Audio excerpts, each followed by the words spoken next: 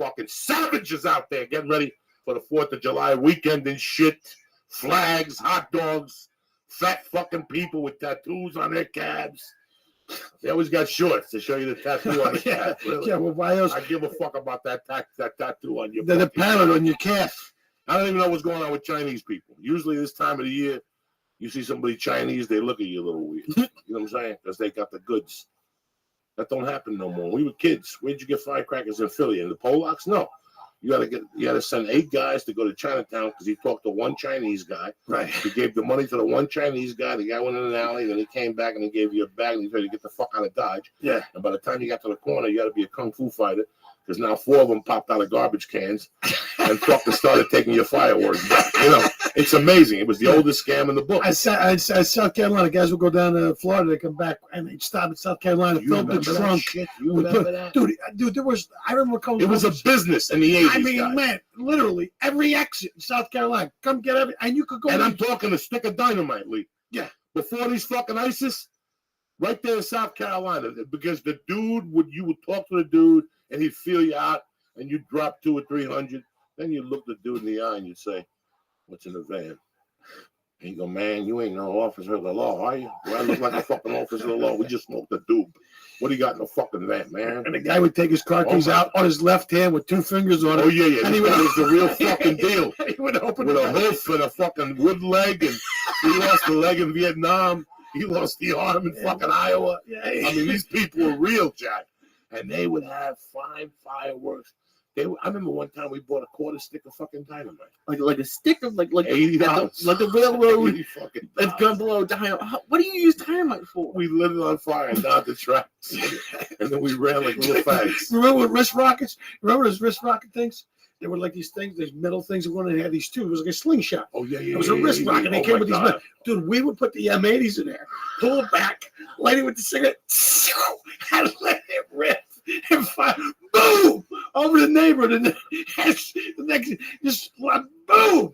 Just crazy. You know, they put a taboo on fireworks because just like medical marijuana, just like everything else in life, 2 retards come along and fuck it up for everybody, right? Fireworks are fucking fun.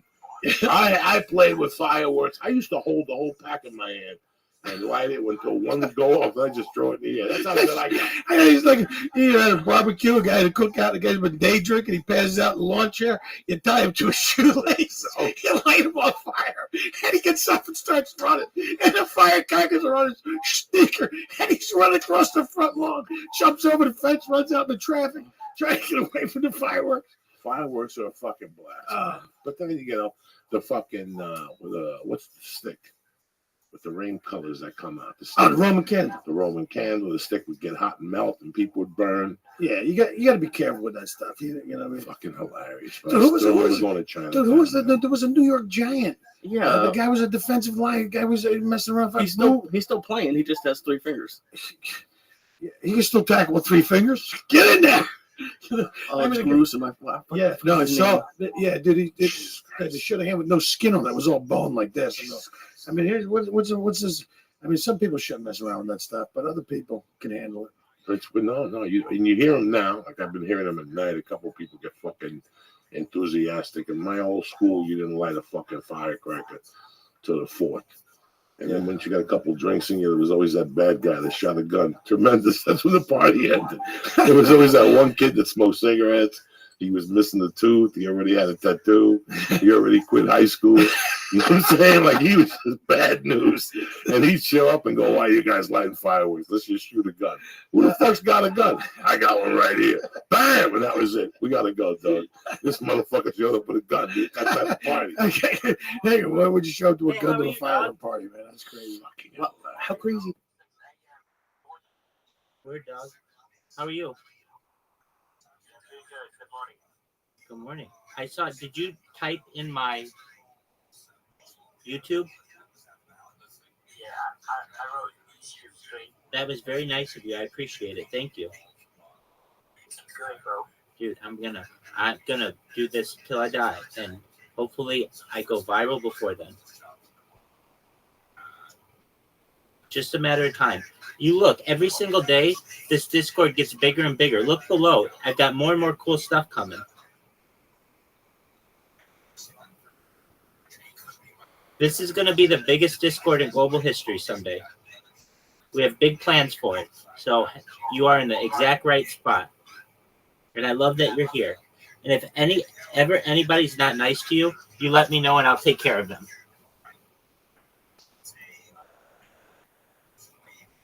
Make sense? If you ever need anything, Hang, I'm here for you, okay?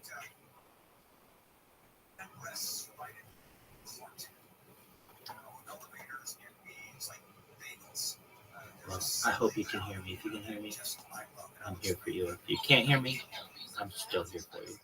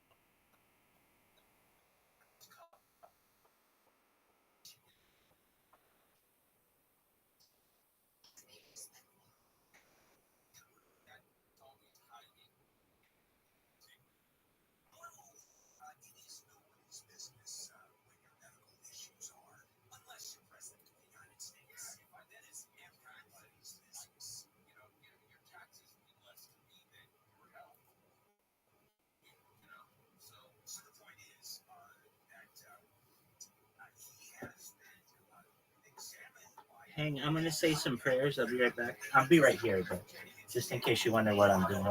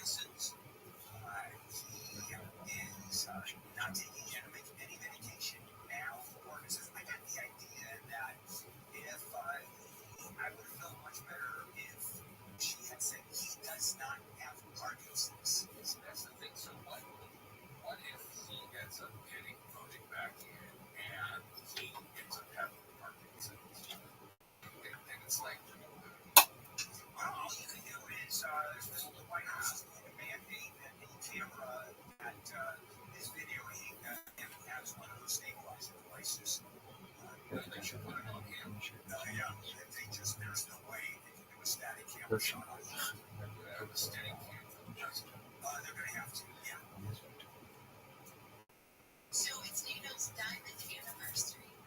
So President Biden is hosting NATO for meetings this week. They start today, go for the next 3 days in DC. It's the 75th anniversary of NATO. They are apparently going to focus on ways to reassure Ukraine that NATO supports it and its efforts against Russia. Someone who is speaking about NATO. NATO is not going to get into the war in Ukraine. As a matter of fact, we can't under the NATO regulations. It does go into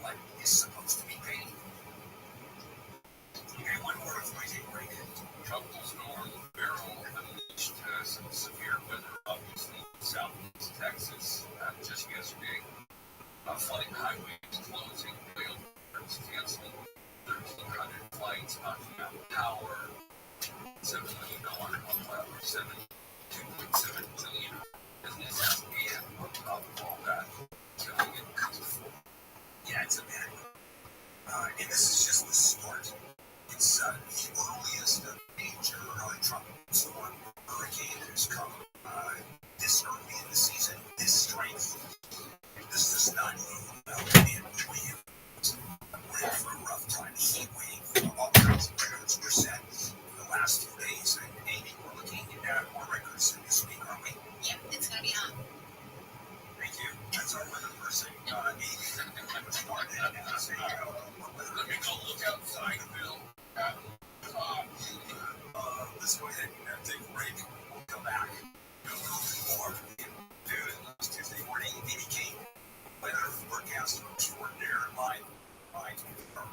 Funny you should mention that. An excessive heat warning is in effect until 9 Saturday night for the western San Gabriel Mountains, the Antelope Valley, and the Antelope Valley Foothills, along with the 5 and 14 freeway corridors. Forecasters are saying temperatures are going to get up to about 110, but could get 116. As Southern California continues to bake, the LA County Department of Public Health says it's not safe to swim, surf, play in ocean waters at 14 beaches because of high bacteria levels. Waters have been tested, and warnings have been lifted at Will Rogers State Beach and also the Malibu Pier. The list of affected beaches can be found on the Public Health Department's website. President Biden's planning to come back to Southern California to raise money for his campaign. The New York Times got its hands on an invitation for an event on July 26th in Laguna Beach. Tickets are going for between $10,000 and $250,000. We'll check some trouble on the 110 next. My new place that I live on, we haven't moved in yet, didn't have much of a water filtration system. Didn't have it at all. It's one of the first phone calls I made to was first life source.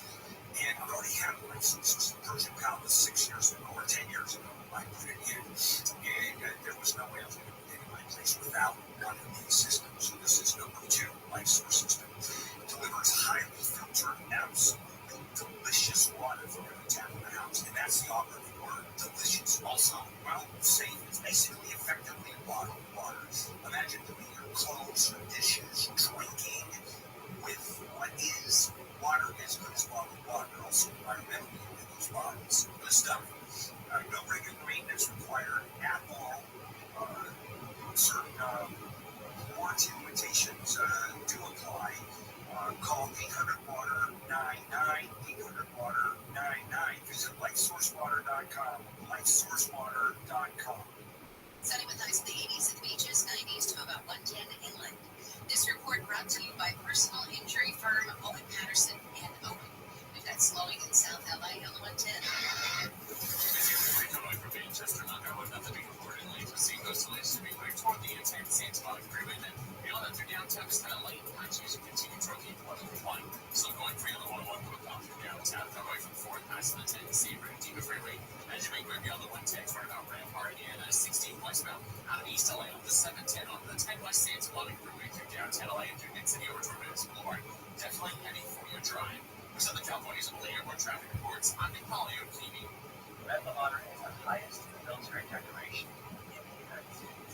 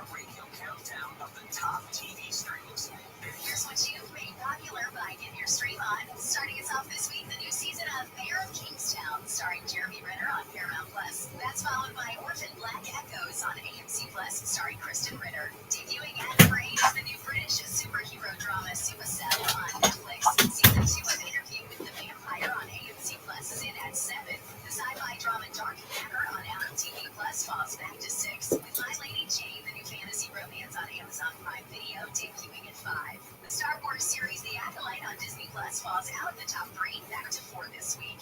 The top 3 starts with the new season of House of the Dragon on HBO and Max. Presumed Innocent starring Jake Gyllenhaal on Apple TV Plus falls back to number 2 this week, which means the new season of the award-winning dramedy The Bear on FX on Hulu is your top streaming show.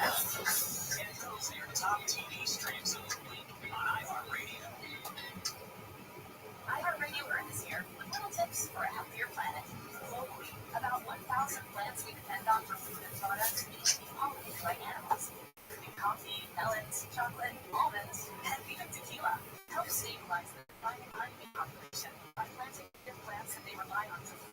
Habitat Investing, brought to you by iHeartRadio Earth and the National Environmental Education Foundation. To find more tips for smarter, sustainable living, or to take action in your own community, go to iHeartRadio.com/earth.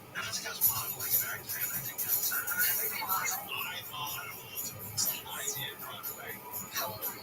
Hide your tip. It's a Broadway Junior show. I don't get pictures of it, but they didn't have cameras back then. Live 4 to 7 p.m. on KFI and on demand anytime on the iHeartRadio app. Hot air. So hot air. So hot air. And this is a KFI here on a really hot Tuesday evening, July 9th, 4 handle on the news with Amy King, Neil, and me. So we can take the heat here in SoCal, but in Oregon, it's a different story. So far, during Oregon's heat, which is similar to ours, there's been temperatures of 40 degrees. At least 5 deaths have been reported since Friday. It's going to get worse. It's going to get worse. 720. A story on the heat wave, but not necessarily the number of people that are dying will die to die, but just the cost of heat is becoming astronomical. Now, 720. All right, so California power. Oh, brown out. Now use air conditioner, so California's historic record-setting heat power future is applied to heat and go ahead and air conditioner. Even though that They haven't issued any flexible. haven't, right? Because so many people have solar systems in their house, and you don't need electricity, you need far less during the day when it's hotter than hell because your solar system is producing electricity. That's like I said, the governor Newsom got mocked so bad for saying that he wants everybody to get EV cars when we can't even stand regular use of our power. I think that's more emissions than anything else. Right? You can look this one up. I don't think there's been a power 30 years.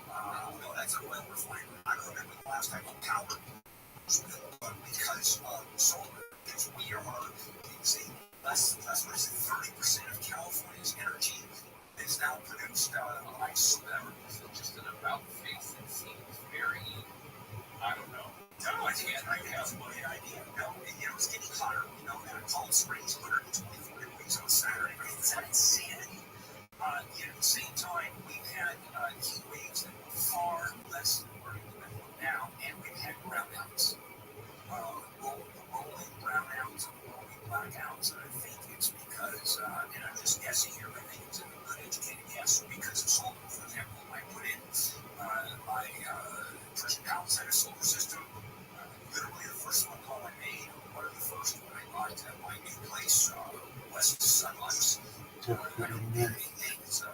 How's that for a promo? But there was no way I was not going to have a solar system. And I like air conditioning. So there. Good. Thank you for mistaken. Yeah. California doctor, remember. You skipped. I don't want to miss this one. Because I think whoever did this should be zip tying themselves. A dog, a beautiful German Shepherd, was found in a remote area of Malibu Creek Canyon. It had zip ties over its muzzle and around its neck. So a pair of rock climbers found it last Wednesday. It was about 200 feet off the trail. They were able to get to the dog, and the dog turned out to be friendly, so they got the zip ties off and called animal control. And so they rescued the dog. He's being taken care of. He's 7 years old. And the saddest part of this is not that these jerks did this to this dog, is the dog could be very sick. It may have lymphoma, but they said that if it does, they have the resources to treat it. So it's not up for adoption or anything yet, but the dog's As bad as it is abandoning a dog, and that is horrific. Zip tying its muscles so it can't drink and finds water, can't eat, and insanity. It can't do anything. I mean, it is just horrific. That's 25 to life. Well, it's frustrating that this poor dog is getting tired and you're walking around and doing this Picture, yeah, it's a sweet perfect dog. You can see that. Yeah, it's a shepherd, being a shepherd. beautiful, like 7-year-old dog. And they don't have enough for adoption. I would imagine that we can follow up on this. Well, if it is to be brought out for adoption, hundreds of people lined up for after symptoms because they put this in. Absolutely. Good. California doctor drove his Tesla and his family off a 250-foot cliff and tried to kill them.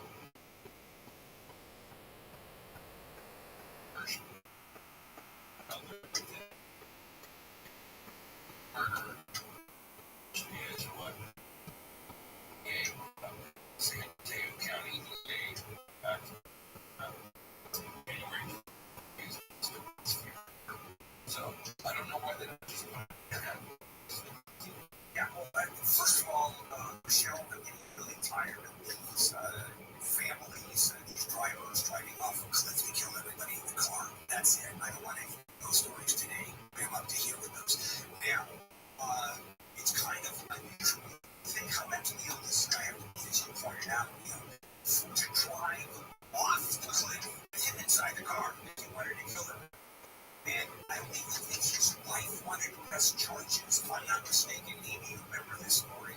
I think his wife was on his side, and not on his side in terms of driving the cliff, but in terms of his mental illness, in terms of his abilities just to think straight. And the judge obviously bought that.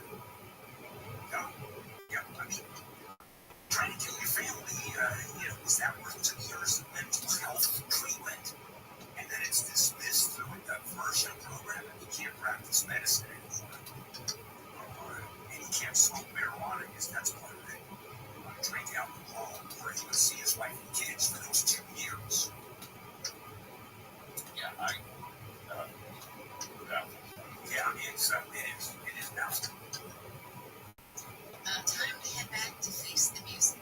A French court has ruled that a guy from Saratoga, California, who was accused of sexually assaulting a college student in Pennsylvania back in 2013, and then later sending her a message on Facebook Yo. saying, "So I raped you." You're Can't be his good, really early. His name is Ian Cleary. He's 31. They found him in northeastern France after What happened? 3 years. He's been held. Oh yeah, we got it sexy in here. I don't want people coming in to be like, hey, I'm 7, I'm 10, I'm 20. Oh, you're 20 is fine, but you know what I mean? Like, I don't want to ask everybody. And I would make the whole thing age restricted, but apparently you're not able to do that yet. So So I raped you. But I'll never do it again. the federal judge in Alaska resigned for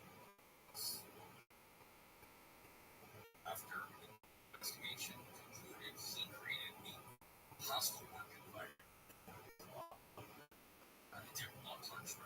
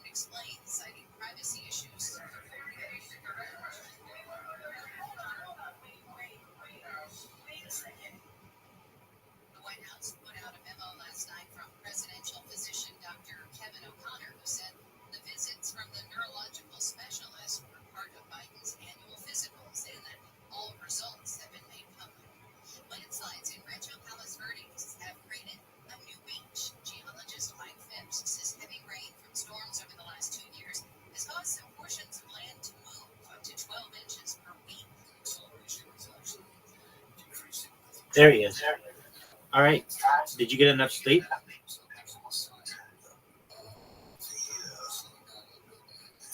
Are you going to drink some coffee? Do you drink coffee? Are you going to drink some coffee? You don't drink coffee?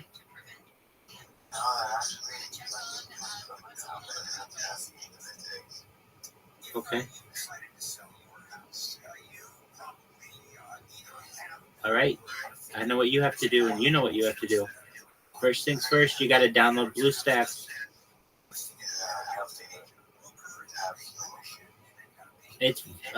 You'll really like the program too.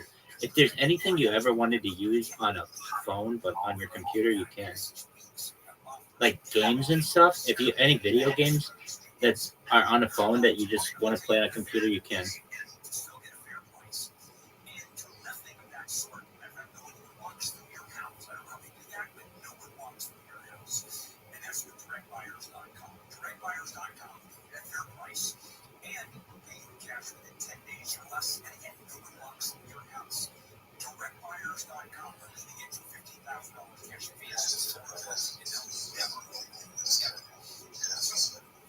I understand.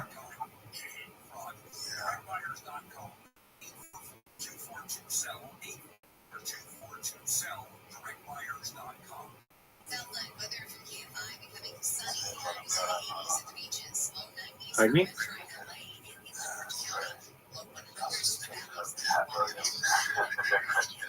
Dude, I love Cat Williams.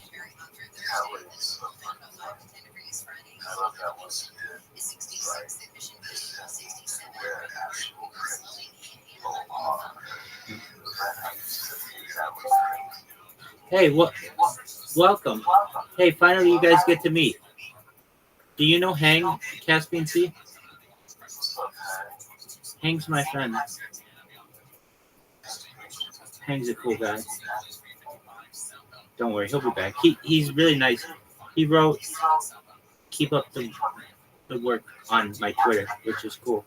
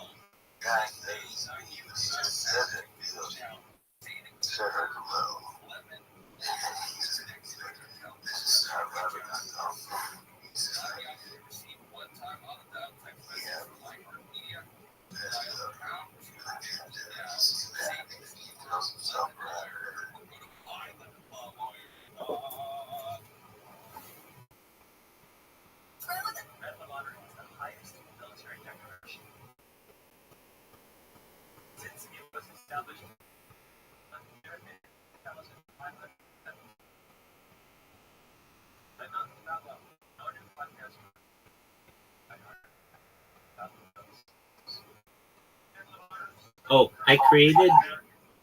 okay, so I really am a huge advocate of free speech. I mean, I really am to the best of my ability. And these guys were like, hey, why don't you let us write in general anymore? And I really want to tell them, because you guys just write bullshit in there, and a lot of it's really offensive. Like, writing the N-word 100 times is not cool. And one of the guys you banned, or not banned, but you muted, he's a guy who I want you to meet. He's in here all the time, and we play this fucking what game is it? This like Counter-Strike game together. We played it last night. We played it like 5 nights in a row, and it's so strange that I tell you, like, I play a video game for hours on end, and you've never seen it. Because I told them, I'm like, they're like, so why is he, not why is he here, but, well, first they're like, who's this? I love story times. I'm like, oh, she's a friend, but don't get too attached to her. Anyway, like, who, there you go, who's Caspian Sea? And I'm like, oh, he's, my friend or whatever, and they're like, is he a supporter? Like, yeah, I mean, but more like just a friend who's in here. He streams as well. And they're like, oh, okay. So I'm excited for you to meet him. Zilly was in here.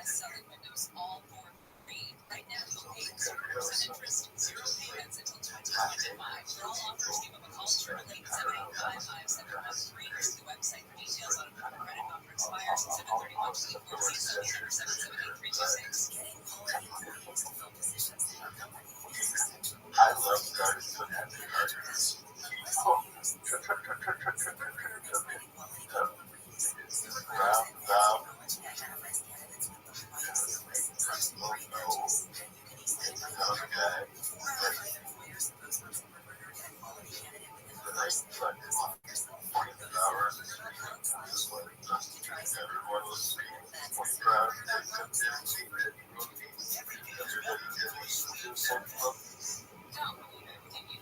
Sugary drinks come with health risks like tooth decay and type 2 diabetes.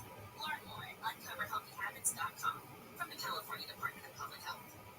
KFI is the only station that covers LA and Orange County from the ground and in the air 24 hours a day. It's really the only way to I'm not a fan of allowing people to use the soundboard. It's just because they come in and are just total assholes about it.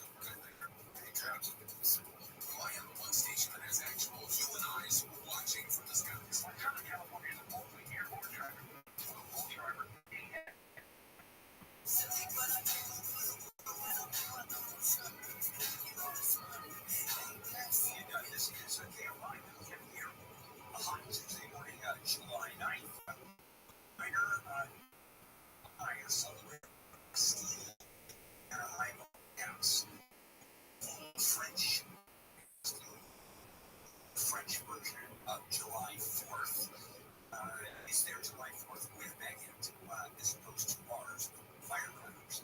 And we're at the NLI White House, and if you'd like to join us for Bus Living Sunday night, 14th of July, just go to the NLI White House.com. This is join us. What? That's this Sunday. That is this Sunday. I hope you don't get a little froggy. It's very good. Yeah, and they are serving frog plates too, if you want. I guess I'm so excited. I got my Bastille Day sweater. Yeah, no, it is going to be fun. So go to the Anaheim White House, AnaheimWhiteHouse.com, get the information, and join us. Are you installing BlueStacks? I know I sound like an asshole, but I'm going to prod you till you have this fucking done. Oh, wow, you are. Dude, then I won't prod you anymore. You're working on it. Dude, it takes a while to install and everything and like load, so I'm going to lay off you. The one piece of advice I'm going to tell you right now is once you install it, install some temporary email applications and then test a few of them and make sure they work. And a couple other pieces of advice I can give you. Some of them have it so that you can change the domain. So, like, if something goes wrong where they blacklist that domain, you can use the same basic structure for your robot. You just have to change the one click. Does that make sense? Excellent. All right. Well, then knock yourself out. If you have any questions, of course, I'm here. And, again, I'm not going to bother you anymore. You're doing what you need to do. And you're doing it super early. So good on you. My worst day, on my worst day, fucking, what my fucking guns, I wouldn't fucking walk in and shoot anymore. On my worst day, I wouldn't fucking do that. I'd lay in fucking bed, I'd fucking pop in a movie, I'd fucking drink myself silly. On my worst day, would never fucking go in and harm another human being. I mean, I just... Okay, but listen, there's people who have mental health issues. Well, that's a There's whole nother people ball. that one day they're sitting there with a gun that they're going to kill themselves, and now those voices outside are at the fucking local supermarket. I want you to do something real quick for me, because I do it fucking once a week as a reminder. I do it maybe sometimes on Saturday nights. Just close your eyes and think of being at your favorite sandwich shop with your fucking girlfriend, like Jimmy Schubert. You travel to Chicago, you're with this fucking attorney and you're minding your own business, and all of a sudden you hear fucking high artillery gunfire. That's a reality. You know, that's a reality. That's a reality today. When you leave the house, you gotta kiss the cat now. You gotta hug the dog and say, you know what, it was a good one. I don't know if I'm gonna go back. I gotta go to fucking Rouse. Because now you don't, I mean, it's fucking sad. I feel bad for my daughter. I feel bad for children who are 13. I gotta see this every day. Fucking Disneyland. You know, listen, they do something to Disneyland. What do you think happens? Let's pretend in your farthest imaginary as an American, they fucking put a bomb inside Disneyland, which I hear security is fucking tremendous now. I hear security is so good at Disneyland, it's annoying.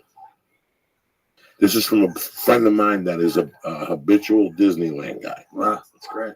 But that's true. But I mean, if they're wearing a bomb, all they have to do is get up to the ticket area. Can you imagine? Yeah. What would you think? What would be the public outcry? I mean, the public outcry would be that the only way we're gonna vote for you is if you say what we want to hear. I think it's already at that though. No, it's already at that. You even look at the Brexit. I mean, everybody's They're going crazy people over go, there. I go, fucking, we did it first. We were the original fucking Brexit motherfuckers. Have you seen the videos of what's going on over there? Like it's like they're like even more like racist, anti-Muslim stuff that are yelling at them on buses. Yeah, but you know what? Because they want their fucking country back. They want their fucking shit back. They want some sovereignty. You know, the European Union fucking rules them. They override their judges. They tell them who can get into their fucking country. And these people, like, they want their fucking lives back. I don't fucking blame them. I mean, we can't, if we're not moving in the direction of fucking Starfleet and fucking everybody gets along and live long and fucking prosper and all that shit, if we're not having a spiritual fucking revolution and everybody's just start blowing fucking people up, then by all means, shut it down. I gotta tell you something, guys. I don't know. There's a reason in the movie Sleepers when the guys are talking politics at the bar and the guy from Sleepers says, go over there and tell them a change of conversation is necessary. No religion and no politics. The same thing is happening to me right now. This is one of the first podcasts in a long time I've done that I just got stressed out for a minute. Yeah. So we're going to change this Change the topic subject. there's nothing we could do to change it. No. What we were talking about that was interesting was Saturday night I'm in the fucking green room at Helium. The weekend went great. And Eleanor brings her two brothers in, Billy and Johnny or whatever, Yeah. fucking great guys. And, Yeah, they're great. and as they're leaving, I go, it's funny, the Schubert's brothers showed up. That's fucking weird. And I go to the hotel, I sleep 2 hours, I get up, I go to the airport. Thank God I got up early and went and got 2 eggs from the fucking Reese's Spoon around the corner from the hotel because there was nothing to eat at that fucking Philly airport. Yeah, it was early. The pizza place was closed. There was a pizza place when I landed on the way out. I go, oh shit. There's breakfast on Sunday, a nice little slice of fucking pizza, but to go, shit, they had those old fucking cancer eggs with that French toast that looked like fucking death. Thank God I ate that. But I'm sitting there minding my own business. I go, yeah, Schubert's brother didn't come. And who comes fucking hopping along with Jimmy Schubert at the airport, happy as a pig and shit. It's a 7:25 fucking flight. He's a professional. You see what I'm saying? My flight was at 5:30. I flew from Pittsburgh to Philly.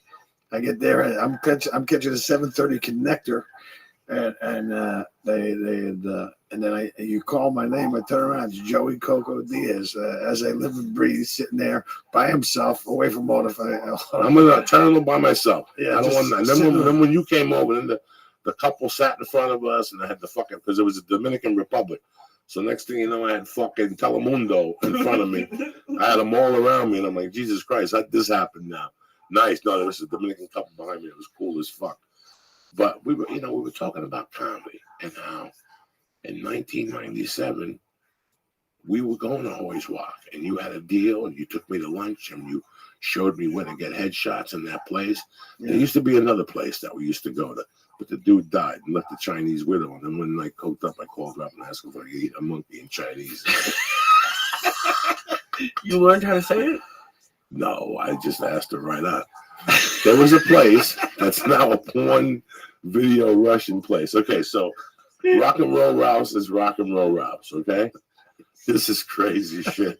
Rock and Roll Rouse is Rock and Roll Rouse. Okay. Right. Over here is the Wheat Store, the Russian zone with Natasha. And then I used to get a haircut there just till 2 years ago. From 1997 to 2 years ago, I got a haircut there every 6 weeks at that place. I went back to that neighborhood. I always loved that neighborhood. It's just, if you're not doing blow and getting your dick sucked and going out every night, you live there. Like when you said, I think I should move to, no, you should. Because you're going to hear sirens all night. The valley is quiet. You move to Hollywood, you hear screams and yells, and it's Foot chases. fucking crazily. You know, you go to Rouse in Hollywood at 2:30 in the morning. I dare you to go to Rouse at 1:45, Rock and Roll Rouse, and see how many people go in there and buy fucking cases of beer because the place is shutting at 2. That place, I've seen people from all sizes go in there at 1:45. People online jawing online, knowing that this is it. This is the final frontier. That neighborhood is great. But on the other side of that Rock and Roll Rouse, there's Raffaello's Pizza. Yeah, I remember There's a Pizza, haircutting place. There's that was off to the side. right to the side. Right. There's a flower place. And there used to be a headshot place. And you went in there and the guy looked like, who did Bustin' Loose with Richard Pryor? Gene Wilder. Gene Wilder. He looked like Gene Wilder gained 200 pounds. His hair was crazy. He had glasses. He had a wart on his face, and he had this German Shepherd that was older than he was. That guy was fucking ready to die. Even the dog wanted to die. They had headshots in there. Mickey Rooney, like the guy had been there with everybody. Yeah, for the old Hollywood. Somewhere along the line, he picked up Yoko Ono Jr. What the difference between Yoko Ono Jr. and the real whatever Yoko Ono was, that this chick was banging. I mean, you just went there to get your headshots developed. You know how these people talk about cougars? This chick must have been about 49. She had done her breasts redone. You know, she dressed nice. She fucking, and you can look at her and go, oh, this chick's a party. It didn't take you long to know that this chick was a party. Ricky Cruz was out here then. Me, you, Ricky, Joe. There was 30 people who got their headshots done there. Yeah. We all went in there, and he was family. He'd let you take it on the arm and come back a week later. You could pay him a little bit. Because in those days, it was $129 for 300 headshots. Yeah. Now, you know what it is? $22.50 for 100 of them because they're dying to give them away. They don't use headshots in Hollywood no more. No, I know. It's all electronic. So people are like, fucking, we'll give you a picture. We'll take a picture and give it to you for free. Just come and use our machines. Yeah. There was a place across from Rock and Roll Rouse that was huge. It was like a printing world. They're done. They're down to a little fucking, one little Korean dude and a fucking by himself in there. They got a police sketch artist. It's just, you see how the business has changed in so many avenues. But anyway, we go in there over the holidays. You know, every January you get new headshots. So we went in there one day and the place is closed. There's been a death in the family. What the fuck happened? All right, maybe the old man's mother died. We went there. One week it's open. I go there and the wife is there. And I go, what's going on? Where's Mickey? And she goes, Mickey passed away. She started crying, and I could see her cleavage. And right away, I'm getting bad thoughts, like a porno movie. I'm going to take her in the back and give her a stabbing over all this agony and shit. I was all cooked up in the day. So I was walking around with a fucking sexual overtone. You know what I'm saying? In those days, I'd see a fucking chick homeless, and I'd have thoughts. And maybe you know, when you're doing blow and shit, your fucking mind is, you want to talk about, oh my God, a part of my, people always hit me up with addiction questions. I tell them, listen, get the fuck out of that. I know you got a problem. I know how it was. I know it's going to take a while to think about it, but do yourself a favor, get out of there. Because once you're out of there, you're going to look back. You know how, and I always say this, you know how white people walked out of Amistad covering their faces? Yeah. That's what you do by yourself at night when you think of some of the shit you did on the coke and what you did for the coke and what time you had to go and who you borrowed money from. And so I think of all that fucking addiction shit. Yeah. And that's another thing that you look at and go, where the fuck was my head at? Yeah, well, maybe, I have some experience. Like maybe you don't realize, and you were self-medicating because you didn't know how to fucking handle it. Let me ask you this question. I don't want to interrupt nobody, but I don't even know what self-medicating does. Well, shit, dude, you got fucking shit going on. And you go, for years, people talking about son. He's self-medicating. I do a couple bumps from time to time. I don't know what you're talking about. Nobody know what I'm saying, but bro, yeah, that's the problem with that shit. There's no, a couple bumps here, a couple bumps there, but before you know it. It was fucking 7 o'clock in the morning. I saw a kid doing coke supposedly on Periscope last night, and it finally happened. I will say this though, I'm glad social media wasn't around when I was doing that shit. Listen, at the point I was at in 2006, if Periscope was around, and I knew what I knew now, at 1 o'clock in the morning, I'd rent a hotel room from a space unknown. I'd have somebody else go in there with a fake name so the cops couldn't even find me. I'd change the hotel room around. I'd take an 8-ball and just snort it on the camera, make noises, and show me crawling on the floor. And I would charge like $22.50 a minute. And I would be the #1 show on the internet. Jawing, hiding, looking from cameras, snorting fucking sheetrock. Working the people. Working the people. You had the people. People. When you stayed in a handicap room, you had 2 people. You had the regular people and you had the handicap people. And if you get in there and you work both. Oh my God, you can work both people. You wake up in the morning like a raccoon. You got little black eyes. Oh my God, I would work a peephole. I would work the fucking underneath. I would lay on my floor and look underneath the door thing and look for feet walking by and shadows and shit. You have no idea, Lisa. No, I've heard stories, dude. I've always said, like, what's the most paranoid you ever gotten? You hear that stuff? It's crazy. What story? One night I got so paranoid with you up here in fucking Gotham City there. I had basketball the next day. I was shooting basketball. And we went to your house and we drank a gallon of red wine you were saving for sauce on Sunday. I had to argue with you for an hour. Jimmy, we got to drink the wine. Oh, I can't. My girlfriend's family. Jimmy, I don't give a fuck about your girlfriend's family. We got to drink this red fucking wine. I don't give a fuck. We drank the red wine. I get home at 6. They call. My call's at 7:30, and I'm the first scene up. I've never shot nothing in my life. Here I am at the fucking Coliseum downtown, coming down off of cocaine bins with Jimmy Schubert that started with spaghetti and meatballs and Monday Night Football. Were you talking Oh about my that? fucking God. Oh my Forget God. about all that prediction shit. This started as a simple night. Coco Diaz, I got an audition tomorrow. Come over, we'll read the sides, and we'll fucking eat some spaghetti. You have that in my sauce. I invited Carl LeBeau over too. So you and Carl don't show. We went over the sides for a minute, and then you went in the back, and you found the package from 1982, and you got it started, and that was it. We'll do one more. Can you call your guy? How much you got? 60. I'll put in 100. Next thing you know, it's 4 in the morning. You got one window. Oh my God! And I'm working the other fucking dude, window. that wasn't a big fucking bar. There was nothing in that place. It was I had a shitty couch. I had a futon. I had a stupid desk with a fucking computer, and that's all I fucking had besides the clothes on my back. That was like my Rocky joint out here. Remember that little apartment had a nice little kitchen, but it was like, I mean, dude, that's what I was, You were one of the last people. That was so embarrassing to me that night. Like, you never repeated it. You didn't remember because you were looking at your own window. You were having your own dilemma. Yeah. And I was having my own dilemma. And I said, that's never going to happen again. I can't get paranoid around people. Yeah. At that point, I was getting half paranoid. If the chick was around, I would get half paranoid. If I would get coked up with somebody and they got paranoid, it was over. Yeah. I remember one time I smoked crack. I was on probation in Boulder, Colorado. Oh, wow. I'm on fucking federal probation. And at this time, my buddy was suing people left and right. I had a friend in Jersey. All he had to do was get rain done. And he'd get 30 G's. He had this Jew attorney that was ruthless. This guy sued a guy on a bike that was going down the street, got cut off by a car, hit the sidewalk, bumped into his wife. He got 130 grand for that. This guy was suing people left and right.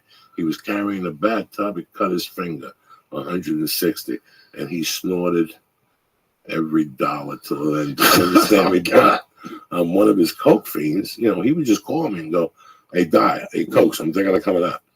And he'd just jump on a plane with some other fucking sketch. And they'd be going for 2 days. And they'd get here with 3 8-balls.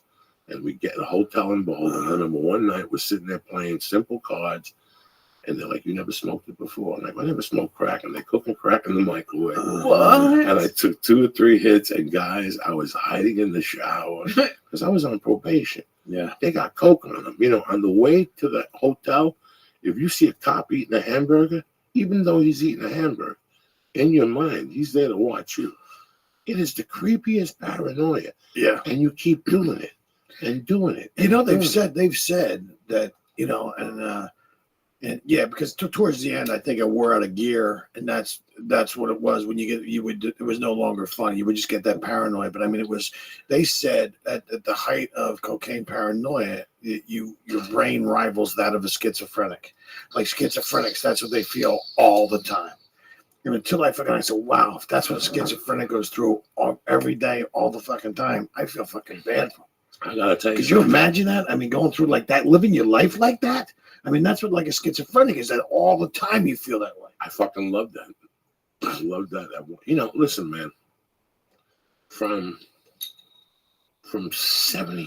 80 to like 81 and a half, I would buy a gram of coke. I was a junior in high school, let's say. I would get a half a gram from this kid who recently died.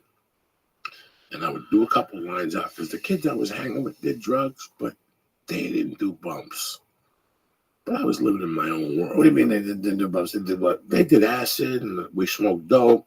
But at that time, there was only 2 or 3 of us out of the 9 that did bumps. And the 3 of us that did it didn't want those other 6 to know we were doing it. Right. We just didn't want them to know. So I would do a bump in the bathroom and drink with them because I can't drink. So for me to drink in those days, I knew I had to do a couple fucking toots. So I'd do a couple bumps, drink 9 or 10 beers. And then I would go home. I would sit in the dark, Jimmy Schubert, with earphones on. And just listen to doing music. Bumps and crying and jerking off and going through what fucking Denzel Washington went through on Man on Fire when he would put the gun to his head. And I didn't have a gun in those days, but I would go through this psychosis.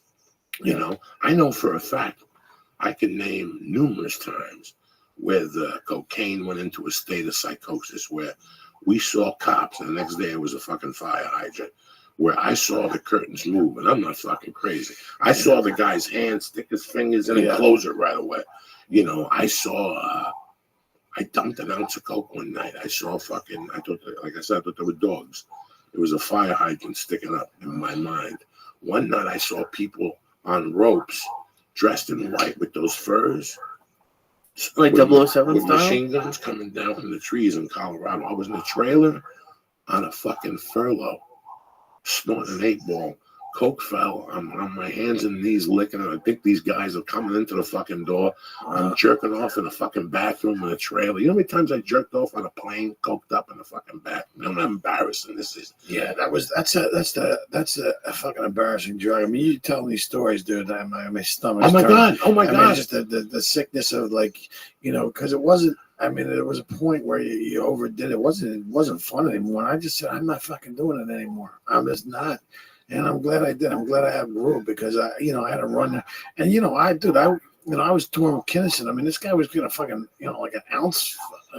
I mean, the shit was always available. I mean, back then it was just different times. But people giving it to it. It's like weed now. Yeah. He was Sam Kinnison. Who didn't want to be able to say, I just did some blind with I just delivered the cow. That was the Kinnison. Oh, you're so. Who wouldn't? Can you imagine being able to do a bump with Sam Kinnison? Yeah, hanging out there, there's fucking Billy Idol's doing bumps. There's fucking, Ted Nugent's hanging around. He wasn't partying, but I mean, there's all these fucking rock and roll. Like, David Lee Roth doing like a little pinky nail with fucking backstage at the Universal Amphitheaters, and Ginger Baker was one of the drummers in the fucking rock and roll all-star band with fucking. I mean, it was fucking insane. I mean, he is in there. Ginger Baker's playing drums. CeCe DeVille from fucking Poison's on guitar. Yeah, this guy from Toto. You had all these fucking. Everybody's coked up. Dude, it was to the gills. Like it was. They were the fucking greatest thing. That time in life, and I know what they were like. The Comedy Store. Listen, the first time I walked in the Comedy Store, I thought about 2 things. I thought about comedy. And I thought about my part in life, how everything's just gotten taken care of. So when you're an open micer, you got to go do your comedy at the Comedy Works, but you got to go to Aurora to pick up the coke. That throws you off. You got to get to the you got to get to do a spot, and I got to go to Aurora 30 minutes and drive back with it. When you get to the Comedy Store, everything you want is right there for you. At a time in my life, I didn't need that. Yeah.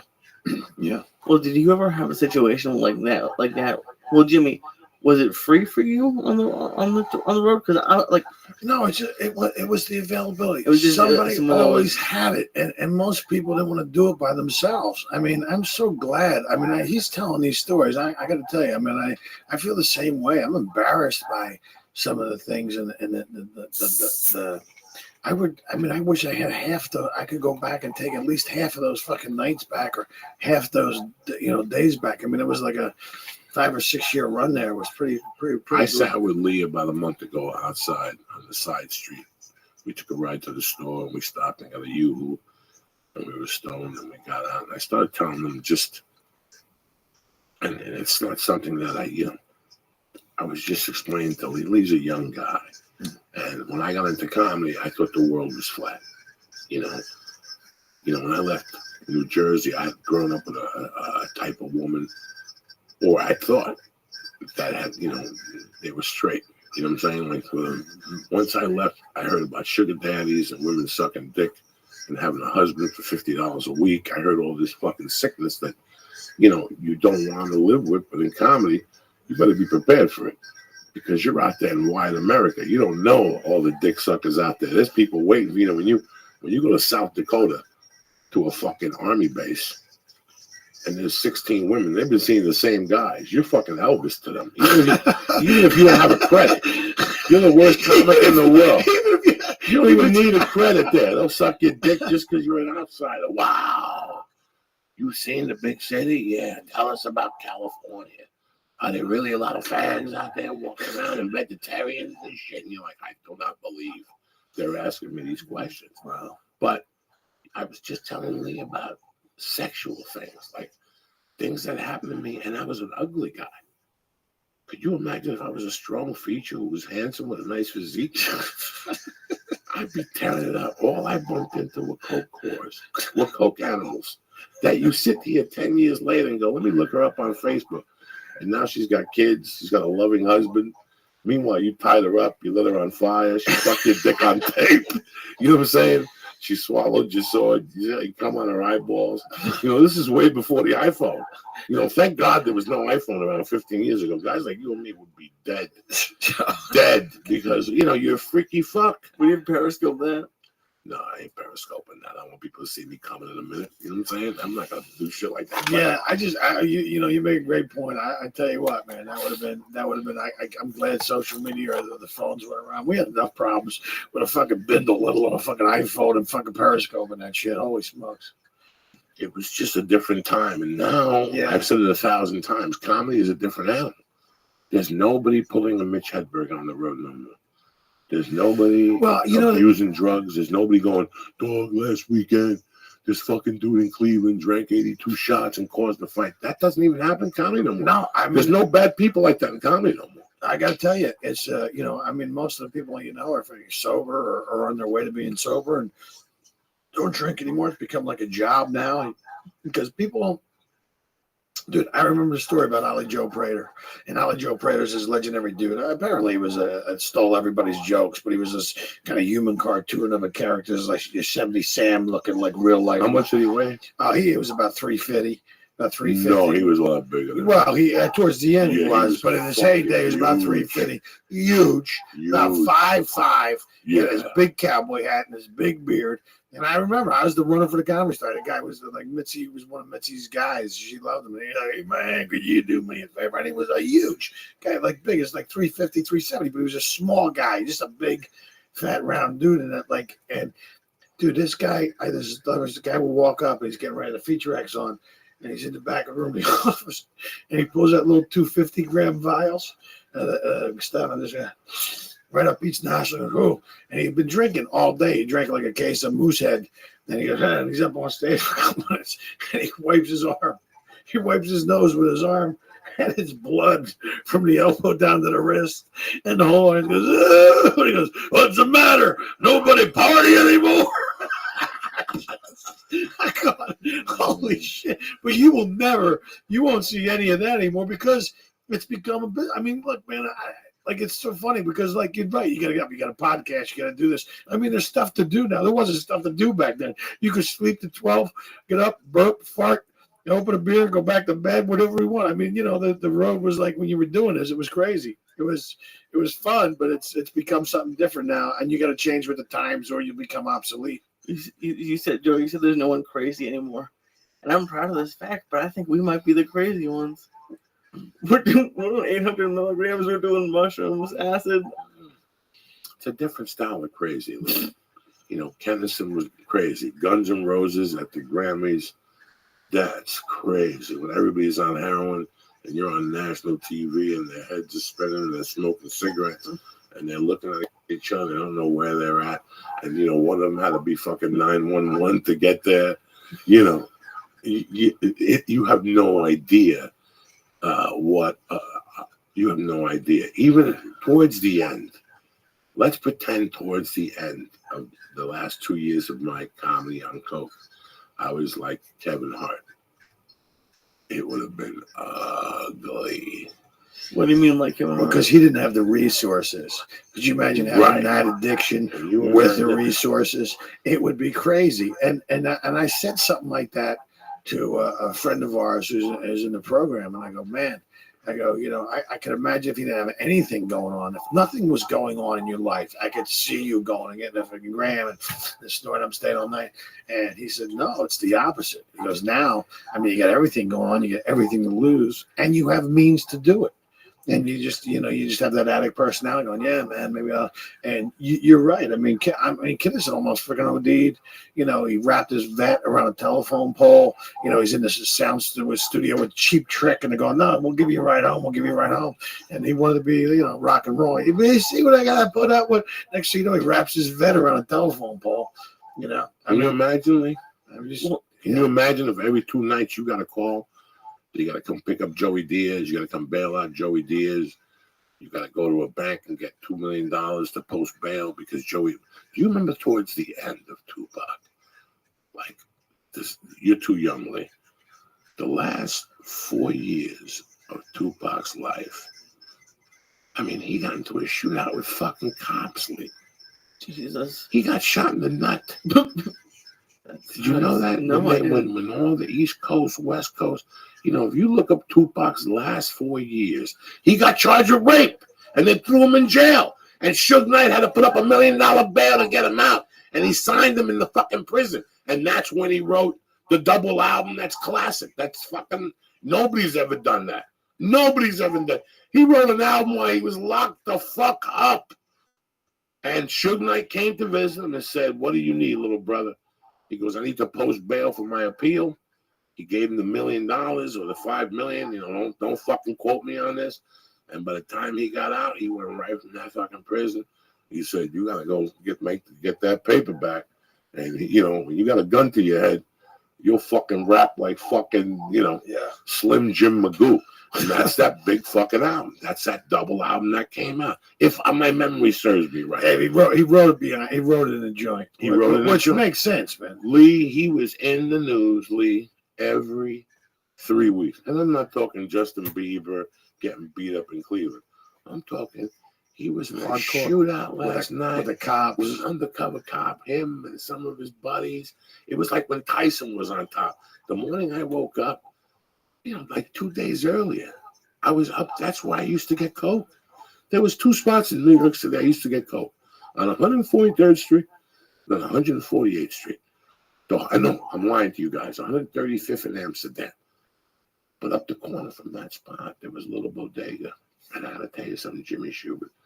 From 1979 to 1985, I copped at that joint. Not because the cocaine was good, but because up the corner there was a fried chicken joint. Some Puerto Ricans who cook chicken 24 hours a day. Lee, I wouldn't be able to pull you away. I know you. Lee, you would just pitch a tent. You would sling drugs just to eat fried chicken. That's how good the chicken was. And they had a little dog on the front of it. And if you didn't like you, the dog attacked you. You had to go. You had to walk. No, this is real. This is 1980s. What's the fucking point I'm trying to lay on you motherfuckers? I don't even fucking know. Jesus Christ. What was I saying?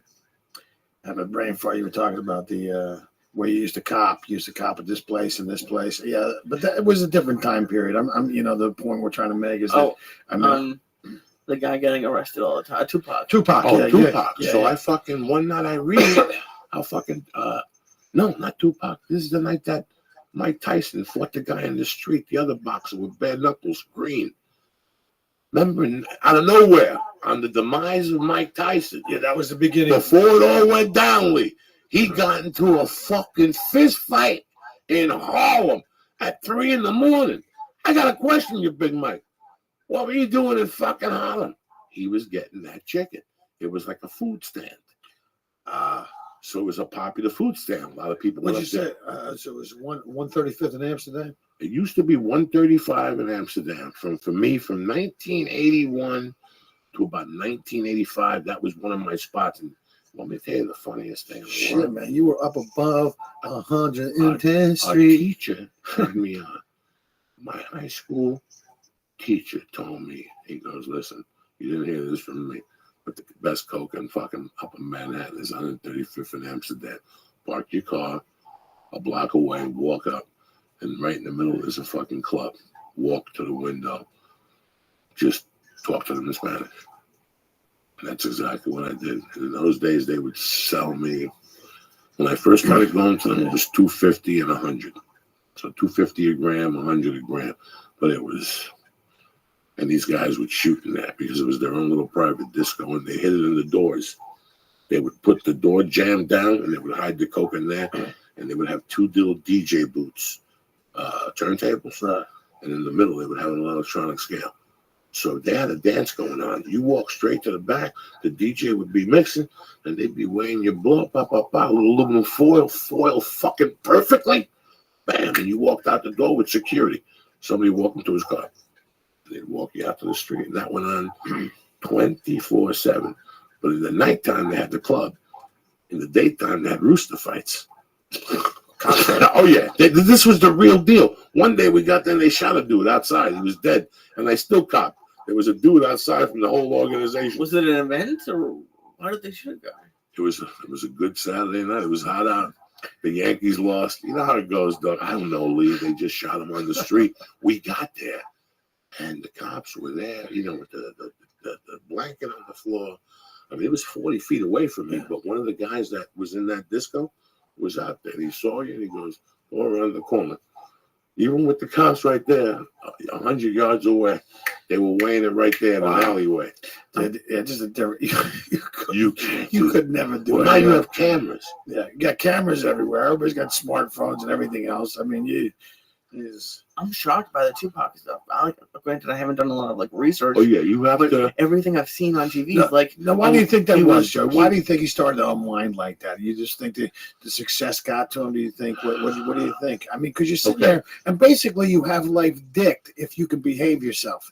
If you can behave yourself, you're putting out these albums, you're making millions of dollars. You got life dick. At least you can get a fucking house. Sometimes art becomes a reality. You like that situation there. Life Tupac's had a grid heart. You know, right now I'm sitting here. Let's pretend for some reason I start getting into theaters. Every time I do a theater, Lee's going to come to me and go, listen, the guy at the door, he says he wants to be a writer for you. He comes in, the guy, remember you told me a story about Kenneth went to a club in Chicago, and one of Kenneth's favorite comic was a comic from Chicago that's a school teacher.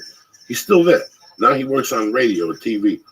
Oh, Steve Dahl. Steve Dahl, I think. No, a different guy. Okay. I just bumped into him. He's old. He's got 6 kids, Irish Catholic. He has a bit about the bus driver with the Snickers and the candy crush. Yeah, you know. yeah. Denison said that guy's still in Chicago, and now he is like a dude at the radio station. You know, and he's still a comic, and he made it. That was making it for him, and I'm happy for him. He's a fucking great guy. What is his name? I can't. You know me talking. I remember him talking about this bit though. It's hilarious. But you know, even at the end, let's pretend. Let's talk about Kennison here. Kennison was great. How many dirty dogs was Kennison dragging with him? How many guys were on his case, telling him he was great, giving him cocaine? That happens at every level, not in this society. No. Agreed. Absolutely 100%. And then, you know, I I happened to be touring with the dude, but I mean, I went on another tour with him because I wasn't one of those guys. And he took out me and a guy named Dan Barton because there was no drugs. I mean, some of these guys that you're out there with, like, Mitch Walter, this guy could fucking score blow in a fucking convent. I'm not even joking. I'm not joking. No, he's a bad motherfucker. Yeah, he's still out there. Yeah, he is. He just got his fucking hip replaced. I talk to him once in a while, But I mean, he's one of those guys. I mean, you talk about being a grifter. You talk about the term grifter and the way the guy was a card mechanic. Not only was he a card mechanic, but the guy was a grift. He played the fucking horses. I mean, he grifted his way through fucking life, and hooked up with Guinness and like you said, I mean, that was like a way of life. People don't realize you're surviving and fighting for every fucking nickel, and So, but yeah, he's still out there. One of the funniest fucking dudes too. One of the funniest guys, pound for pound. Guy can always make me fucking laugh. In fact, Richard Pryor thanks him on one of the albums. Yeah, because Mitchell used to write all. Mitchell back then. Mitchell wrote for laughing. Like these were the caliber guys. I mean, it's Carl LeBeau, Mitch Walters, Alan Stevens. These guys are fucking legendary fucking comedians that were around the store during the strike and guys and these guys before like a class, probably 2 classes before mine. These guys were hanging out. And just, it was a great education. To me, when I got to the store, I thought it was like college, I mean, really, I get to sit there and watch Robin Williams go up. And I mean, when I was there, I got there 86, 80, like the end of 85, beginning of 86. It was like, dude, it was ridiculous. 85, 86. So you've been lurking for 31 years. The other day at the airport, you said, you know what? Maybe it's time to pack up my bag and do the dream away.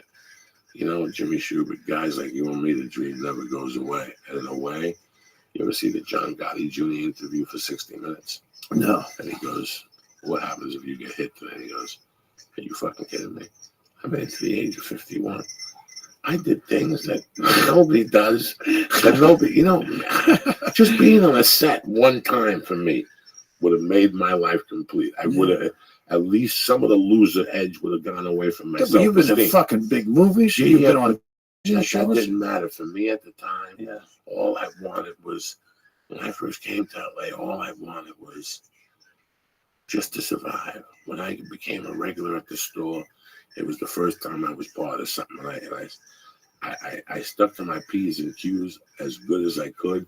I'm happy I never got caught fucking up and bailed out of there, and I'm still welcome there. Yeah. We're lucky. There's guys that they went up to and said, don't come back here no more. Like that guy, the new town coordinator just told people, either you're too old or don't come back. That's why I don't call more than twice a week down there, because I feel old as it is. Yeah. But, here's the other thing, too, is like, you still fucking rolling. I mean, you look at fucking, Don Rickles. I mean, God bless him, guy's fucking 90, still doing it. I mean, he's Don Rickles, for God's sakes. But look at Joan Rivers. I mean, you see that documentary. My favorite documentary about being a stand-up comic ever is the Joan Rivers documentary about, piece of work. I mean, here she is, 78, every bit as funny as anybody 30 years her fucking junior.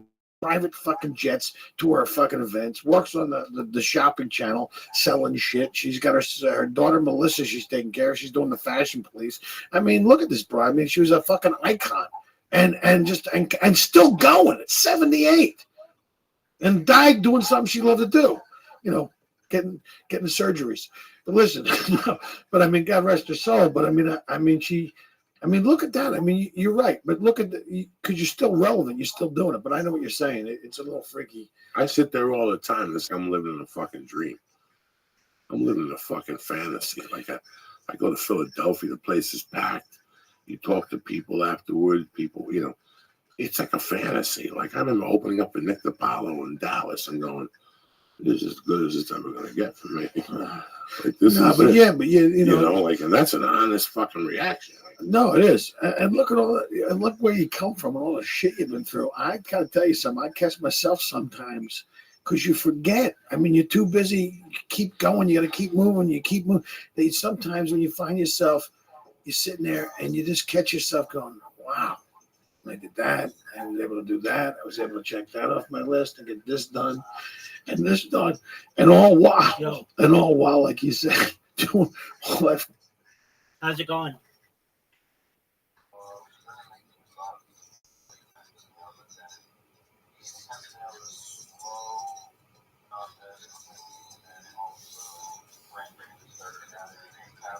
Yeah, it does. You can thank Rabbi Rothschild for that. It did it for like a few months, no issue.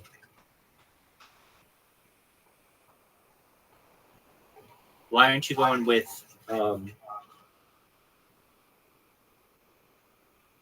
BlueStacks?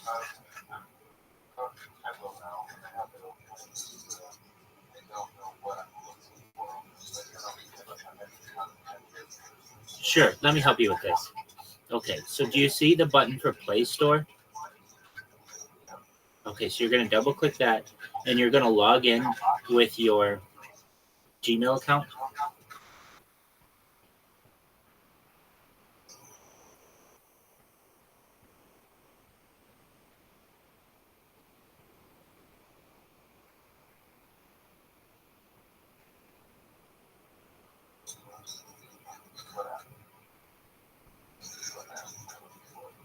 Okay, did you log in? Okay, so you clicked on the Google Play Store, correct?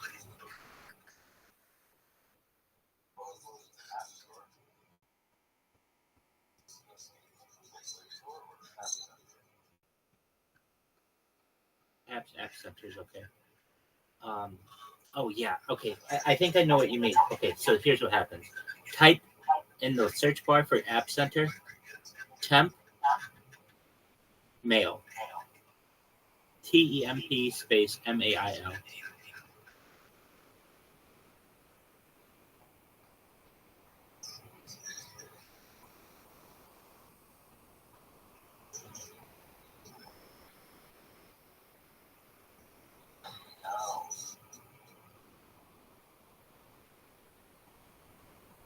Is it searching?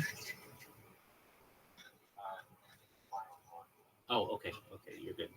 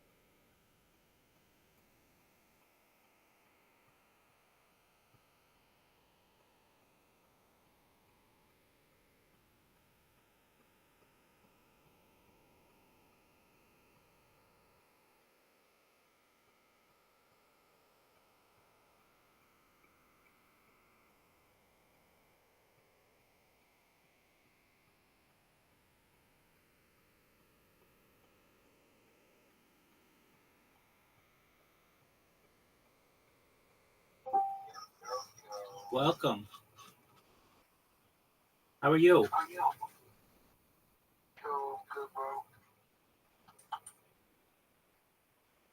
Cord, I'm so glad to see you today. Absolutely. So, Caspian Sea, Cord's my friend.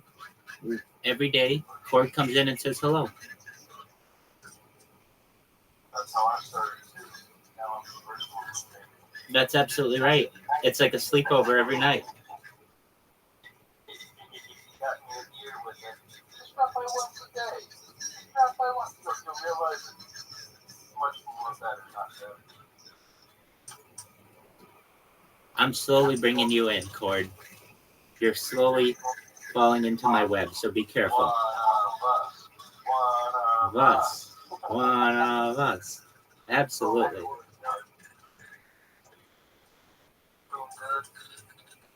Excellent. Well, we're just chilling this morning, and as of right now, you should see every single day, Cord, the Discord getting bigger and bigger, like more stuff being added.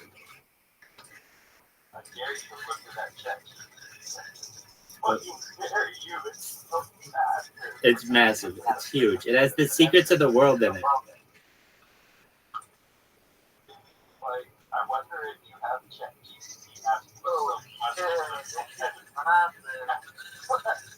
That's only half of it too. It's nothing.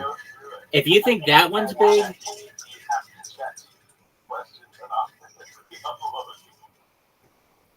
dude, if you think that one's big, go to the Twitter handle one. It's way bigger.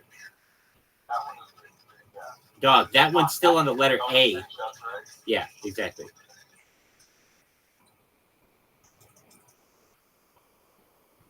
Hey, Cord, go to ChatGPT and just read through that. You'll learn more about me, but you'll learn more about the future of society as well.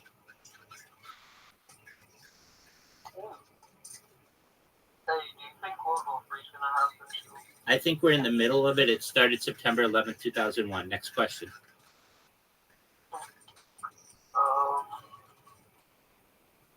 How long have you been in this room? This room? Like today? Yeah. Well, I just left not too long ago. I shaved.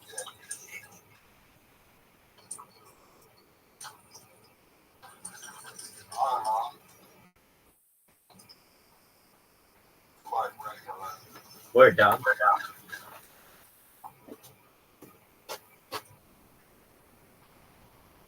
Cord, read through that ChatGPT section. Tell me what you think of it. I want you to read through the ChatGPT section and tell me what you think of it. I'm reading it right now. Excellent. I'll let you digest that. It's giant. It's amazing. Above page 5, models program can be expressed as financial contracts. Oh, yeah. You're going to be on it first sometime.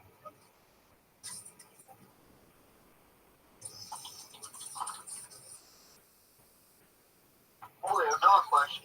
Go for it. Do you like stream yourself when you're shower? Like you're in the shower? Yeah. Oh, fuck.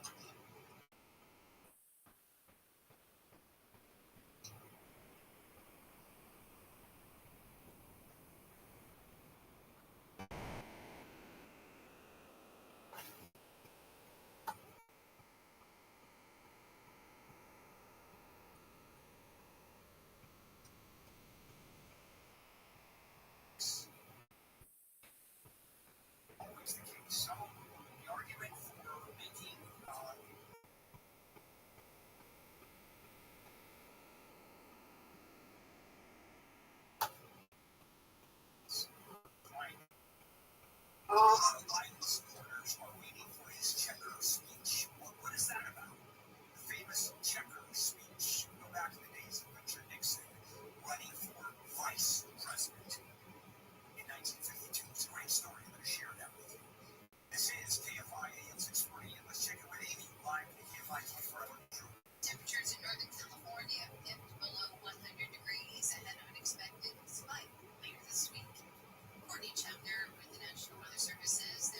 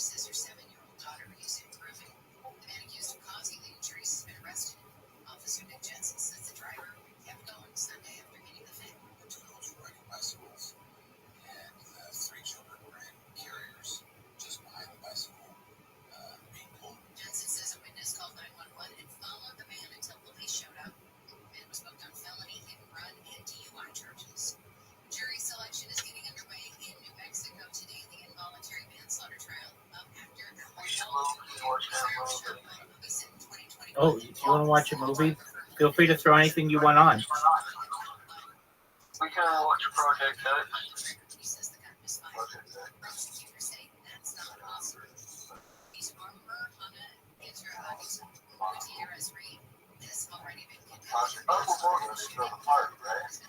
Yeah, that's the one.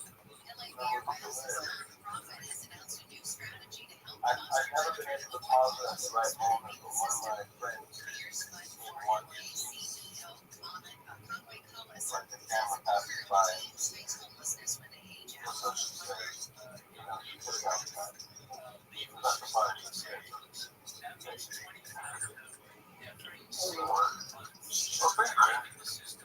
I think Project X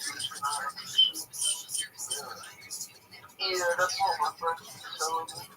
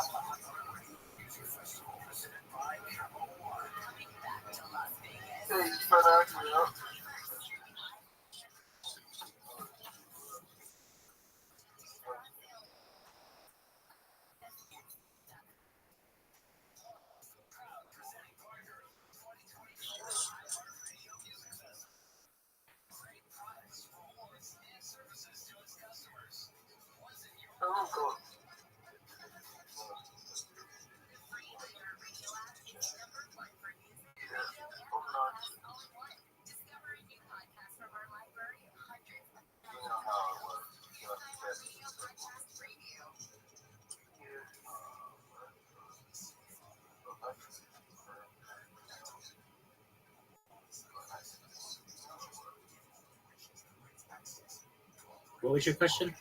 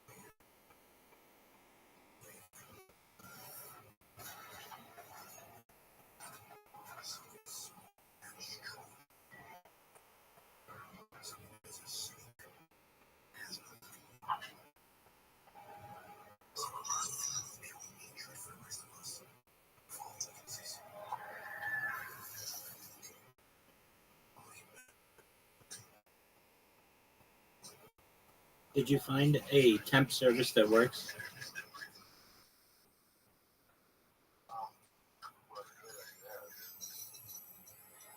You did?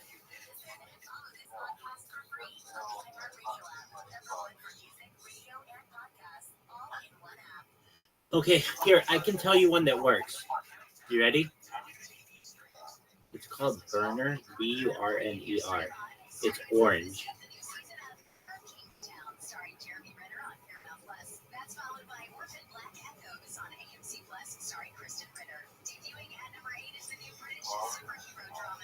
Oh, that's what it is. That's what it is. Burnr.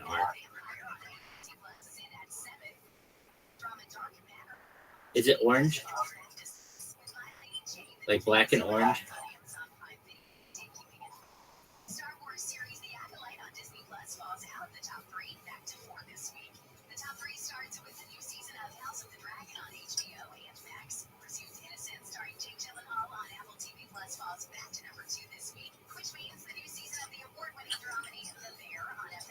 You aren't seeing it? Okay. So when you search it, there should be like the search bar. You found it?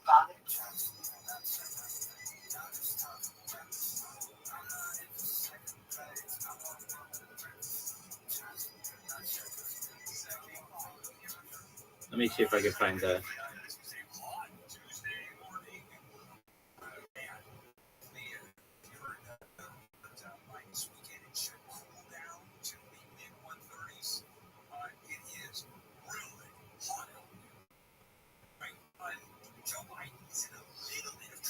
It's called Burner Mailbox.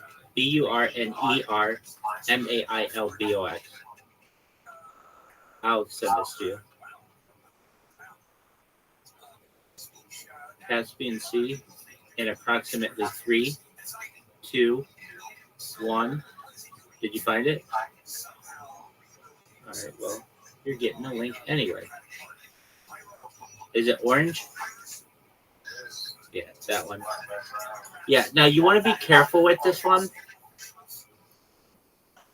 You watch, you'll do it, and you won't get it right on the first time. There's something, I'll explain it to you when you open it, but it's like this. You're going to open the email, and you'll get the code, and then when it goes in to do it the second time and the third time and the fourth time, it doesn't open to the same page every time, so you have to program it to go to the same page every time. If you can teach it, which is easy, you just have to go click correctly. If you can get it to go to the right page every time, then you're home free. Because that burner mail one, I use that one a ton, and I never got any kind of ban, and I never got any kind of captcha. Oh, that's why I want you to do that. That's what it was. If you use the ones on the phone on that, you don't get captchas. Does that make sense?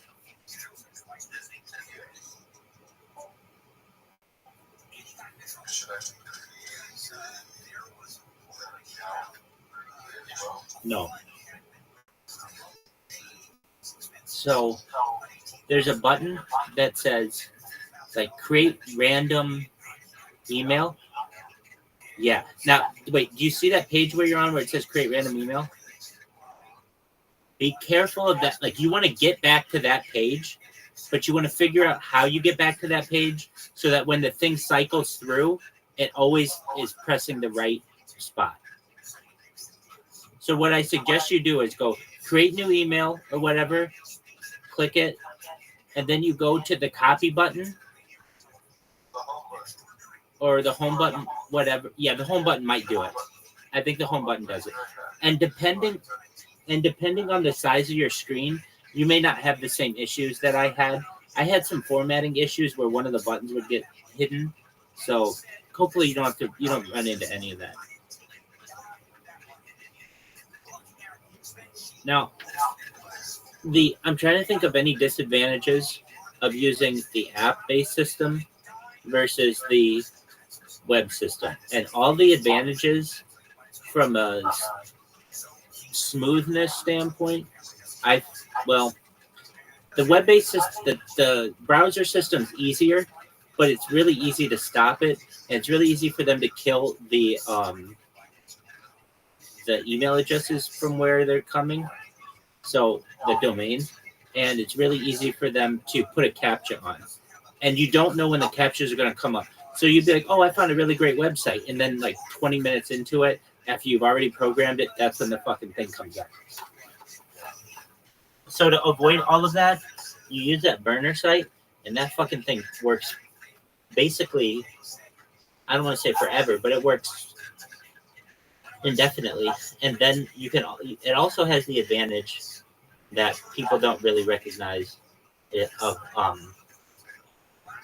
in my opinion, it's a pretty stable system. So like once you get it set up, it's pretty locked in.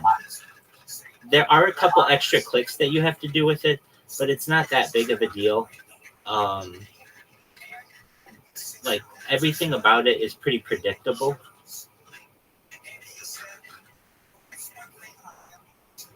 Meaning like you won't be using it and then a random pop-up will show up. Like, where the fuck did this come from? Why is this here? This wasn't here when I did this 15 other times. Why do we have a pop-up now? And you also don't run into the issue that you run into with like Phantom Mail, where it just stops working. I mean, it can, but then there may be ways. Oh, there are ways to just change the domain. And you know how it's like, do you create your own account? There are ways that you could create random accounts too. So don't get disheartened if for some reason or another the random one doesn't work. But then, you know, if none of that shit works, the beautiful thing is just fucking move on to another app. Dude, I have a question for you. Have you seen this one woman? I don't know if you have, but there is a woman on Kick who streams. She streams with a mask and glasses. And she's a petite woman who must have size triple G tits. No, she's not online right now. I mean, these boobs are so big that yesterday I was just randomly looking at my fucking computer and it just made me just go, wow. Just like randomly. Like it just looked off. Like, holy shit, woman. And so next time I see her, I'll show you. But she's got the fucking best. Okay, this is what these chicks do, and it's so smart. In fact, Caspian C, it might be something that I don't know if you want to do it. It might be something I should do. But I don't know. Okay, so here's what you do. You get a super hot chick who does that ear licking thing or just sits in a bikini. You get some chick who has like an hour-long stream of just licking that fucking thing. Okay? You know what I'm talking about. I don't know what that thing's called. What's that called? The ASMR liquor thing. You know that thing. Okay. But basically, you just have her wear a bikini, and you get an hour of that. She doesn't have to wear a bikini. It's just whatever you can get. You don't need a person. You just have to get the video. And you just loop that video. Then in the chat, you make it emoji only or emotes only so that no one can say, dude, this looks like it's you're not reacting to the stream or anything like that. So she's just sitting there licking and doing all that shit when it's really just a repeat. And then you just allow it to go all the time. And what would happen?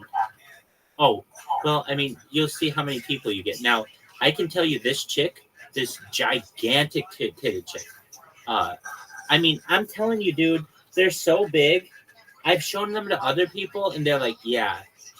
It looks like she almost has, like a prosthetic on. It's so big. And you can just tell this bitch is like, I'm going to put fucking pillows in my shirt and just see what motherfuckers think. And she is not, in my opinion, someone who is rigging her views because she doesn't have that many normally, but she'll get like, she doesn't do anything either. It's just, it's literally, it's like when I was a little kid, I don't know if I did this, but perhaps I did. I would draw a stick figure with gigantic boobs that are almost like arms. They're so big because that's how I think that a person looks. That's how this woman fucking looks. I mean, these things aren't even bolt-ons either. It literally looks like someone took 2 fucking sleeping bags and put it on her chest.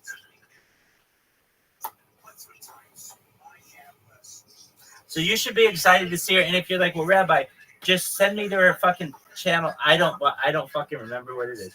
And you would think, this woman made such an impact on you. I'm just like, the woman has a freakish chest. And the thing is that's so amazing about this, I think it's just a thing about guys in the modern age. There's this question that exists. There's no way, but maybe this is some kind of genetic mutation and this bitch is natural.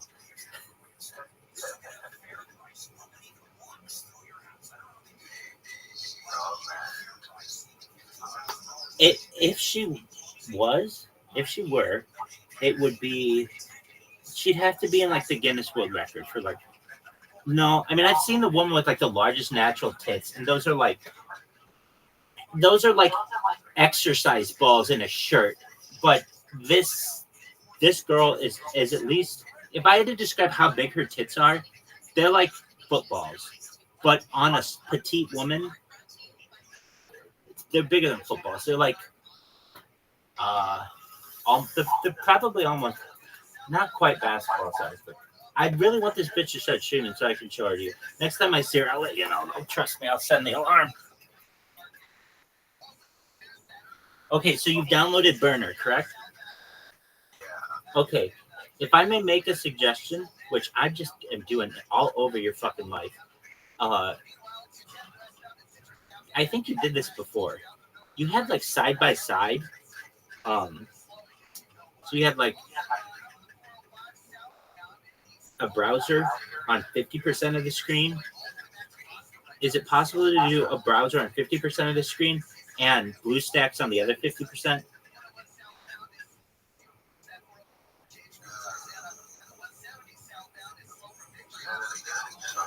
That's okay.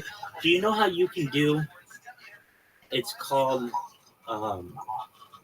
window snapping on iOS or on Windows, where you take a window and it snaps like half of the screen? Did you do that before when you did your bot? Oh, okay. Well, it's something that you can do. I don't know if it's of benefit to you, but sometimes it helps to have half of the screen as the email BlueStacks and the other half as the...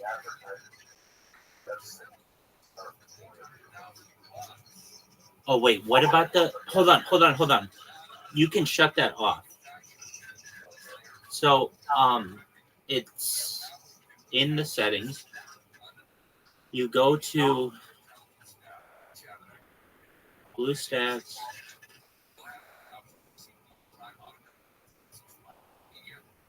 It's really a weird setting. It says, okay, go to settings, open, which is within the preferences tab, and go to settings and then go under preferences. And then there's a button next to allow BlueStacks to show ads during gameplay. And you want to disable that. And it's going to say, are you sure? Like, we don't show you ads while you play games. And it's like, yeah, shut it off. And then it shouldn't show you ads, really. If it shows you any kind of ads, it'll be like some kind of game ad for within the game while it's loading. But it's not like pop-up ads and banner ads, all that shit. Were you able to find that? You found it? Isn't that a weird setting? Right? Like, I've never known a software to be like, oh, yeah, you know how we pay for this? Here's how you shut it off.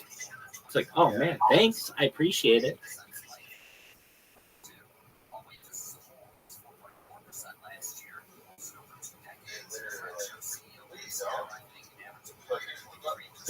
Exactly. You don't have to like install anything.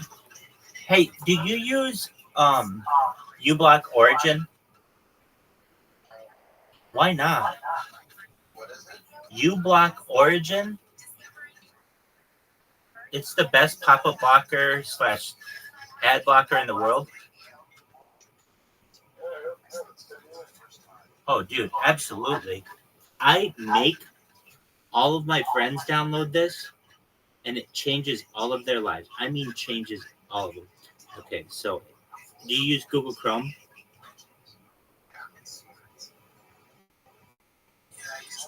Dude, I'm going to tell you this right now. This is going to change your life more than the fucking bot did. I mean, how do I describe this? You never have to watch a YouTube ad anymore. There are no more ads on the internet. You're like, what do you mean?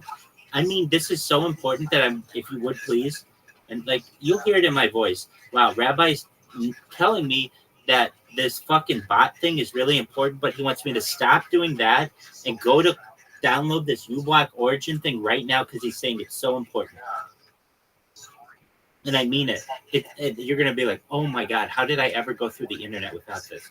So what I want you to do is go to ESPN.com.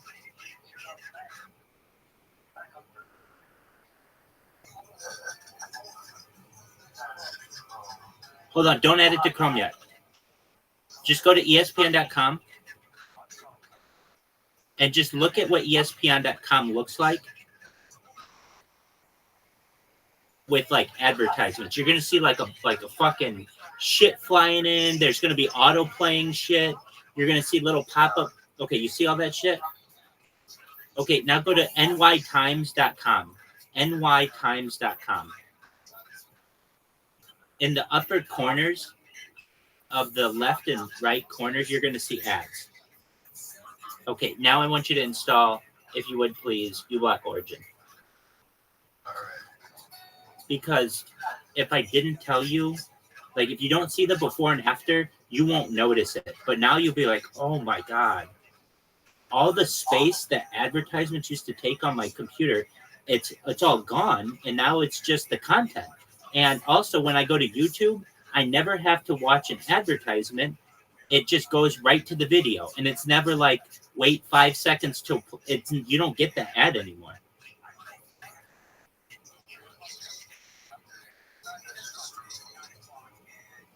Did it install yet? All right, now go to ESPN. There you go. Go to ESPN. And go to NY Times.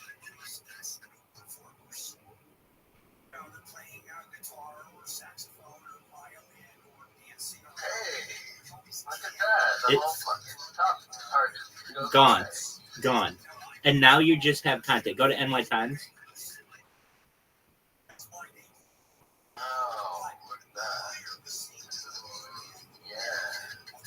Fucking changes your life, man. Okay, go back to the other thing. But thank you so much for downloading that. I'm telling you that will save you so much time of your life. Like, I'm going to have a section of my fucking this Discord that is dedicated to uBlock Origin. Oh, man. That saves you right there.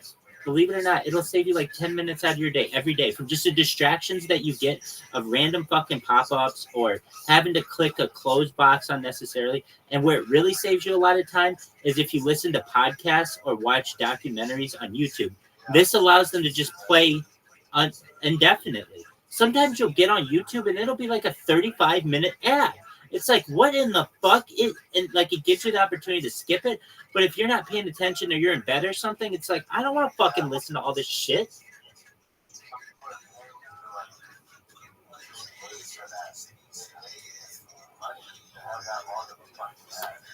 Dude, totally. So get this. I've done a lot of business with major advertising companies like iHeartMedia, ABC, NBC, Fox, and the one specifically is Disney with ESPN. And we had this a representative. We were sponsor of the Lakers, the startup that I helped, and we were doing advertising on ESPN.com and ESPN Radio. And we were like sponsoring the Lakers pregame and postgame show and halftime show, all kinds of shit. Well, anyway, the representatives from Disney come in, and they're like, all right, telling us like how great the contract is they have for us. And one of the things that they have within the contract are banner ads and scrolling ads. And they're charging us for these. And I say to them, okay, this is really great. And they're like, of the banner ads, like 1 million people are going to see all this. And I said, okay, does that include people who use pop-up blockers? This was an honest answer, or ad blockers. This was an honest question that I had for them. This was not a gotcha. It was nothing like that. And they were like, what do you mean? And I said, well, between 5 and 10% of all users on the internet use pop-up blockers. And that means 5 to 10% of our budget may be going to waste if that's true. If you don't have a system that can assure us that these pop-up blockers are not blocking our ads, it's an expectation that we have that you would raise the amount of ads between 5 and 10% to make up for that. And they were like, no one's brought up that issue to us. And they made a call and they were able to raise that 5 to 10%. But it could even be higher now. People who don't want to fuck around with ads. But you have to think, the people who are paying for these ads, when you're using an ad blocker, you never see it, they still pay for it. And to me, that should be illegal for Google to charge people, because they're like, oh, your ad showed to 100 million people. And it's like, no, it didn't. And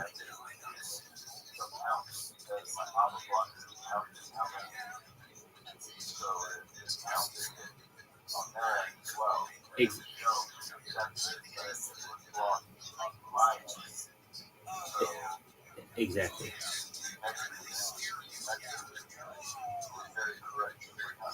I agree, and especially because we're paying for it, and we're a small startup, and when you're going in with they have a 7-figure contract, that's a lot of money for a startup. Are you really going to fulfill everything that you said? Okay, one thing with uBlock Origin, I can tell you I've been using it for 15 years. That's a long time to be using an extension. And I can tell you, at one time it was just known as uBlock, and there is one called uBlock. That one apparently basically stole this one's code and rebranded itself. And what it does is it allows advertisers to come to it and say, look, we'll let your ad show on the pop-up blockers for a certain amount of money, which is very lucrative for them. So I got you to the good one. And then also uBlock Origin. This one is the if you're ever having an issue on a website, I can tell you in 15 years, this has probably happened to me a total of 5 times, where something didn't load, not even 5 times. Something didn't load and I couldn't figure out why, and I had to shut it off. And maybe it was blocking that. But usually, I can tell you, it's such an exceptional case. It's going to happen maybe less than once every 2 or 3 years, which you can totally live with. And you'll figure out the problem if you need it. But I just wanted you to know that there's a button you can press to shut it off if you ever need to shut it off. And sometimes you'll get websites that say, we detected that you have a pop-up blocker. You must disable this pop-up blocker in order to use this website. Usually that means just I'm going to use another website. But if you must use that website, just press the button and it'll shut it off for you. And then you just press the button again and it'll turn it back on for you.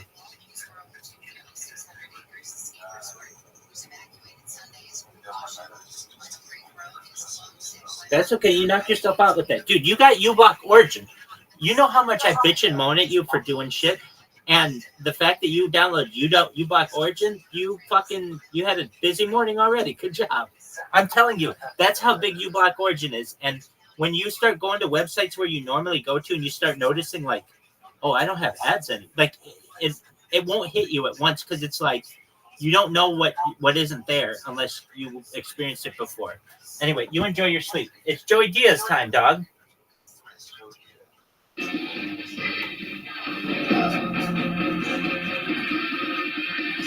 Did you say I'm from Philly?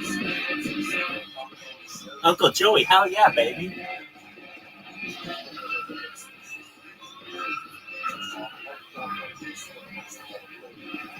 Dude, you enjoy yourself.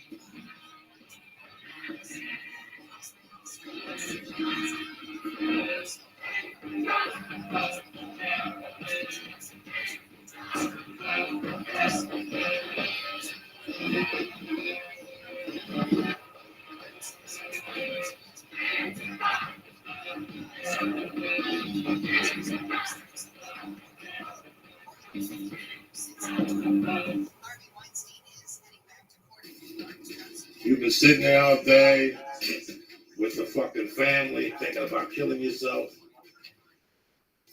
thinking about what would Robert Williams do. And now look at you. You're here with us for a pre-church.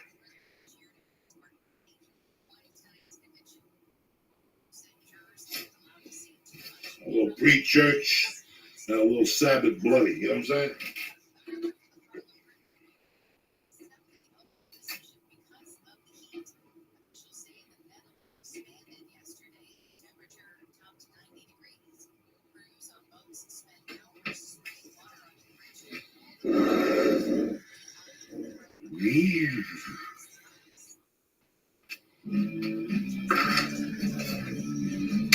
Oh shit, Lee. It's that fucking time, cocksuckers.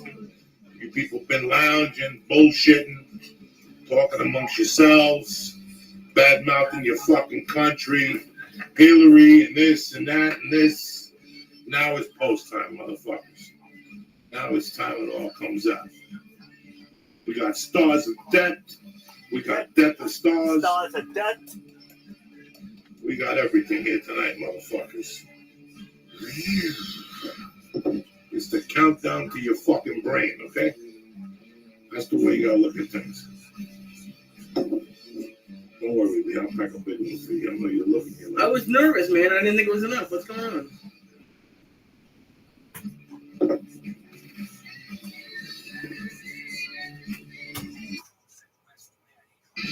Bam!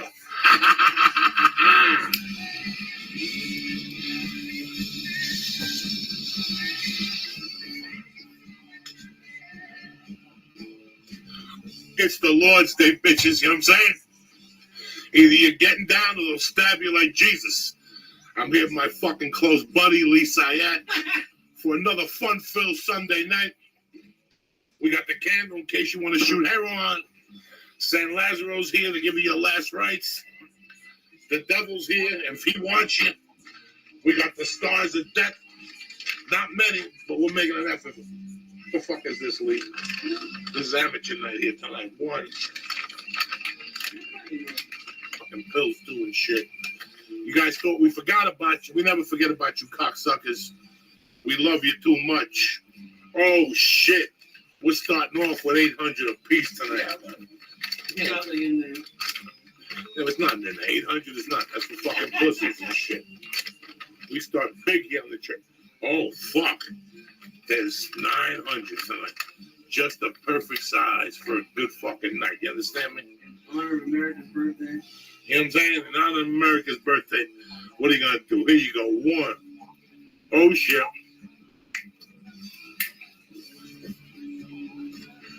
Two. And these are the 200 milligram ones. Three. I'm like the count, only I'm remembering my numbers. Deep tonight, motherfuckers. I don't want to hear no stories about your grandmother's coming for the 4th of July. She has Alzheimer's. That's perfect. You blow one of these shotguns in her fucking eyeball, and it's over. She'll remember everything. She'll remember the first dick she sucked in 1922. And these bongs are real cocksuckers. This ain't no fucking Susquehanna weed from fucking, you know, this is good weed, Joey. I grew this. I don't give a fuck. You ain't smoking. Well, we're smoking. And how we're smoking this motherfucker. Lee, you got 3 stars left. You sure? I'm watching you. You know what I'm saying? I got 2 stars left. I gotta watch this cocksucker always trying to put a star behind me, saves him for his girlfriend.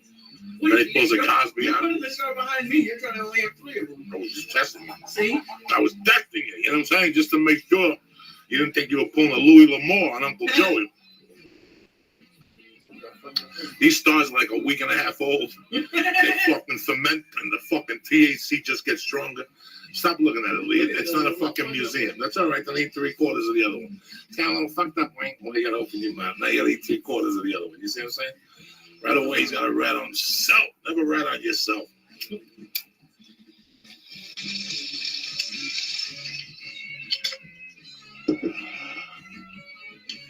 What? You're thinking they're going, when does it end, Uncle Joey? Never.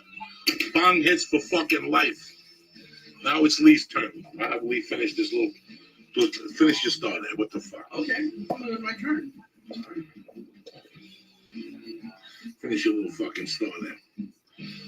Look at him. With his Bruno Magli shirt on.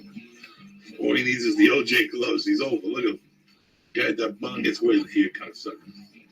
I don't hear no stories. Wait, there's some in here, I think. Nah, it's just to smoke that, kill that savage. Look at that. Here we go. Here we go, people. Tougher than fucking nails. He doesn't know we're in fucking training. Look at him. Like a savage. Look at him. There you go. Now we're fucking. Oh, shit, okay. Now kill that savage. Kill that smoke right there. There you go. See, that's that real THC cooking in your bloodstream. Look at there you go. There you go. See? Stronger than death. Training, cocksuckers. You got to get in there every fucking day. The murky waters. The murky waters of the reefer world is a beautiful fucking world. Either you're in or you're out.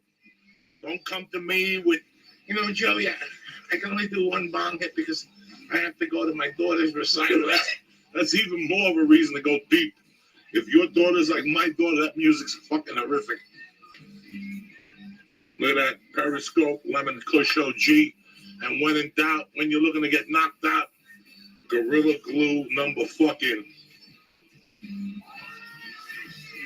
Oh shit, look at me. I look like a fucking dude on Tuesday after the 4th of July and shit. I'm missing a thumb. You like that one? We improvise here, cocksuckers. Not all melted. Oh shit. It's the back. Oh Jesus Christ. Look at him. He's knocking shit over. I smell a little of this. Lee, smell this Gorilla Glue. Tell me what this is. This is number 4. Smell this. You people have no fucking idea. What was the last one? That's number 22. It don't matter. It's number 4. This is deep from the jungles. Oh, it smells like cat piss and fucking dead blood. Oh my God, it's fucking tremendous. You people, you don't know what you're missing.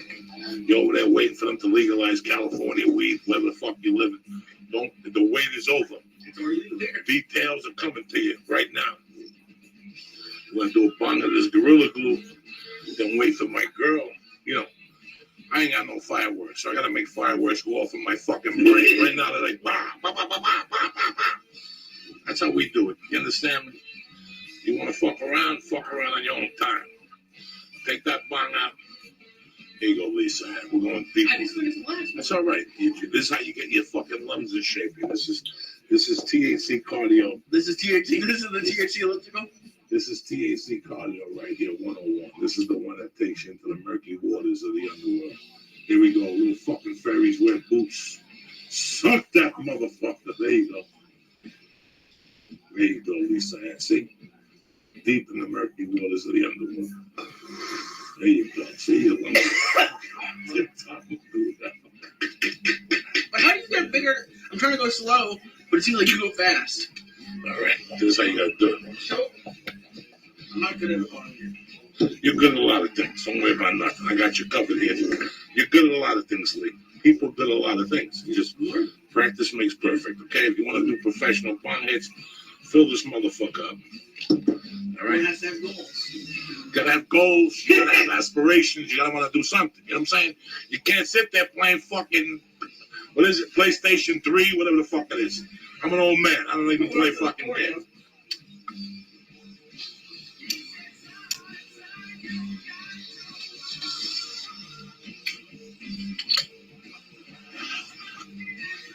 Is all that you do. Dr. Beliefs, 14 days. Stop blowing bong hits like a pussy and getting a vape or the fake and shit, and don't do nothing for nobody. You get Dr. Beliefs' book and you practice with bong hits, it's all over.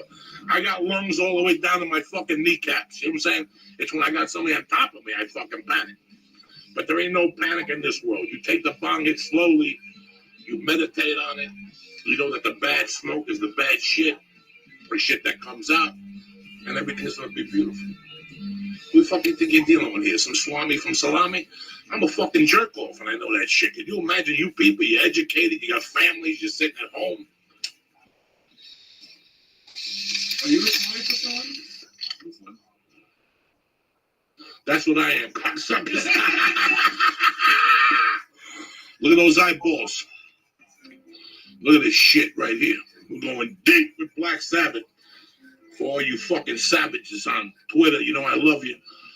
Instead of doing it on Twitter tonight, I'm doing it live for you motherfuckers, okay?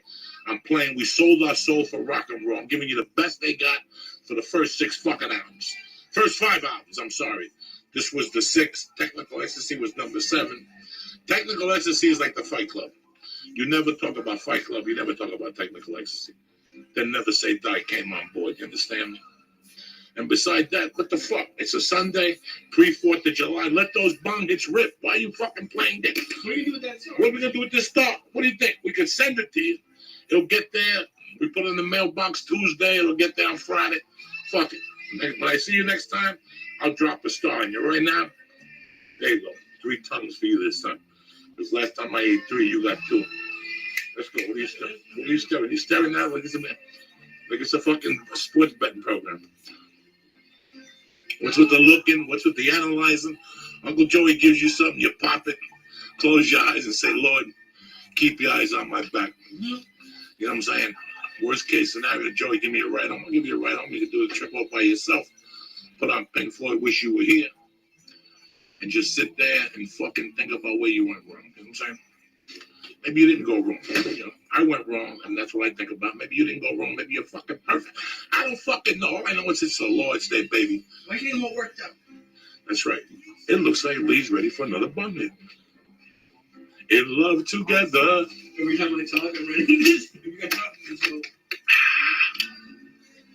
You know I love you cocksuckers on the 4th of July. Look at Lee looking pretty. For America. Shit. What the fuck you think you're dealing with? Shit.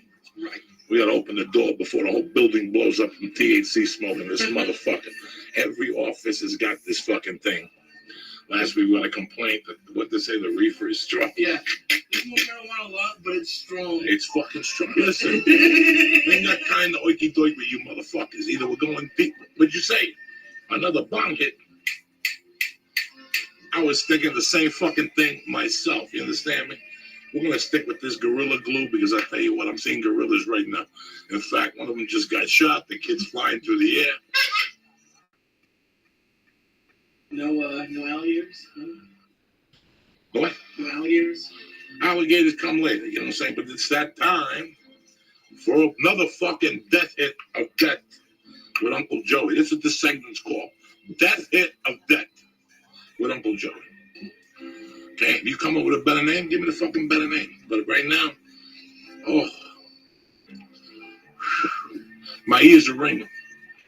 I'm hearing Chinese people. I hear running. I hear people yelling and screaming. It's like fucking purgatory. But that's the reason. That's the beauty. You gotta accept it to realize. And I could still hear her last goodbyes. Oh shit. What's up, man? Now on my days.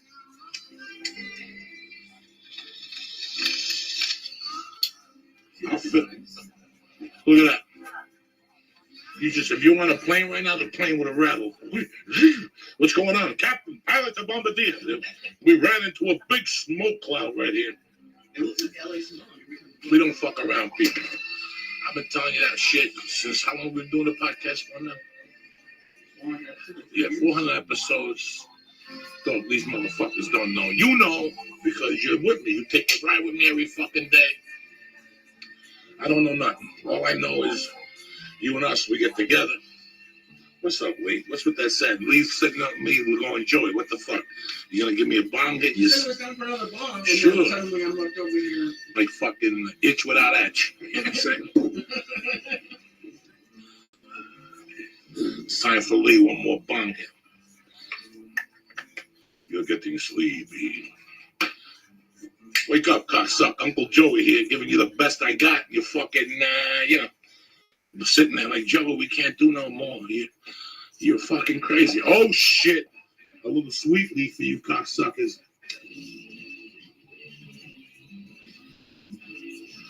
Suck that soldier leak. There you go. You're a fucking animal.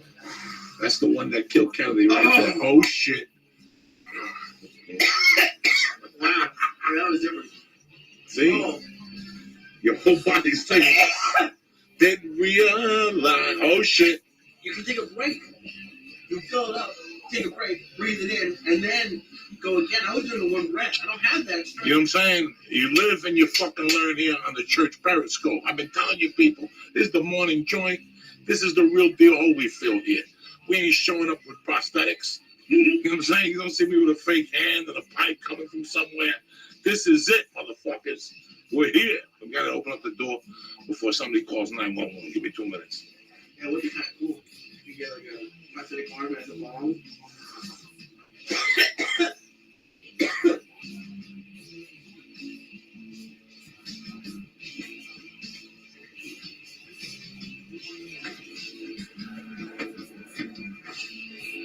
Oh shit, we're back. The sun's shining. Dracula left the building. This is a bad fucking motherfucking vapor pen somebody dropped on us. We tried it the other day. The links, Hypnos, 0, fucking tremendous. Links, Hypnos, 0. If you get one of these, it has the fucking vapor pen with, you can do this for wax or that. Yeah. This is the real deal. You know what? I'm not a wax dude. I got a container of wax hidden somewhere. It's fucking tremendous, in case it's an apocalyptic fucking drop and I'm out of weed, I got wax. Then fuck the lungs. You gotta smoke what you gotta smoke. But this was one of the case. The one I bought this here for Lee.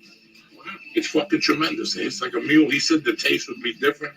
It tastes a little better than, give it a try if you're out there.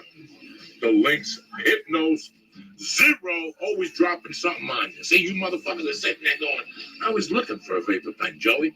This motherfucker knows exactly what I need. And what? Another blanket? Why are you looking at my neck for? That's where your blankets come from.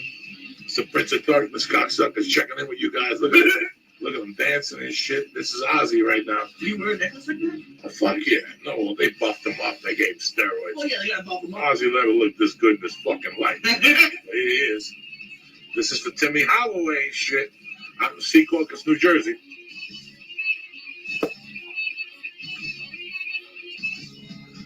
Hey, listen, we got all types of entertainment. Reefer, Lee, puppets. We don't fuck around. Listen, I'm giving you 150%. If you don't like it, hang up the fucking phone. What do you say, man? Typing at me saying, Joe, we don't like. What do you? Go do something else. Go eat your wife's fucking asshole. I know if I'd be home right now, 6:30 after dinner, the kids in the room playing with blocks. You want dessert? Fuck the rice pudding. Tell your wife, bend over. Let me sniff that hairy fucking muffler. I hope he didn't shave it. I want to see long hairs. People were having a good fucking time. If you can't have a good fucking time, I don't know what to tell you. It's pre-4th of July. Most people sitting there watching 60 Minutes, getting scared to fly. You find like really long hairs? Like Where? everyone's asshole? Oh, you pay him $20. Say, listen, don't shave for 2 fucking months. It's all over. You get back there, it's like fucking, when they water out. You should. Whenever they crack a nut, you pull out their fucking asshole hairs. It's all over. It's complete. And you pull your asshole hairs too. Everybody gets the same treatment. It's like being the 40-year-old virgin without the glue. Uncle Joey here coming at you with his fucking main man.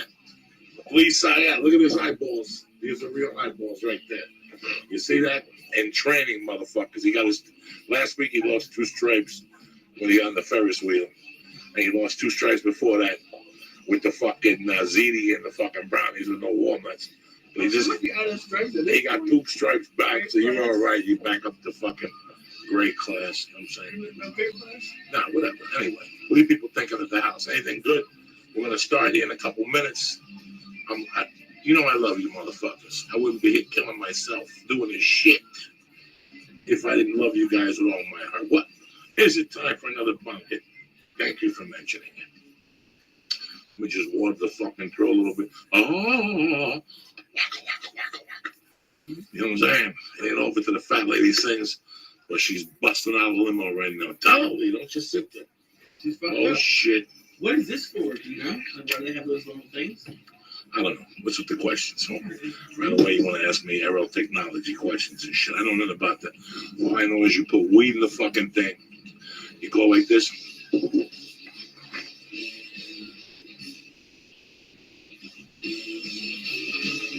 Let the pigeons loose.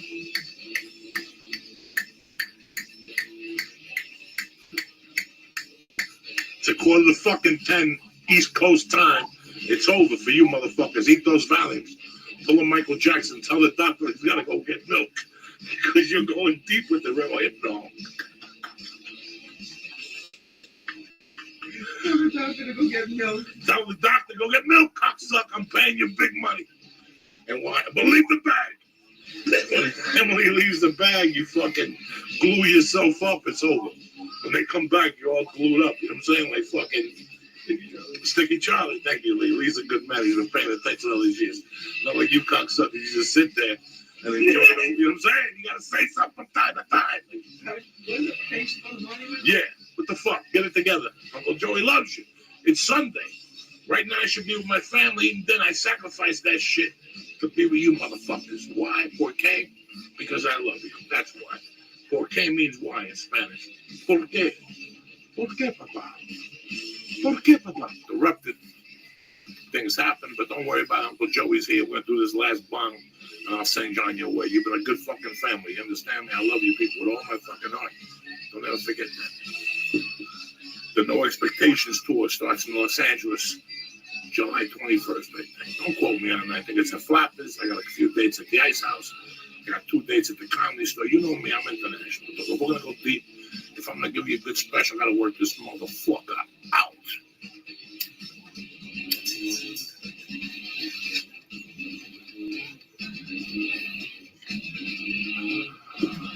Police, what are you doing here? Get out of here. We'll be back, cocksuckers, YouTube.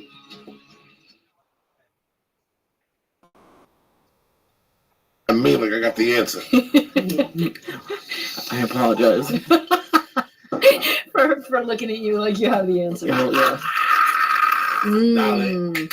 That's good. Dale. Now you know Dale con vale. now you know I can hold my breath for 30 seconds. There you go.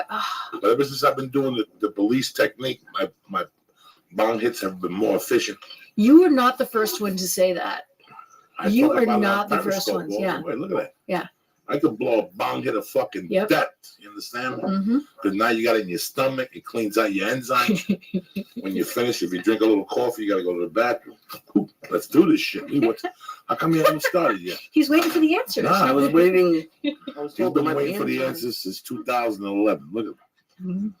This show is brought to you by Blue Apron. Check out this week's menu and get your first 3 meals for free with free shipping by going to blueapron.com/Joey. You will love how good it feels and tastes to create incredible home-cooked meals with Blue Apron, so don't wait. That's blueapron.com/Joey. Show is also brought to you by Onnit.com. Go to Onnit.com and use code word church to save 10% on all their great optimization products like Alpha Brain, New Mood, ShroomTech Immune, and ShroomTech Sport. That's Onnit.com. Use code word church to save 10%.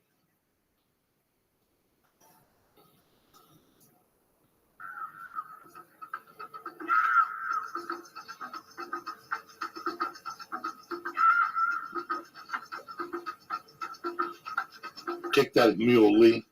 It's Wednesday night.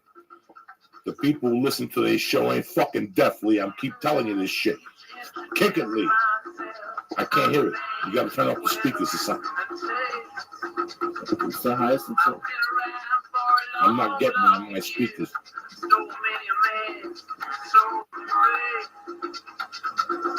Never? It sounds like that. You're embarrassing me. The second time this week is DJ Lee, for Christ's I sake. apologize. We checked it.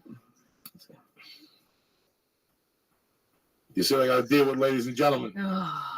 Wednesday night, July 6th, 7th. It don't matter. We're back. Dr. Belize is back. That's all that matters. Some guy sent me an email. Joey, no more health fucking podcast unless it's Dr. Belize. So we brought her back. Now you can't fucking complain. Everybody's always got to raise their hand and be the fucking psychic. Listen, when I do these health podcasts, you think I put these people on because they don't know what the fuck they're talking about? They know one thing that's going to change your life. When I talk to these people, if they move me, I got to bring them on and let you fucking meet them. So that's what the health podcasts are about. Lee, you got a little sympathy for the devil? Yeah, let's do it. Okay, let's try it. Let's try it. Just a little sympathy. Not a lot of sympathy. Just a little sympathy. Lee. Yeah. Listen here. There we go. There you go. Kick it. Ah. There you go. This is what I'm talking about. You hear those maracas? That means the devil's coming soon.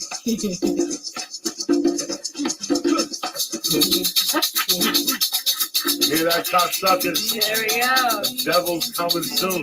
Devil has my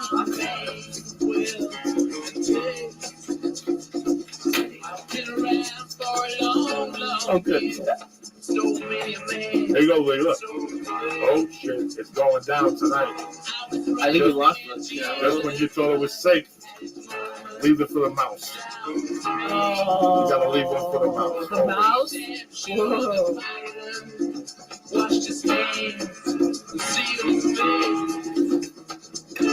Oh, shit. Oh, shit. Get your breathing ready, bitches. Get the dumbbell, put it on your stomach. Dr. Belize is in the house, cocksuckers.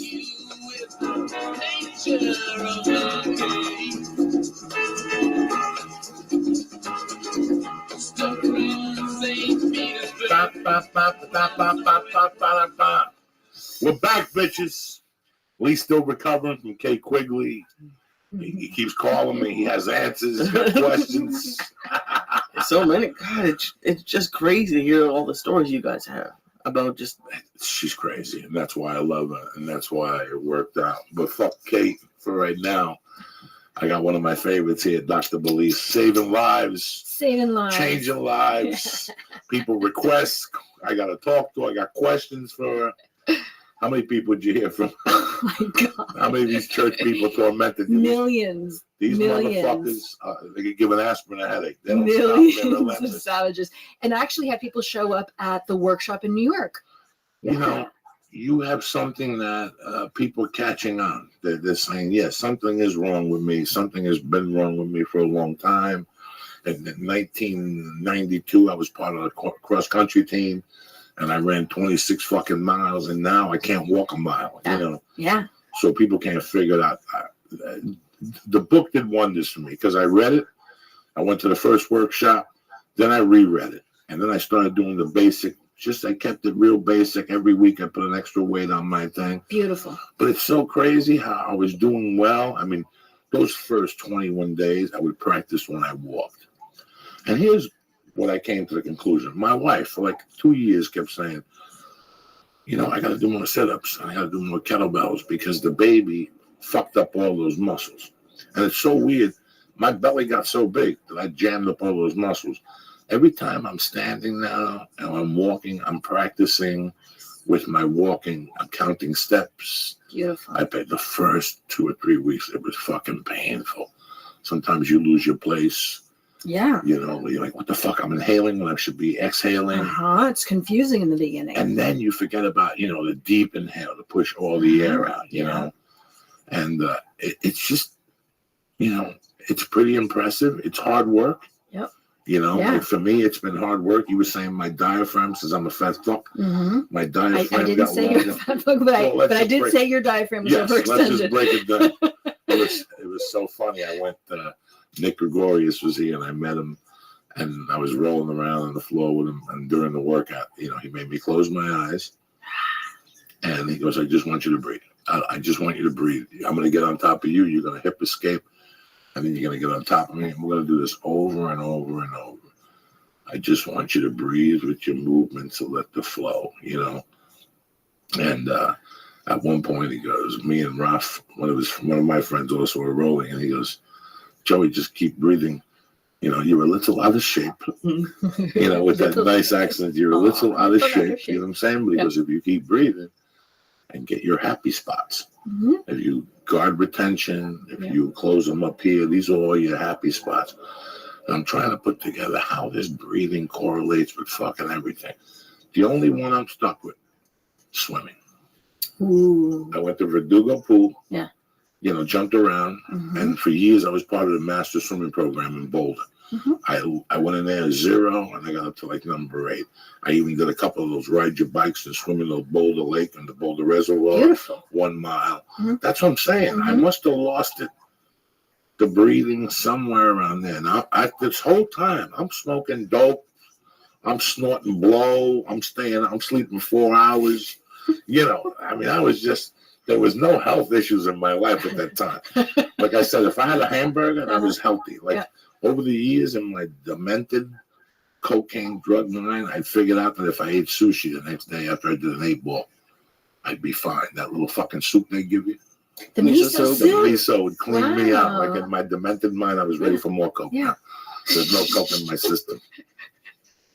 But the breathing, I got in that Verdugo Pool, boy, and to extend your stomach, ooh, it's a different world. But listen, thank you for coming back on. The table's yours. Boom. Oh. I just want to tell you my dilemma with what happened, how it worked for me. I didn't measure my chest. No, I should have brought something to measure. Yeah, you sent me the thing. It's a great process. Yeah. And right now I have my daughter, and I always go, if I can make it to 76, I'd be happy. You know what I'm saying? I gotta talk about a lot. You know, I grew up in North Bergen. There's pollution, Sea Caucus, Staten Island. You know, you gotta count all those measures and hanging out with Lee eating lizard meat. That's definitely a health problem. Yeah, right? lizard meat isn't good. But it's been crazy ever since you came last time. Breathing I never realized how crucial it was, and especially until I started lifting weights.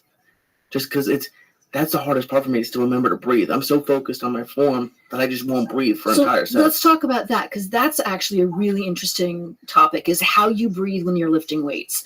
And there's an article that just came out in Muscle and Fitness about a month ago, and I'm doing another one that's going to come out in a couple of months. And breathing when you lift is something that everybody thinks they're doing right, but they're actually not paying any attention to it all. And if you are really a stickler about posture and how well you're lifting, you should be breathing along with the lift. You should be breathing. It makes you be able to lift more, and it makes you be able to recover faster. So the whole thing is that, and actually, Lee, I'm going to take a look at you, be watching your belly. Okay. Is that on the inhale, you're going to let yourself expand, right? So on the exhale, say you're curling. On the exhale, but you're going to squeeze your belly. Right. So with every single move at the gym, when you go into the move, you let your belly expand. And when you exert, so just think exert means squeeze and exhale. And it's going to make you be able to recover faster between sets and lift heavier when you need to. Most people just hold their breath the whole entire time they're there.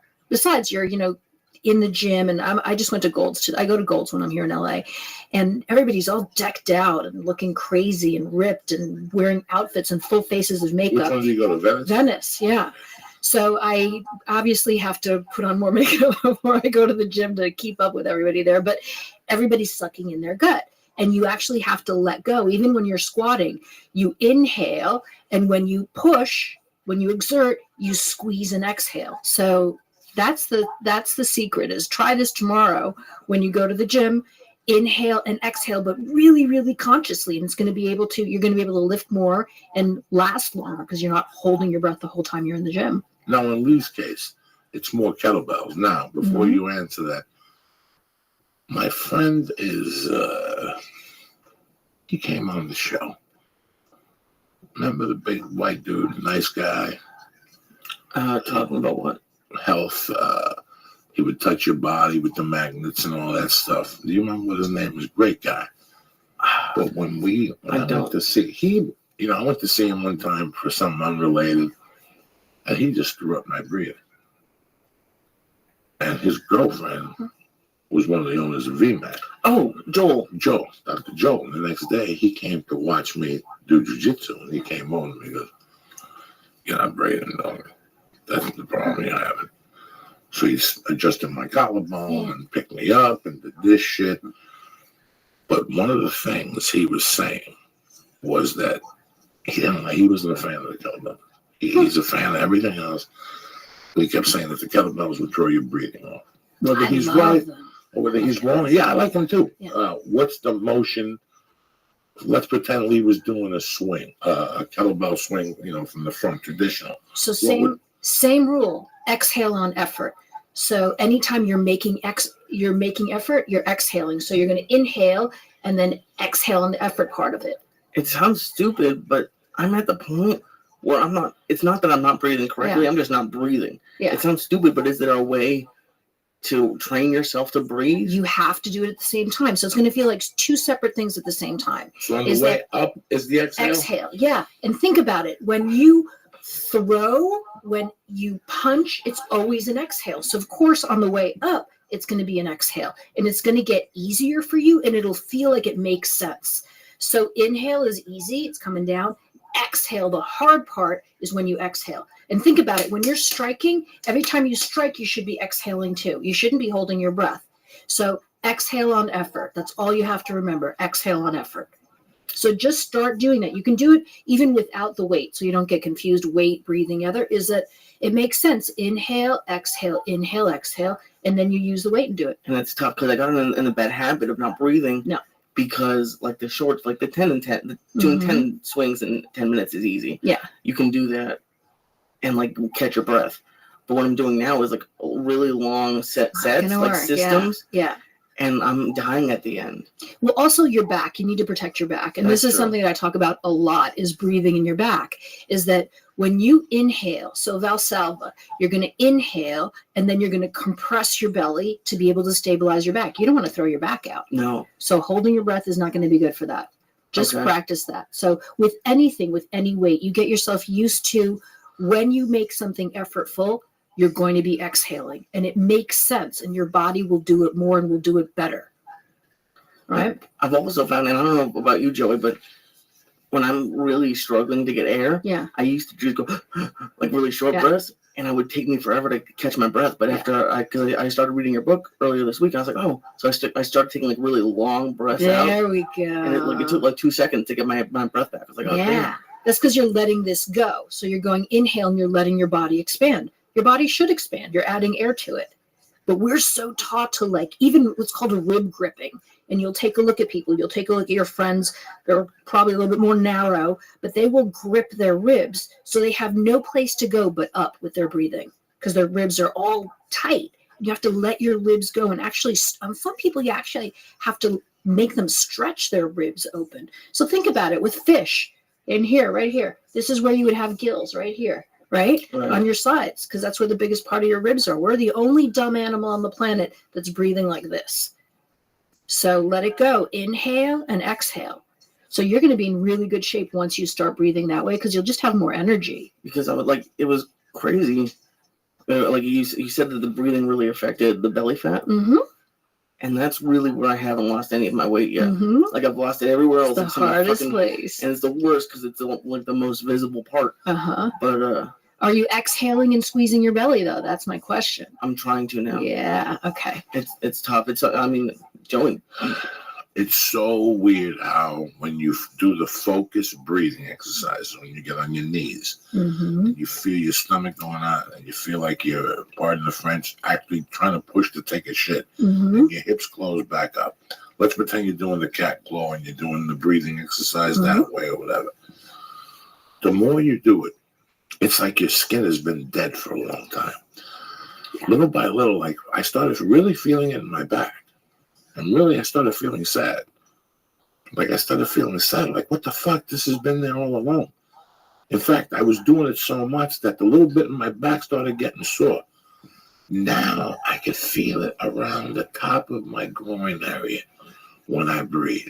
Not right away, but now when I do that exercise, it's like it's woken all this up a little bit. You Like know? that part of your body hadn't gotten oxygen in a while? I guess I wasn't breathing that deeply. I guess that's how much reserve I have available, and I never really tapped into it. And the more that I'm doing this, you're stretching it out. You know, I try to still do this, and, Good. you know, from my shoulder, and still do this. I don't think my rib cage. Listen, there's too much shit in there. I tried to finger bang my rib cage over here. I can't do it. I can't get my little fat finger. Like when you got a pig, you know us Cubans. When we got a pig, we'll fucking put mojo under that little thing there. Like, you know, I can't get it under that rib cage. I don't know what's there, and why fuck with it? You know what I'm saying? So you bring up something really important, which is this numbness that we have. Numb. We really don't even think about from, you know, your armpits to your hips. It's just numb because we're bracing all the time. We're squeezing all that, and we're just bracing because it makes us feel better. It makes us feel ready for action. It makes us feel ready for something that might happen. And we're just squeezing, and all this is numb. So all of a sudden, you said something, feel sad. It's like all of a sudden when you start moving this to breathe the way you should be moving, you get this feeling of sadness sometimes because you're like, oh my God, I feel so relieved. And where has this been for so long? So I actually want you, Lee, to not lean against the back of your chair. So the back of your chair is actually not your friend. It's actually not your friend at all. Okay. So when you inhale, let your belly touch the front of the desk here. Inhale. Good. Exhale, squeeze it. Squeeze. Nice. But here, be careful. I want you to tip at your hips. So inhale, you're going to do this. Good. Exhale, hips under. Squeeze. There we go. Did you see that exhale? Nice. You're a fucking savage. You're breathing savage. That's good. Well, that was a question I had. Yeah. How long do you exhale for? Because I can exhale for a lot longer. You exhale as hard as you can. Get all that oxygen out. What does Hickson call it? Black gas, which it's not. It's actually, you know, having some carbon dioxide in your body, or at least getting it in and out is good. So inhale and exhale out. Squeeze all that air out. So you're going to get lightheaded really quickly. Don't worry about it. Okay. It's just like a legal whippet. Not up. Not up, Bobby. Go. Get your belly to touch here. Good. Exhale, squeeze. And I want the movement to be at your hips. So usually when we think about breathing, we think, you know, because you see it in ads. I like the breathing in the background. I can talk and there can be like heavy breathing in the background. I like this. Not up. Open your eyes. I'm sorry, I get really militant when I do this. Inhale forwards. Exhale back. Open your eyes up. Inhale forwards. Exhale back. Well, God sent you to Keep do going. this. God really sent this to you as a message. And I know people listening going, what the fuck, Joey? You're getting religious on me. No, I'm going to tell you why. Because Keep going. look at Lee. He's going to fucking work over there. Not up though. You're going. See, we went from going up and down to horizontal. That's what I want. Tomorrow, by the way, Yes. your back is going to hurt. Okay. Okay. Thank And you. the breathing exercise, Lee, you'll see that the more you do them, your muscles will start working. Oh my God, Those you feel muscles a little were dead. Those muscles were fucking dead. They were dead. And here's the other thing that I know why you got. They were. On me, they were fucking I've never dead. breathed They like haven't that activated. before. They've been a fucking semicircle for the last 10, 12 fucking years. It's tough to get those muscles activated. It's going to take a long time of just breathing. But whenever I either talk to you on the phone, an email, a text, I see a picture of you, it automatically makes me breathe. So I think the network should just give you a show where you just sit there like a I fucking love mook that. and maybe just breathe. and people watch you for 30 minutes and just breathe along with you. No I movement. think that's a great idea. No nothing. Those 3 basic movements of the book, of the first book that you do. Exhale, No, I can't say what you do at the fucking seminar. That's squeeze. private information. You know what I'm saying? Hey, I got a class coming up in LA, And July 31st. July 31st. I'm out of town. Huh? Well, it's the last Hmm. weekend. It's the second or third weekend when I got those pins in my nose. The Oh, pins come out of my nose on the 18th. keep going, Lee. But she said I can't lift any weights and stuff. I can Right. exercise. But she goes, listen, I know you don't like blood. I wouldn't want you to be swallowing blood. Because one chance, she goes, that shit's got to go somewhere. Yeah. Here's the irony. God, I tell motherfuckers all the time, karma's a motherfucker. You're never going to beat it. For 27 years, I snorted coke. I could never find the straw. Now, for a whole week, God's going to put 2 straws in my nose with a stitch. I'm going to have 2 little That's fucking interesting. straws to breathe. Can you believe that shit? Where were those things in the 80s? I was gonna say, do Can you you imagine if a fucking doctor could put 2 straws in your nose in the 80s and you could just go like this and the straw would pop down a little bit and you get the straw, snort it, and put the straw Put the back in your pocket up. nose? Oh my fucking God. I'm surprised you never tried to like MacGyver it with like So I used to hang out with Play-Doh or Steve something. Benevento. One night we were doing Blow in the Bronx. He had a, listen to, this is when you see the other side of addiction. Like, he would talk to you. When he was talking to you, you thought he had a snot in his nose. No. It was the wall of his nose had collapsed. So the snort coke, he'd have to hold it with a finger and find this dollar bill in there. And then he'd have to snort it. yeah, maybe don't install a straw in your nose. Then. No installation of straws. Oh my God. The wall of it, and he just was like, fuck it. Oh my God, it's fucking crazy. That's a long ass time ago. I saw him now. He weighs like 400 pounds. He was bigger than me. I don't know what happened. He was a good looking dude in high school. He can't breathe. He can't breathe. You know what? Once you get your nose done and you breathe through your nose, it'll clean out because you've got air coming in and out of your body. So this is a good thing. This is a good thing. I'm scared to pieces. I hate all this shit. I gotta go in there at 8 with no breakfast. Mm. That's 2 hours of torture. Then they come up to you and they put you in a room with no fucking windows with a fucking gown on with my balls hanging out and my The ass out in gown the is, air. the You know what gown I'm is saying? not pretty. I The know. whole time you're sitting there going, how bad does my asshole smell right now? I'm sitting on this leather fucking bed and I put And sheet. who else has been here before me? Oh my God. And you get, when your ass is out in the open like that, you get paranoid. Does it stink? Did I wipe it with the wiping? You know what I'm saying? You're sitting there all worried. It's humiliating. It's humiliating. It's terrible. And then I get the surgery at 10. That means I'm 0 for 2 hours with no fucking food sitting there. And then they come stick that thing in your hand. That's going to make me go down like fucking. I almost went down this week. She missed with the first needle and then put it in. I'm terrible with This that. lady's gone. Mhm. This little black Yeah. lady, you don't even feel it. I'm Really? here to stick up for you. I look the other way. I put Santana on. And Yeah. the next thing you know, she closes my arm. And I go, oh my God. That's good. That's how good the she vein is. whisperer. Yesterday, a fucking disaster. And guess what saved me? What did it? Santana? The first needle missed. Look. Then the Oh. second needle, I felt it fucking go in all the way down to my nutsack. You ever twist your fucking ankle Uh-huh. and you step on it and your world just goes like your whole world just shocks you. Goes, Yeah. "Zhoosh." Well, that's the shock I went through. But I prepared myself. I put Santana on. I looked the other way. And then, I got to tell you more. Oh, shit, I fucked them up yesterday. Unless that, I'm going to die. So the first thing I had to do was do that. And I breathed. You said that to lower your blood pressure, Yep. to shut your fucking mouth and leave your chin up a little higher and breathe in through your nose. So I did that. I walked in. I swear to my mother's grave, people. Whenever I walk into the doctor, after 15 minutes on the 101 Mhm. at 8:30 in the morning, no food in your fucking stomach. When I walk in there, it's 190 over 120 sometimes. I ain't gonna lie to nobody. I'm in there fucking heavy. I'm Cuban. So, and I got blue collar fucking disease. When I see a doctor or a nurse, my blood pressure shoots up. It's white coat. Right, whatever it is, white, black coat. I don't know what the fuck it is. Rothschild, on the other hand, who's a savage doctor, knows this, and he sits me down and he talks to me for an hour, Yeah. and then he goes, "Come here, give me your blood pressure," and he goes, "Look at this, Yeah. 130 over fucking 90. At least we're better than what Nice. you walked in." Guess what I walked in at yesterday? What? 140 over 90. I go, what? He goes, Joey. And then the second one, boom, 130 over 80. You're because I just sat there. I didn't You think can a dick. control it. I did that little fucking out through my nostrils. But here's the killer. They made me do a lung x-ray because I had a slow heartbeat. Again, the EKG, I just laid back like I was in Cuba with no bottom on. I didn't care if my asshole stunk. Fuck it. I was on the beach smoking a cigar, and they made me take a lung x-ray again because my heart rate was a little too slow. So something's going on with that. But you know what? If you breathe well, your heart rate's going to go down because you're adding more oxygen to your body, so your heart doesn't have to beat as fast.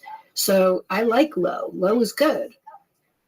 It's probably lower than they've ever seen it on you or for someone your size. But low is, if you're breathing well and your heart rate goes down because of that, perfect. It was a lot of work. It was, Mm-hmm. You had to think about what you're doing. You know, sometimes you catch yourself slipping. As long as you correct yourself, Perfect. you keep correcting yourself. For a while there, you know, what do you call him? Professor Einstein, Professor, my main man down at 10th Planet West Side, Professor Epstein from 10th Planet West Side. Professor Epstein's a tough fucking nut to crack. I've had him in class. Let me I tell you know. something. Let me tell you something. If Jesus was a chef and made him the best steak, the best potato, the best asparagus, the best salad, the best napkin, the best forks, the best everything, Epstein would still find something. Something. Jesus, that steak, I don't know. It's You're not right. organic, really grown. Do you know what happens to people when you don't feed them organic beef? They get cancer, doc. You know, he's one of those guys. He fucking said that by doing your exercises at the end of class, he has more endurance. It slows him down so much, he gets a bunch more of endurance and Yep. energy drop or something like that. Yep. So what happens is that, I don't know if I've talked about this, perceived fatigue. Did I talk about that first one? Perceived fatigue. Okay, so perceived fatigue, if you're an athlete, listen up, because it's your biggest enemy. So perceived fatigue is when you get this feeling, you're fighting, you're running, whatever's going on, and all of a sudden you feel tired and you think, I shouldn't feel tired now. I'm talented. I've got good trainers. I've got good cardio. Why am I tired?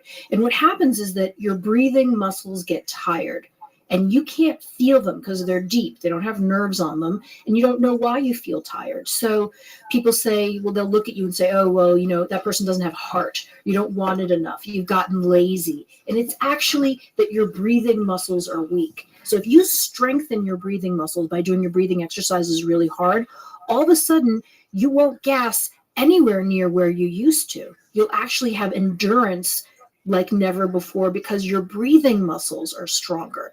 But you have to exercise them separate from your exercise, your sport. You actually have to do like what we did in class, which was like bellows breath. Bellows breath is a great breath and it works all your breathing muscles. So most people don't work their breathing muscles. They work cardio, but they don't work their breathing muscles. So that's what gives you more endurance, is that all of a sudden you can keep breathing, you can keep going because those muscles are really strong. Now you might, tap, or you might get choked out, or, time might run out, but you will not get tired. Very different. So it's really kind of a secret weapon. Now that I just told everybody about it. And I don't want people to think the reason why I did this, I actually read the book twice. I made notes on it. Dr. Belize is a sweetheart. She sent me an acid tester. You lick it. Do not lick it after you smoke pot. It just lights on fire. The fucking thing just goes poof, like grandpa's finger, on the Munsters. It's fucking amazing. And I didn't know. I'm in there piping one afternoon. I go in there, I do a litmus test. It's just fucking. I think because last time you were here, doctor, you came in and had me do one of those, and it was right after we finished smoking, and you looked at me like I was dying that day. Have you done another one? Have you done another one? No, I haven't. No, don't do it. It's not good. Whenever you have the THC, Yeah. it shoots up there. Probably does not. It just cracks it. Yeah. No. Yeah. When you wake up in the morning with the sleep apnea, blah, blah, blah, I told you, once I walk the baby and I come back, it drops. It drops like 6.7, 6.5. This is what I did find in the 2 months that I haven't seen it. I have been consistent with the jiu-jitsu. On the road, I've been lifting. They only have dumbbells. All right. But what I'll do is I'll ride the bicycle one day, and I'll lift, and I'll do the elliptical for 40 minutes. And it's not like Olympic lifting. It's chest, incline, bent over rows, Good. shrugs, the side laterals, deadlifts with dumbbells. That's a great workout for being on the road. Sit-ups with the ball. Right. And then I do this jiu-jitsu hip things, and I carry the Yep. 10 pounds, and I do a hip thing. And then I do the elliptical, and that breaks the fucking sweat. That's what burns Beautiful. the fucking fat.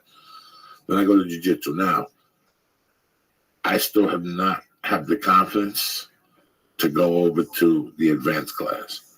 But something funny happened on the way to the fucking dance.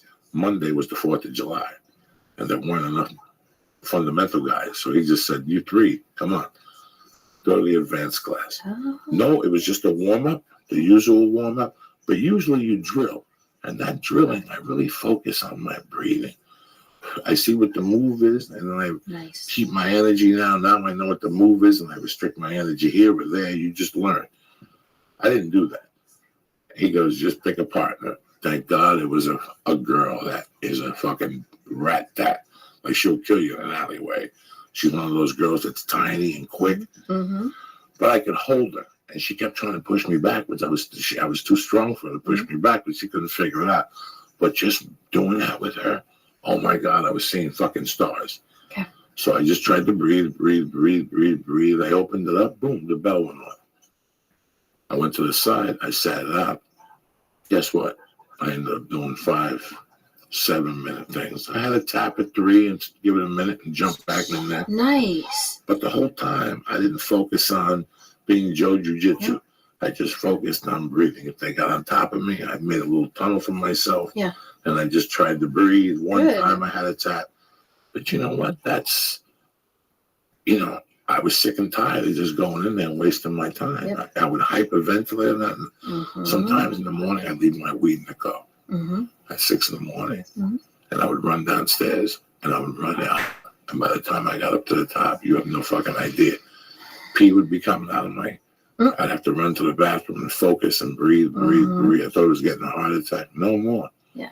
Now I look at the stairs and I focus and I breathe with the stair. And sometimes I get up there and I'm a little dizzy. I ain't gonna lie to you. It's 6:15 in the morning. You shouldn't be smoking marijuana anyway. Certainly not as much as you do. It's noon somewhere else, so it's okay. It's tough though. It's been tough because all those muscles are gone. I can imagine if you're in half in shape and you read your book and really stick to it, forget about it. If you're like half in shape, because listen, sleep apnea is not for just fat people. I've seen, when I go to those clinics at night, sometimes I look up. The first time I saw a guy that was Joe Muscles, Yeah. like, are you fucking serious? He was a lifter, but he rode a bicycle, so he was just ripped. Yeah. I go, what's the story? He goes, I can't sleep 1 hour a night. He goes, one night I called 911. That was it. I'm down here to take the test. I go, listen, I'm 400 pounds. I never had to dial 911, dog, so I'm way ahead of you. So you never know how they get it, but it's their neck or something. So your back of your mouth, when you get older, it gets softer and it can actually get in the way. So there's a surgery. I mean, I wouldn't recommend it. I don't know enough about it, where they actually put toothpicks in the back to try to make it more rigid.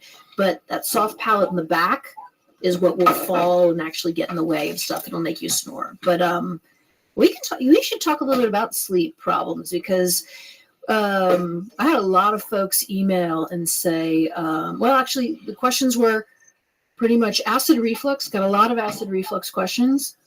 So got a lot of can't sleep questions.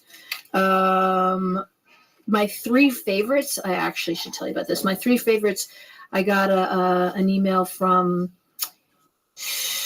2 guys that don't breathe when they work. And I thought that was kind of interesting. I thought I'd bring them up. A guy named Robert in Virginia, who is a drummer.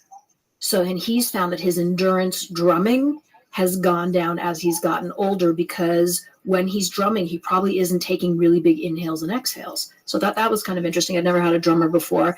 And I actually got 2 tattoo artists, Joe from Lido, California, saying that he's a lot like a surgeon, or anybody who's working on something super, super tiny, is that he's bent over doing tattooing people. he's not taking a big breath. Because think about it, if you're tattooing someone, you're actually paying a lot of attention on a, a person that's a really small field of vision.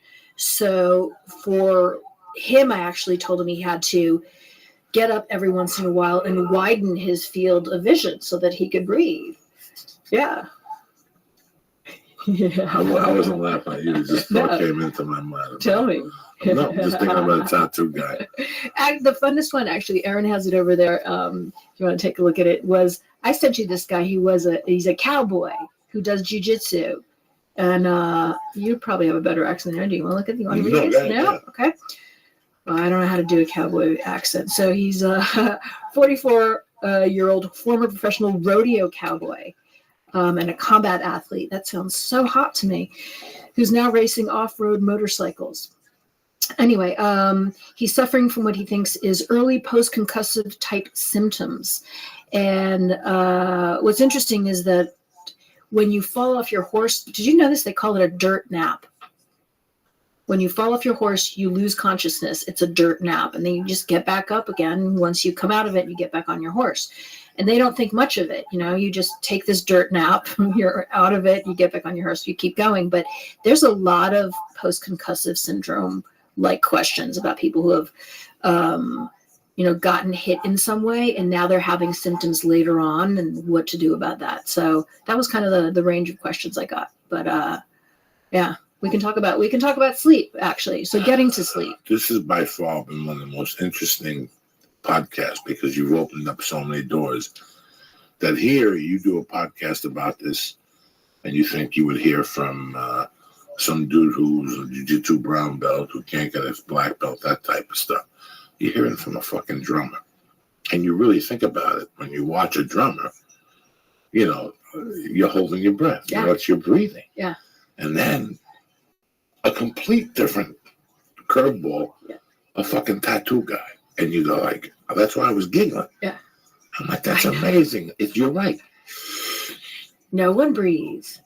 It's got to be, so this, legacy where I go to jiu-jitsu, they have the tactical fitness class. Mm-hmm.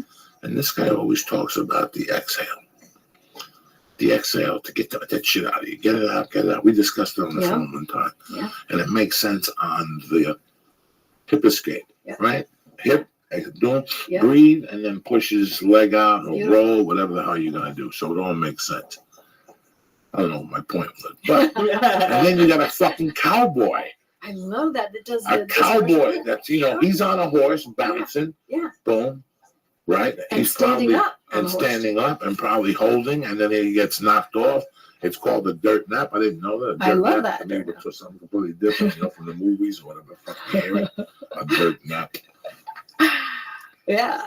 So, but listen, let's talk, because I want to actually, some people I got to answer directly, but those were the three things I heard over and over and over again were acid reflux and sleeping and then concussions. For some reason, those were just the three I heard over and over again. So I do want to talk about and give people some information on those three. You guys, sleep problems. You know what? I probably do, but it's really mitigated by the marijuana because I just pass out with this stuff. So I used to have problems falling asleep. Mm-hmm. When I was bigger, people told me I had sleep apnea. Mm-hmm. I never went to go get it checked out, but now I've heard that I don't snore as bad. Okay, well that's good to know. Yeah. And do you go to sleep? Like, do you get to sleep okay? Yeah. Oh yeah. Right. It's mitigated by the marijuana. It's not gonna be a problem. And you've got your mask on, but going to sleep is okay, right? So you're probably two of the only people I know that don't have sleeping problems, because all I hear lately is people that can't get to sleep, or they wake up too early, or they wake up during the night. I'm all those. Yeah. I'll go to bed at 10 thinking I'm beating the clock. Yeah. And then you got to pee. They broke the fucking rule on me now. Now you got to drink a glass of water and aspirin before you go to bed. Now, a week before surgery, I'm sweating a fucking heart attack because I can't have my fucking aspirin before I go to bed now at night. It's amazing. And then you get up and they want you to have 8 ounces of water. That's 2 times I got to get up in the middle of the night and pee 82 times. 82 ounces for a 16-ounce investment. You understand me? It's a nightmare, Lee. Wait till you get to 42. Oh, well, You're going to start peeing 8 times in the middle of the night. Pray to God now. Listen, if I'm you, I stop drinking shit at 7:30. It's like a drop in my lungs. I don't give a fuck. I would sleep 10 hours straight if I didn't have to pee. Seriously. As you get older, it's every 4 hours. You get going in a dream, all of a sudden, boom. Jesus Christ. You could probably sleep a half hour more on it, but you're going to have to get up eventually. I just get up. God forbid a thought goes into your mind on the way back. I think the breathing has been helping me at night now with the sleep apnea. Like now I follow it, but I also figured out with the machine that a lot of that air is fucking stagnant. I clean out that mask every morning. You know, that air stays in there. That's why when I do the litmus test, is it a litmus test? It is. It's It's pure pH, fucking black. which is It's too pure. alkaline. So, by the way, just to let you know, is that when the test that you're taking, it is a litmus test, is too dark, is you're way too alkaline, and you can be too alkaline. You actually should be between 6.5 and 7. Optimal is 7.2 to 7.4. You're like, that's past 8. You're like 8, 9. That's not good. That's I'm way like too alkaline. 19. You're It's like just 19. pitch black. That's not good. Yeah, that's not good. So I figured out it's that mask. I mean, there's a little tiny hole, an exhaust hole. That's it. I mean, it's tiny. You got too much exhaust. So that air sits in there overnight. So that's why you have to give it time. You have to get up, drink a cold glass of water with ice cubes, get the mechanism fucking. I want you to exhale. It's a lot about the exhale in that case, because people think more alkaline is better. No, yours was, and I would think that yours would normally be way too acidic. You're probably in the 5 range. We'll see, but that'll get better. You can change that. You can absolutely change that. Right now, by looking at his eyes, Yeah. what do you think his acidity is? What do you think? Give and take. Yeah. It's like minus 220, huh? You're at 19 and he's minus 220. Acidity. You know what? Let's talk about acid reflux for a second. I have people ask me about acid reflux. The easy answer to acid reflux is have 2 tablespoons of apple cider vinegar and water before every meal. Chew your food. So that's pretty much all you have to do for acid reflux besides the breathing. So I guess it's 3. So some apple cider vinegar with water before your meals. Chew your food a lot more than you're chewing it, because nobody chews their food anymore. And then breathe with your diaphragm. I'm thinking I put fucking apple cider vinegar on my toe and it got greener. I don't know what I'm gonna do with that fucking fungi toe. I blow towards it. I put apple cider vinegar. I got one more shot. I'm gonna try that DVD, that CBD juice. I got some 51%. On your toe. I got a fungi fucking nail. You know, like the last 10 years. It's the most embarrassing thing. I went on Groupon. They sold the blowtorch pack. You go up to Sherman Oaks, little Indian girl with a mask on, with a fucking tube with cold air, just blow torches your nail and puts like fungi in there. And That's the noise. and you can see the steam coming out of your toe. It's tremendous. And, you know, you're supposed to spray the thing on your toe. And I talked to a friend of mine. He said he did the blowtorch and he did something else. And my wife said there's a pill. I got to go talk to this doctor and take another fucking blood test, because everything's a fucking blood test. So, you know, when I got a blood test, it's got to be for something good. You know what I'm saying? I can't waste on a pill or shingles. I just can't do it. Do you lump them together? You like, oh, test it for all the little I ones? tell them Test it at the same time. I stole all the knee doctor blood tests from 2014. Yeah, every time I go there, like, when are you going to give the knee doctor a blood test? Why does the knee doctor need blood? Because you want to see if I have arthritis. So I haven't gone back to him. It's because Marina Del Rey Plus, I got to give him a blood test. He won't see me till the year 25. You understand? He's got a chance. He's got a chance of dying, and his son could become a fucking knee doctor before he sees me. You're gonna go down there in an Uber drone. He's got two strikes against him. 2 strikes again. Another one that wants to go to the moon. 3 weeks ago. 3 weeks ago, she wanted to. Oh, I can't wait till we get in fucking driverless cars. Look what happened. The guy gets hit by a fucking truck. Actually, he hit the truck. God. Yeah, in Florida, right? Yeah, you listen. If you're gonna do those cars, you gotta do it where people are nice. like in Boulder. Well, people are being assholes Exactly. about it. They even say it's like God, listen. it's like automatic pilot in a Listen. plane. Why They're would just you going do to that in sleep. Florida? Fear factor Why? should be put one of those cars in Jersey and see how long it's gonna last. Newark. Especially as soon as somebody finds out, Yeah. they're gonna hit it. Yeah. They're just They're gonna mess fucking with it. They're just gonna mess with it. Yeah, they should. You're right. They should put it in a nice place. Listen, Why some put it in Chinese Florida? kid's gonna figure out the combination of the computer, and he's gonna point that car fucking south. Forget about it. And here you are in the car, a fucking victim to your own car. Listen, that's a bad idea. all Oh, that's around. good. That's. I'm sorry, to be in doctor. there. We gotta No. talk about the acid reflux. Apple cider vinegar. The Apple cider sleeping, vinegar. the sleeping is so fucking mental. I'm 53 and I just figured it out maybe a year ago that you cannot let thoughts go into your mind. And at this point, between the reefer and the stars, I'll tell you what, you can't breathe those things out. I try every night to breathe them out. I spray my nose extra to breathe them out. You just can't. It's just, once those thoughts enter your mind, and Lee's the same way. Lee gets a thought about a chart or to see how many numbers we did. Yeah. He'll get up at 4 a.m. I've And done once that. you get up, you're up for an hour or two. Well, here's my question: does it matter where you sleep the 8 hours? Because I love working late at night. Like I'd much rather start working at Where 10 are you p.m. sleeping? Well, usually, like not much. Usually, probably like 1 to 7, 1 to 6. Okay, but where are you falling asleep? That's what I wanted to know. Doesn't matter where you fall asleep. Where are you falling asleep? Oh, you're falling asleep in your bed? Yeah. Yeah. It could. I don't know. I don't know what you were going to answer. Well, no. that. Like, is it okay to work? Like, because is that Oh, what okay to time? sleep late? Go to sleep like could I sleep Yeah. from 3 to 10 or? Yeah, it's not good. You're supposed to. Your sleep cycles will get really messed up if you're sleeping at different times. Oh, I So I would remember, tell yeah. you to try to go to sleep at the same time. It's called sleep hygiene. It's really weird because hygiene always sounds like oral hygiene, but sleep hygiene means you're going to sleep at the same time at the same place. Yeah. So no, it does matter actually where and how you're sleeping. Yeah, it does. But you're still thinking about the apple cider vinegar. You went from apple cider vinegar. The only time I ever used apple cider vinegar was to murder ants.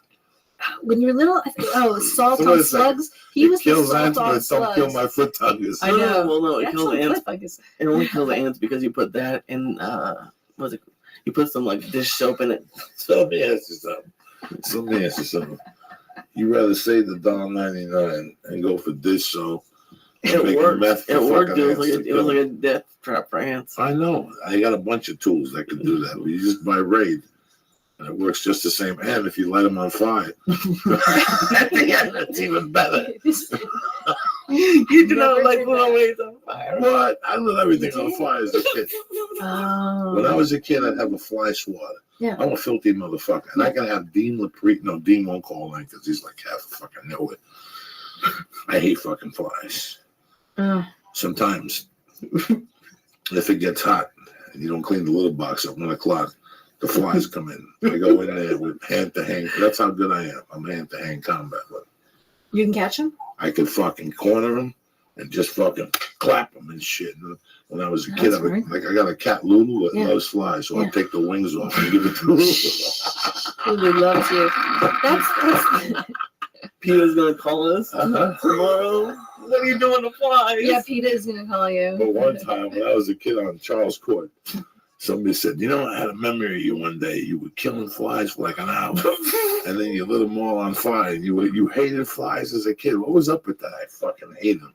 I went to Puerto Rico and I got bit by a bunch of flies. In Puerto Rico, the flies would Those bite little us. ones, right? Oh my God, and you could squeeze them and pus would come out. When you're like 8 or 9, you're like, what the fuck? I don't want to ever see a fly again. I don't like ants. When I was a kid, it was Literally. regular flies, dog. It was just black flies. Then one day a green fly started coming in. Oh, Blue flies, and flies with red eyes. And that's when the whole fucking game Why are you changed. looking at them? So What? Why are you looking at them so much? Because I don't fucking like them. That's why they're creepy motherfuckers. They're small. You study They them? bother you at night. I'd study them before I lit them on fire. You understand me? That's why I study everybody them. has their bug they hate. I mean, you don't like ants. I'm mosquitoes. Oh yeah, those And motherfuckers mosquitoes, because they love me. They love me. You'd be okay because they would just bite me. too. No, they bite me too. They all bite the you time. too? Yeah, it's the worst. Yeah. Listen, man, I'm an old school New York City kid. 66 to 73, I lived in New York City. And I don't remember a lot of things from that block, but I do remember one night, it just being a fall night, maybe 7:30. A little dark, the sun was gone, just a bunch of kids. We were what? 5, 6, 7? In those days, there wasn't a basketball court. There was a sign that said no parking. So we would play basketball, and if you could hit the basketball against that metal thing, there was a score. And some guy goes, look, a rat.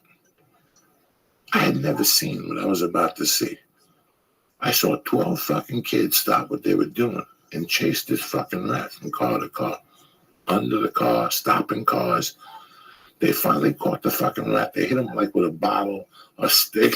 This was fucking crazy. They just hit This with a is ball. this is between this is between 7:30 at night. You know how it is in New York. It's still a little warm. This rat decides to come out a little fucking early. Little early. This rat had to be like this, Lee. I started running with the kids because I thought it was Godzilla. I was just running, Lee. I was a little kid. I was from Cuba. I didn't know what the fuck was going on.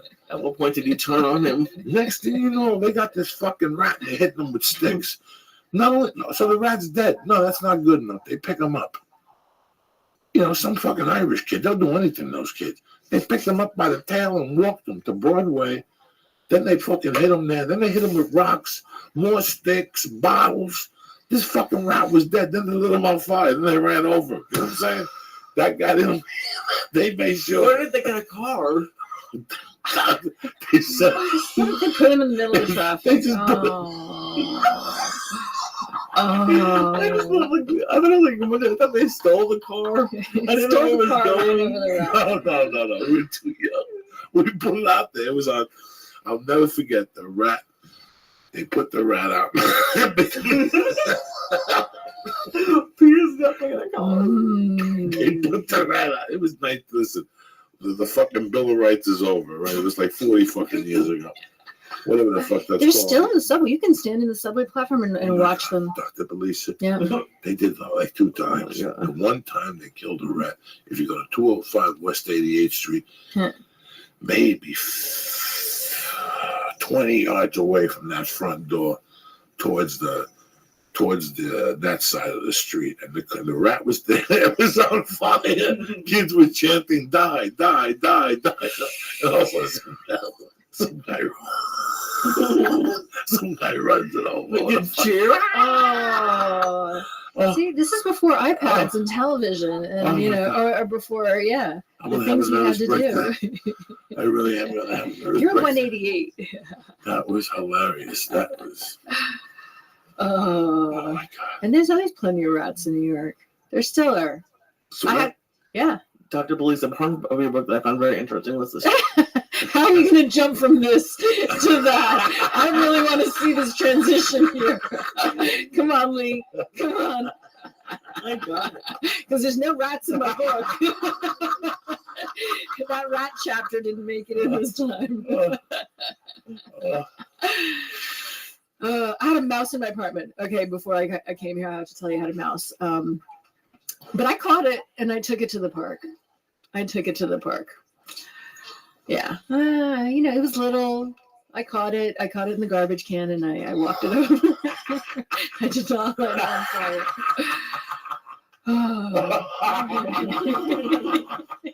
You're so fucking nice. You were on 188 and what? No. I was on. 188 and. I'm sorry.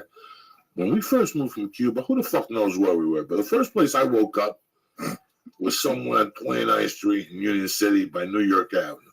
Mm-hmm. Then when my father died, we got the fuck out of there, and we moved to Riverside Drive in 89th Street. That's when I stole the elephant from the dentist. And after that, it was all over because the guy made me bleed, and he told me I wasn't bleeding. He kept saying spit, and I kept saying that's blood. That's not blood. That's toothpaste. I know what fucking blood is, cocksucker. So on the way out, he had like an elephant made out of like fucking ivory. And you know me, I'm trying to sell on the street for the small 20, and my mom found out. Where'd you get the ivory from? The dentist upstairs. Let's go upstairs and bring it back, you fuck. She made you bring it back. Yeah. Yeah. But then she cursed out the dentist for lying to me. But That's not the moral of the story. I don't even know what the moral of the story Where's the was. don't steal the dentist? Then from there, we moved to 205 West 88th Street. So 88th Street, this is 1960. I went to first grade there, kindergarten, second grade, and third grade. Yes, 166. Excuse me.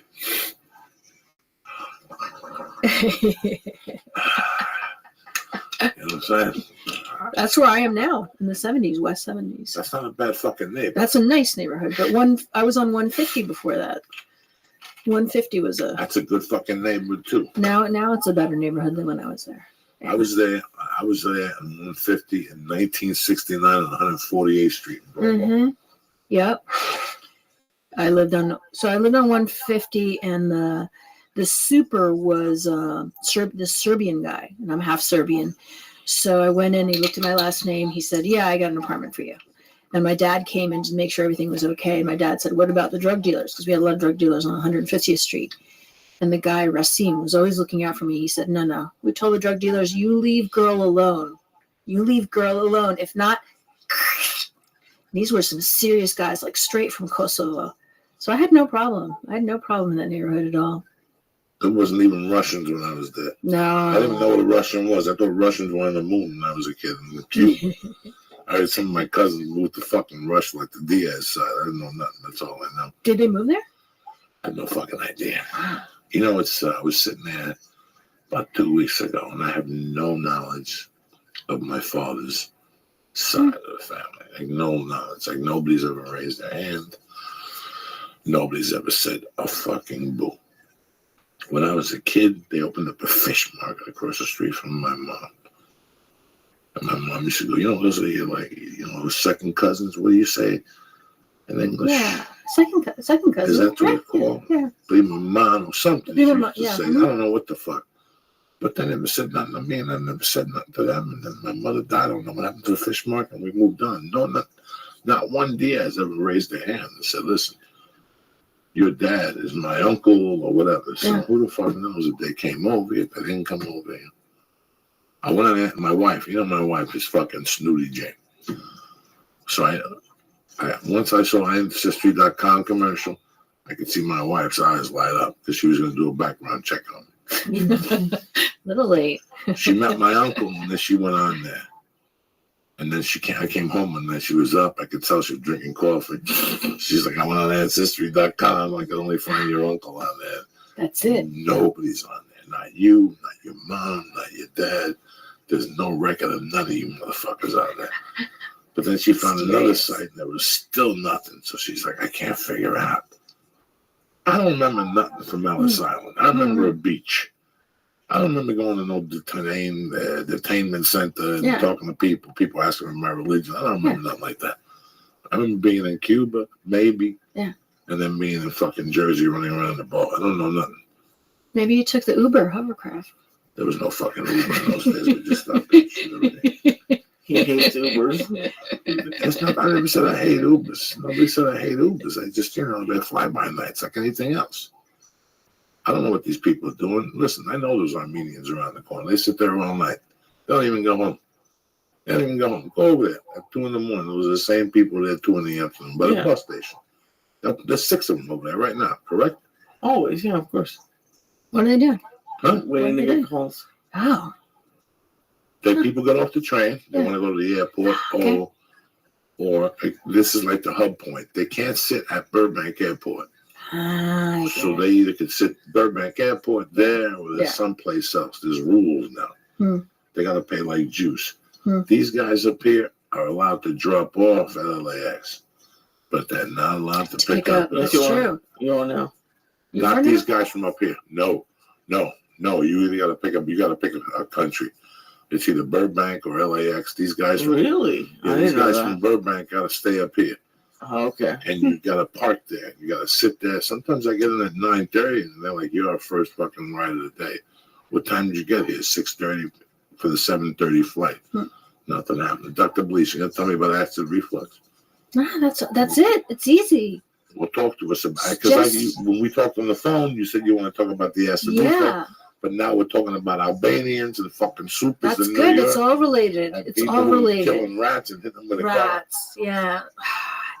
I actually saw a YouTube video with rats that they were teaching them tricks, and they actually seemed not the New York City rats, because I can understand that people don't like them, but these pet rats did not seem like a bad pet.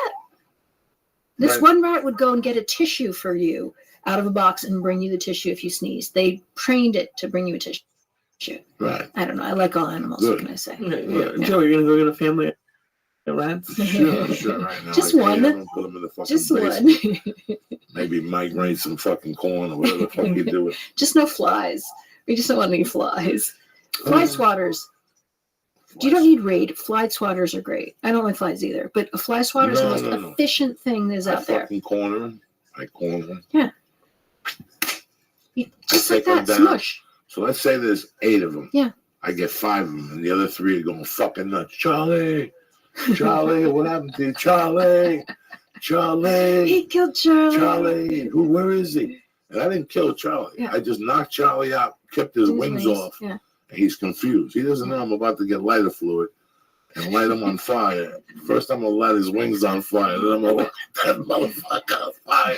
Did you let his wings on fire in front of him? Like, you're like, Oh, watch fuck your wings yeah. Oh, burn. fuck yeah. Oh, fuck yeah.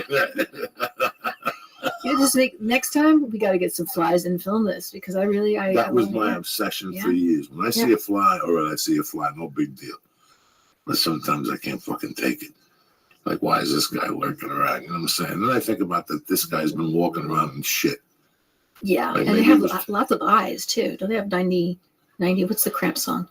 I don't know. 95. There's a lot of eyes. They have lots of eyes. You don't know? Lots of eyes. It's not just 2 eyeballs. They have lots of them. Yeah, they're pretty creepy. Private eyes. I don't know. eyes. No, this is the first book I read that it just made me more aware of what was really going on. I think even the breathing has decreased my appetite in ways. Yeah. Just I'm feeling muscles there that I never felt before now. Sleep is an issue. The weight is an issue. So You've lost weight. You lost weight since I've seen you. What I did was burn fat from the fucking Good. jiu-jitsu and from the kettlebells and from walking Mercy to school and from watching my carbs. I got the eggs out in the morning. I just wanted to get the eggs and the fucking toast and bacon out. It's been 50 fucking years. How many pieces of bacon can you eat before you fucking die? How many egg whites can you eat? You know, it just gets fucking old. Right. So now I get almond milk. I throw some blueberries. I throw some fresh strawberries. My wife freezes Good. some fucking other berries. I throw half a banana in there. Bing, bang, boom. I take my fucking pill. I drink half it. Then I take my other pills and I do a CBD oil. And that's it. That's good. That's And a good breakfast. That hits me till 10 o'clock like a soldier You eating the apple? at night. Good. 1 apple and maybe sometimes 2.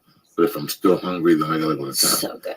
You know, like Weight Watchers says, right? What do they say? If you're hungry, go eat an apple. If you ain't hungry for an apple, you ain't hungry. You ain't hungry. So Yeah. I eat 2 apples. If I'm still hungry, Put then some I gotta peanut go. butter. Put some peanut butter on the No, apple. that's disgusting. No, you don't. I ate peanut butter solo like Michael Jackson. You know what I'm saying? I ain't put Michael Jackson.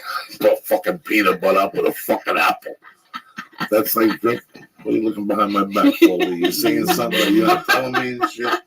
No. I didn't know fucking if Clint Eastwood was talking to you, let me know. You know what I'm saying? I'll call my friend and we'll take care of this. The stress part of your book was very interesting. Did you take the stress test? I didn't take the test, but I Oh, know stress I test know is it's I know it's good. very high. The stress test is good. Those are good questions. Yeah, nobody can sleep because of their stress. And your cortisol goes up. And if your cortisol goes up, then you can't get rid of fat on your body. It's really hard to. So, And that's what happens with the sleep apnea. Cortisol shoots, you put weight on like a fucking savage. Exactly. Before we forget, I got to drop this on you. I really took that statement you said to me about the breathing. See, you didn't fucking tell me that you got to do a warm-up before you see how many seconds you could hold your breath. Especially me, I got to blow out the old reefer. So I did a little experiment, right? The more time do the exercises and then hold my breath, the longer it goes. Nice. So instead of being 22 now, the Yeah. first one's 30. Yeah. And the second one's like 36, 38. I panic in my mind. Yeah. But at least I got it up a little bit. Nice. 40 yet? What's 40? Have you gotten to 40 yet? No, I got Okay. close and I fucking panicked. Okay. But I heard sirens and, some Chinese people. So, but I also noticed if I do a cold turkey, it's a fucking disaster. Like cold turkey, sometimes I can't even make 22. Okay. So cold turkey with no exercise. Wake up in the morning, drink cold water, relax, boom, exhale, no warm up.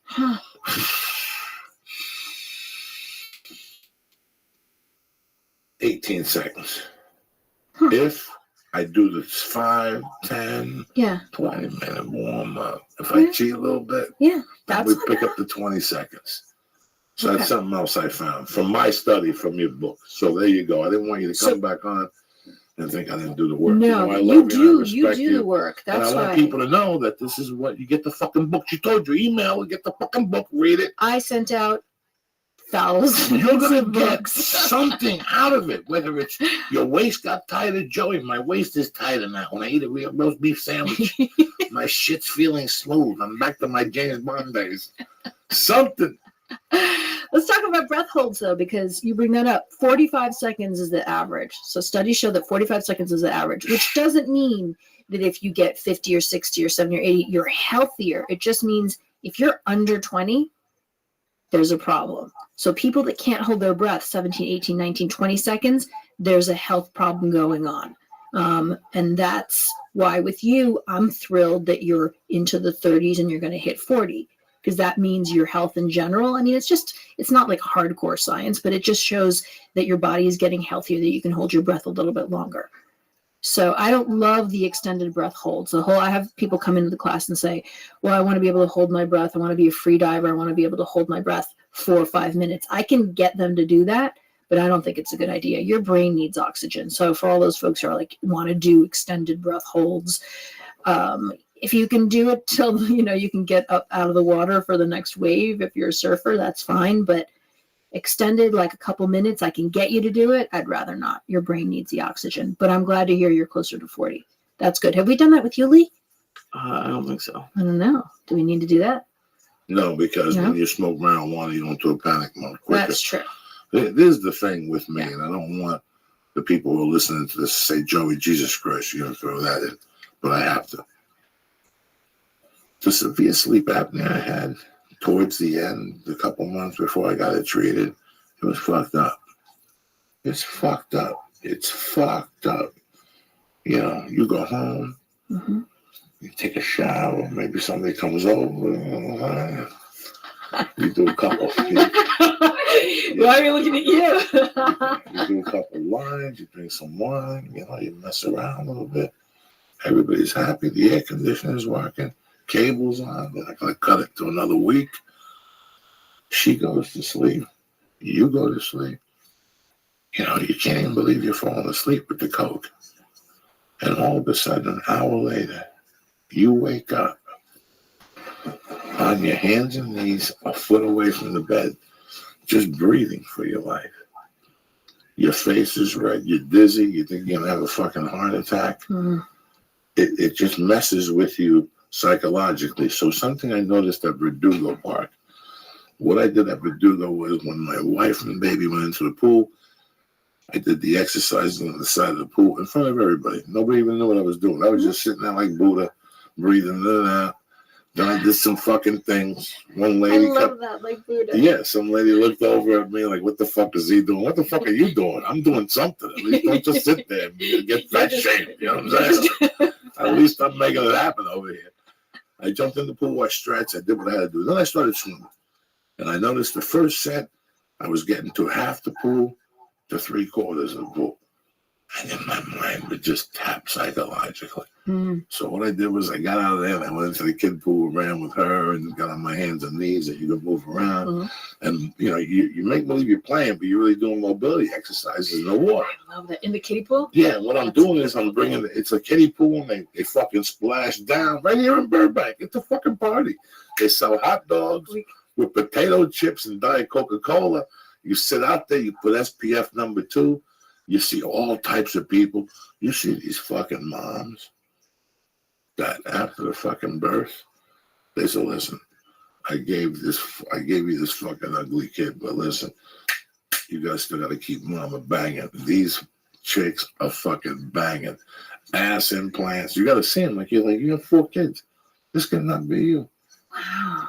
These freaks are out there at the kiddie pool shaking that ass. Unbelievable. Can you tell ass implants? Can you tell? I can't tell, but I hear the you're other professional. women. No. I don't. No? I look, but I look down. No, I'm I ashamed. know that. Yeah, but still, like There's I mean, kids they in the have to look pool. different. I don't know, but when I went to the hot dog side, you know, white women. Look at them; they're disgusting. They sit out there. I don't even know what country they're from. Last time I was getting hot dogs for me and the baby, I heard them out there. The women going, "Look at them! Mm-hmm. They're all fake. Those are ass implants." Huh. So if women are saying that, what the fuck do I know? I don't know nothing. Well, they are getting them. I mean, there's a lot of ass implants out there, or you can do lots of squats. I don't know. I'm a big believer of squats. Yeah.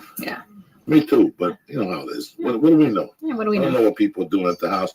Let me give some shout outs here. Chaz Fuego, Chair 7 Raj, Fens Ledbetter, Joseph Gibbs, Andrew Fillmore, I sell Justin Judikin, my main motherfuckers, Hero Jr. They'll be at Lafayette, New York City, the Bowery, 721 and 831. That's August 31st. They'll be at the Viper Room here in Los Angeles. And Art Vandelay. Also a shout out to that fucking savage there. Dr. Lisa, I'm happy I read the book. I'm happy I stuck to the format. I made little I'm notes. proud of you. You know, I didn't do the progress I thought I would do in jiu-jitsu, but if I judge what happened Monday, at least I stuck it out to the end of class. I wasn't fearful. Even at the end, I found myself rolling. I was chasing some guy. He was about to throw me on my fucking back. I'm not going to let nobody in the bell ring. I was like, oof. I fucking survived that shit. I ran home. I dropped like a fucking Advil, CBD tablets, and I made a protein shake with no bananas. And that's it. I'm trying, Doc. And this book is great. I think if you don't get it, I think you'll get something out of it. Whether you look, when you heard the drummer and the fucking tattoo artist, what does that tell you? Cowboy. You know, I guarantee there's a ballet girl that ain't breathing. Mm-hmm. I guarantee there's a banker when he's counting money, he's not breathing. Mm-hmm. That means that there's so many aspects that you find yourself not breathing. But now Lee's breathing. That's the important thing, right? I love the idea of videotaping Lee and just having people want to watch what they need to be doing. Look at that. Exhale, squeeze, tipping at the hips. Beautiful. Inhale forwards. Keep your eyes open. Good. Exhale, squeeze till your hips open. See? Now, it's a lot of work to do this for 24 hours. How long does it really take for this to become a natural muscle? You can do it in 2 weeks.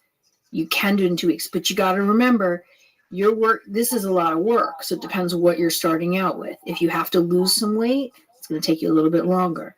But there's 2 reasons why this is natural. Number one is you used to breathe this way. So it might have been 48 years ago, but you used to breathe this way. And the second thing is that the only reason God put a diaphragm in the middle of your body is for you to breathe with it. So your body's supposed to breathe this way. This is not unnatural. It's totally the most natural thing that's supposed to be happening. We just got to break that bad habit of breathing with the shoulders.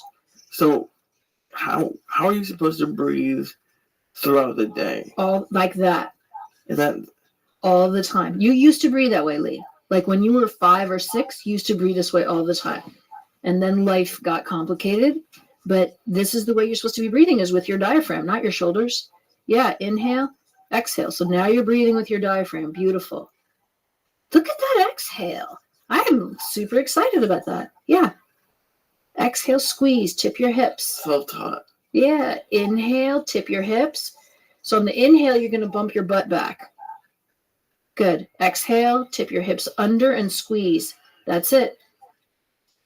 See, Look Lee? at that. Exhale. Now your bong hit is going to be like Snoop Dogg. Huge. Snoop Dogg We'll bong test hit. it after the Yeah. show how big your bong it'll be. Just because I love you. Okay.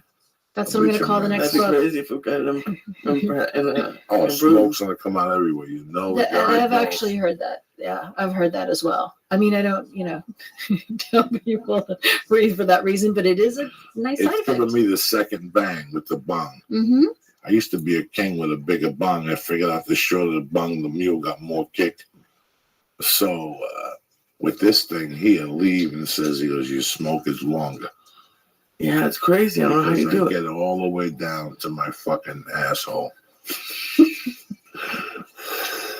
And then you open that motherfucker up and do the swimmers. Add some more to that savage, a little more, and then right there, That's then the air number packing. one, and the blah, blah, blah.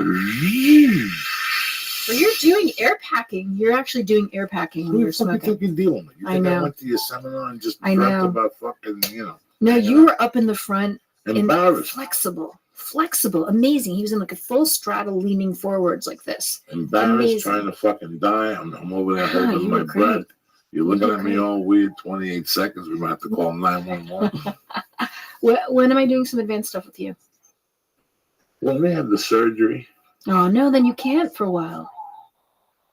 well, they're putting 2 straws in my nose. The straws come out on the 18th. I don't know what time. After that, she says she wants me to take it easy, but that has nothing to do with breathing. It's not like you're going to smack me in the face by mistake, kick me in the face or whatever. Like the Spider-Man movie. The only problem we're going to have is if we're breathing and I blow a fucking blood booger out of my nose, That's okay. I'm going down. Oh, you're going down. And you don't want me to go down where you're at. That's No, embarrassing. no. And I got to get up and drive home from wherever the fuck your office is.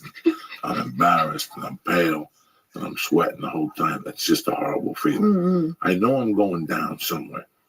I'm Not- trying to be realistic with myself. But I'm going to stick to the breathing. Well, if you're gonna go down when I'm around. That way, I can make sure you're okay. Don't go doing it when you're on the 405 or. Well, I'm not going to go down the 405. See, I'm the type of guy that once it happens, sometimes I control it. But that means I tucked it under the carpet. Mm. So it's going to come up somewhere later on. Like last night, I was fine. Yeah. I went over there, they stuck me with the 2 needles. I breathed it out, breathed it out, breathed it out, breathed it out. But the whole day, I didn't take the fucking bandage off because I knew. Yeah. Okay, I get home, the baby starts asking me fucking creepy questions. What's under the bandage? I said, listen, I went to the doctor.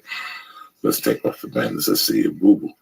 I took off the bandage again. I looked back at the cotton little ball they gave you. There was 2 spots of blood. About 10 minutes after that, I had to lay down for an hour. Mm-hmm. Like, I just see that shit now. I thought about the surgery and the splints and the fucking stitches they got to take out on the 18th. Jesus Christ almighty, I need this shit in my life. So should we visit you in the hospital? No, I'm only there for fucking 4 hours. I'm in at fucking 8, starving to death, and I come out at 3 with a fucking pain in my nose. Who wants to eat anything? You gotta eat Jello or some shit, or milkshakes or some shit. Oh, Lee, just thinking about it. Look at me, I'm already getting pale. Just fucking thinking about You it. have chocolate pudding. Do I look like the type of guy that's got Ice chocolate cream. pudding? What? You get to eat ice cream. Yeah. Oh, Oh, ice cream here. what? Ice cream. I don't want no fucking ice cream. My nose is gonna be hurting. They gave me goddamn Percocets. You know what would be perfect? Hummus. What's with the hummus? Oh, he hates hummus. Just push the buttons a little bit. You're bad. You're bad. Okay, so I'll just work on him then while you're recuperating. Yeah, I gotta see you somewhere before the fucking 31st, Doc. Yeah. We gotta adjust this. My nose is gonna be fresh. We gotta get it back to The fresh nose. I like that. like, Let's think of the upside. Fresh nose. the upside. It's like Caitlyn Jenner after the surgery. It's brand new. He's 66. He's ready to fucking rock, Jack. He's alive. You understand me? The word on the street is I'll be alive again because I'll be able to breathe. Get fresh oxygen or some shit. Fresh nose. Fresh Fresh nose. nose. A fresh nose. They're not going to shrink it. It's still gonna be a fucking bugle. I'm not Michael Jackson it up for the third album. Don't do that. Don't do No, that. all That would it look is crazy. is opening up some airways, Doc. Mhm. What do you know about this shit? It's not the one with the pads and the pull it out 2 days later. She said there's still a lot of bleeding. I can't take aspirin. I can take Tylenol. I just know that you'll be able to breathe through your nose. Getting air in and out of that is going to clean it out. So this is going to be good. It's good. It's a good thing. Modern medicine and cleaning out your nose. Fresh nose for Joey. We like that. This is all because I joined jiu-jitsu. I realized I couldn't fucking breathe. Can you believe it? It's all because of For years, I jiu-jitsu. didn't know what it was. And I had to come to terms with it. Then I watched the Whitney Houston thing. And they said how bad her nose was. And I said, if her nose is bad, God, but I'm from the same fucking neighborhood. I was snorting the same shit. As Whitney. Huh? As Whitney. Probably. Probably. Englewood right there is the same fucking shit for years. So, you know, what's the difference? This is going to be good. Let's reframe. This is actually a good thing. I just don't like none of this shit. I don't like getting needles on an empty stomach. It creeps me out. No, I understand. I actually tried to overcome my fear of needles and I went to give blood, and they said, oh no, you're one of those people. So I guess a lot of people try to overcome their fear by giving blood. Yeah, it was not good. I went down. I was down. Yeah, but I gave blood. You know. How much? An ounce? Not so much. Yeah, I think they threw me out. They threw me out. Fresh nose. That's what I was impressed with the most the other day was that it was a long needle. And I breathed it the fuck out. And it felt like forever. Like usually it's half of that, but it felt like fucking forever. And I just kept breathing. And I just picked up the pace. And then I just started laughing on purpose. I just started laughing so that fear wouldn't come in. I'm like, fear. Beautiful. And I just started giggling. I was thinking about weird shit. I don't even know what the fuck I was thinking about. And then she finally bent my arm down. And I just kept laughing for a couple minutes. And I opened my eyes and looked at her. I'm like, what the fuck just happened? And she goes, I'm sorry, baby. I missed the fucking vein the first time. Yeah. Oh, geez, my feet are still tingling. My feet are fucking still tingling just thinking about it, Lisa. I have to ask for the butterfly needle. With the little baby one. Lee, listen, you're my brother. I love you to death. There ain't a butterfly needle to go through your little chubby arm right now, right? They gotta give you the fucking. They gotta give you a butterfly fucking needle. Are you kidding me? They need like 3 of them with a chisel and a hammer. They got a hammer into your arm and shit. We have a system, but it works. No, it don't. There ain't a butterfly needle that goes Look it up, I'm telling you shut her when you bend the needle, just like me. I don't shoot it. I'm just saying. It's a hypothetical. If you did, you try to put the needle in your arm and it just bend. It just me, you don't like those type of guys. Trust me. Ooh, I don't even like uncurling my arms. Yeah. Listen to the sound of your breath. Let yourself when you're there again, because you can get this done with, is just listen to the sound of your breath. Remember me saying this, is that just listen to the inhale and exhale and focus on that. So make your breath noisy.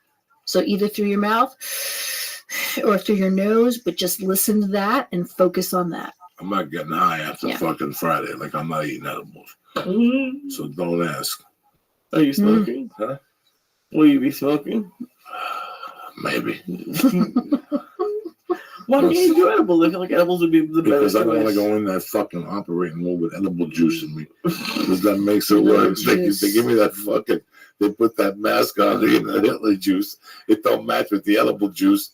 And here I am, fucking morphed. I think you might have needed more than a 3-day weekend. So take the edible juice out, all the edible juice you have. Dog. I ain't doing edibles after time. I'm going in there clean and sober, you understand?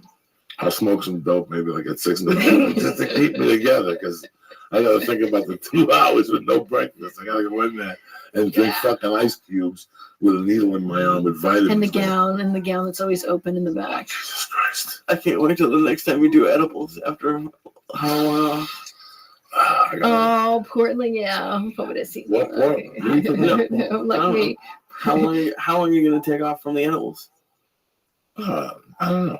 I gotta see. Listen, well, let's get the operation done, and then we'll worry about all One that thing shit. at a time. Yeah. I can't breathe out of my nose for a few days, so that means there can't be no edibles because I get anxiety. Right. Mm. If I go down, they can't put the ammonia in my nose. I'm a big dude. It's not just one thing with me. They put one of these fucking nostrils now at my age. So this is going to be a tough week for Uncle Joey. The sleep apnea is. mask. Sometimes the air blows the snot down to your throat, so you can't sleep at night. So I'm going to have to sit in a fucking chair. So I'm prepared for whatever next week. I got no plans. I got no expectations. We're going to do a podcast Sunday night. I'm not going to do edibles, breathe a ton of reefer. I can't eat aspirin, you know what I'm saying? So I got my heart at danger, so I got to be careful. I can't get excited. You know what I'm saying? Mm. No tight shorts, Dr. Belize. No tight shorts. I wonder if I actually I'm have. just teasing you. So that's the deal. That's the deal. It's a simple fucking procedure. It's It's 2016. It's not a big deal. But in my mind, this ain't my world now. There's people that go in there and give blood and they give arms and, God forbid they do all that shit. The processed needles. And they got a by the way waiting for me, I'm not fucking stupid. I know they got a by the way waiting for me. You have no idea. They usually... What do you mean? The one time they put a tube in your nose and shit, you have no idea. They didn't even give me a needle in my eyeball. They're gonna do something to me. They're gonna pull some Louis L'Amour shit. Like, I can feel it coming. There's always a by the way. Remind me to call them tomorrow. You don't for nose surgery. If they're putting a needle in your eyeball, you might need to have it. He's just thinking the worst. See, no, we shouldn't talk about I'm that. telling you, they always throw Louis L'Amour on you doing the operation. Right when you get there, they go, well, we'll have to stick one time for my shoulder, when I took the fat ball out of my neck, they stuck a tube in my thing. I couldn't breathe for 6 months. I could feel it all the way up here for the sleep apnea. I almost fucking died. Oh, Lord, please help me. Don't do that again to me. New nose, reframe. New nose. I'm sorry, people. I'm having a nervous breakdown. If I'm not having a nervous breakdown, who best? We're family, right? You'd rather me... Listen, if you hear me drop, that's fucking radio history right there. We were there the night. It's like Orson Welles when he fucking attacked We were there everybody. We were there the night Joey fucking passed out on his own stories. Passed out on his own stories. Because that's what happens. I work myself up. So Yeah. I'm very sorry. I'm watching it. Yeah. New nose. This is good. 2016, do thousands of these. You'll be out. Boom. So what's the breathing out of my mouth when I wake up going to be like on Monday? So you know what? Breathing out of your mouth, if you're not focusing and keeping it low, can make you more anxious. So I don't love you breathing out of your mouth, but if you have to, you have to. No, then my nose going to be fucking clogged up. So what do we do here next week? What's the plan of attack? Next week is that you have to make your breathing noisy like you are right now and listen to it. Exhale, slow it down. As slow as you can. Big inhale and exhale, but I actually want you to move forwards and back. So inhale, release your belly, exhale, squeeze it. Squeeze it and exhale. Okay, here we're gonna have Lee do the visual because I love the visual of Lee. I'm sorry, you're just so good at this. Inhale, good. Exhale, squeeze. Keep your eyes open. This isn't. Inhale. This is a great idea. Exhale, squeeze, tip your hips. So here you go. Watch, Lee. Ready? Inhale. You're going to bump your butt back like you're doing Valsala. Exhale, squeeze, and roll your hips under. That's inhale. Exhale, squeeze. Okay. So inhale. We're going to do it together. All right. Group breathing. Good. Exhale, squeeze your belly. That's it. We're going to videotape this for you. Inhale. What do I need exhale. that for? I want you to tell me. Here's what I You're want going you to to do. slow it down. You know what? I'm going to send you an audio. I'm going to send you an audio of a breath People gotta torture you. All right, so right here. So you can I listen wake up. Yeah. I wake up in this fucking emergency room. There's lights, people looking at me on weird. I can taste blood in the back of my fucking throat. I'm trying to be honest with people and myself what to expect. I'm not going in there and telling them to wake up and walk out of there. I know me. I'm going to get up, taste the blood, whatever the fuck's going to happen. Now what? I can't breathe out of my nose. Now what? You're not even going to think about it. You're not going to even try to breathe through your nose. So you're going to breathe in through your mouth. So you're going to, let's do it together. Ready? Slow down. Slow down your breathing. You're hyperventilating. So inhale, relax. Exhale. Let's do it together. Inhale, 2, 3, 4. Hold, 2, 3, 4. Exhale, 2, 3, 4, 5, 6. Hold, 2. Ready, inhale, 2, 3, 4. Hold, 2, 3, 4. Exhale, squeeze, 2, 3, 4, 5, 6. Hold, 2. Inhale, 2, 3, 4. Hold, 2, 3, 4. Exhale, squeeze, 2, 3, 4, 5, 6. Tremendous. Hold, 2. Okay, so that's called tactical breath. It's from the military. I'm going to send you the audio for that. Anybody else who wants it too, I can send you the audio for that as well. So that's a tactical breath from the military to calm you down when things are blowing up around you, and that's how you're feeling. So that's the breath I want you to do. I'm going to send you the audio, okay? That will chill you out. So you see what I live with. Mm-hmm. I get myself fired up. You get yourself fired up? So I know one night this week I'm not sleeping. Oh. Like I just lay down and all of a sudden I'll see needles and fucking doctors and white cloths and shit. The worst is when I could actually smell the alcohol. That's when I know my mind is a fucking douchebag. Well, your imagination is so vivid that it pulls you there with all the difference. Oh and my I'm God. listening to you with the smelling and the blood and the blah, blah. Yeah, no wonder. I mean, it makes Well, you. You gotta take yourself deep. You gotta take yourself deep. You can't fuck around. You're just taking all of us deep. Yeah. You gotta We're take all there yourself with you. deep because if not, you're gonna bump into Louis and then you're gonna go, I didn't know Yeah. about Louis. You gotta expect Louis. Really? When I walk in there, anesthesiologist comes in, I gotta go, listen, what's your plan of attack? Well, I'm thinking of sticking a tube in your ears and taking out your fucking. No, listen. I gotta go home. If he says that, you should go home. But I think that. No, they gotta do it in my mouth and I gotta get used to it. This is gonna be I can't breathe. That's right. They gotta put the air in my mouth unless they find a different way. You're going to be okay. Oh, Jesus Christ. No, this is good. Any other time, any other country, you just have to deal with this. So I want you to, I mean, I'm not going to get corny on you, but I want you to go to a place of being grateful that you can have this surgery and come back a better clean nose breathing man. And I'm going to make you breathe again. 2, 3, 4. Amor.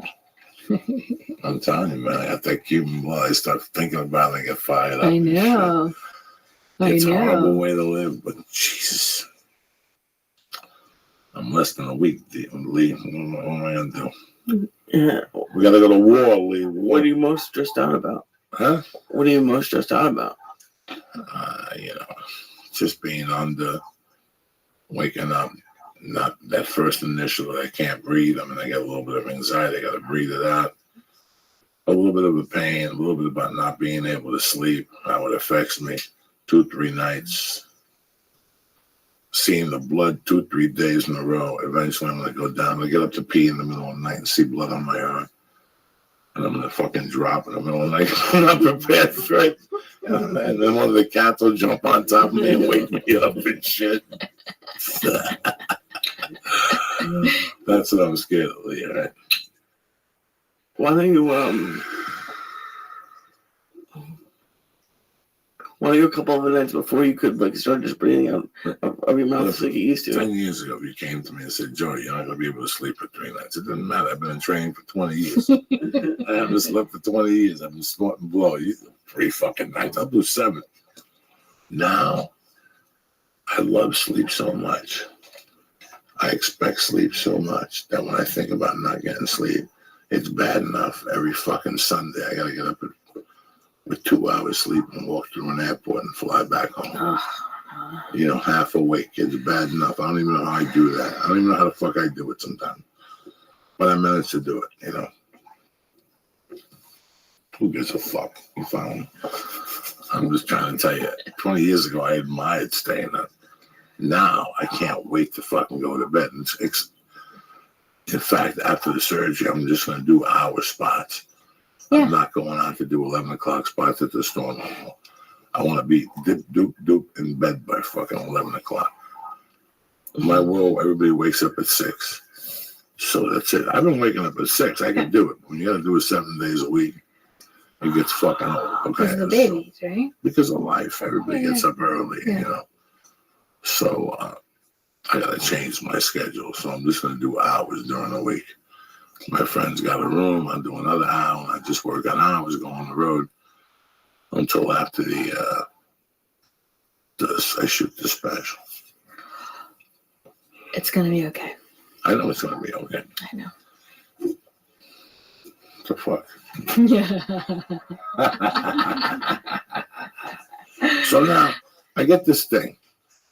I get this goddamn thing. This flyer from Facebook, and it says Dr. Belize, July 30th. I'm scratching my head. I go, I just talked to her. She says she's going to be here next week. Why is she waiting 4 weeks to do a seminar? What are you doing the next 3 weeks? Oh, let's see. A lot of video. So we're doing the video for the book. Okay. The book is coming out in December, so we're doing the video for the book. Some teaching, some breathing for warriors video as well.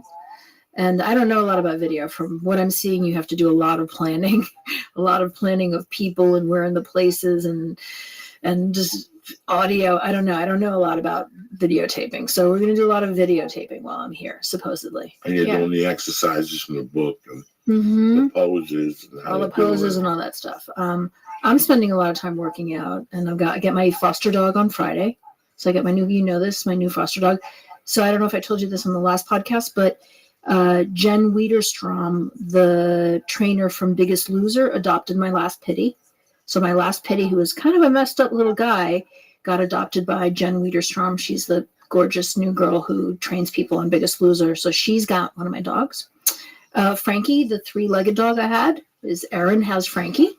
She adopted him. You kept Frankie. You said Frankie. Frankie's a cute dog. He's a tough sound. He's a People tough are like, sound. what the fuck am I going to do with 3 legs? Yeah. And he's beautiful. He's a great dog. He's beautiful. He has so much heart in his eye. I knew something. Lee almost took him. Oh yeah, he was great. He was a great dog. Great dog. Yeah. He's a good guy. And then Sophie is a mini pit. So she's 40 pounds. I get her 38 pounds. Little mini pit bull. I get her on Friday. So yeah, I got work to do. I got writing to do. I'm going to see some patients. The 31st is the workshop. I've got a code. I love the church. So if anybody wants to come to the workshop on the 31st, you get a discount by putting in I love the church. The seminar, is that? No, we actually need more space than that. So it's going to be somewhere else. Okay. Yeah, it's going to be somewhere else. Dynamics. Yeah. Dynamics. They have a lot of classes going on. It's hard to slip in there. Okay. It's hard to slip in there. Yeah.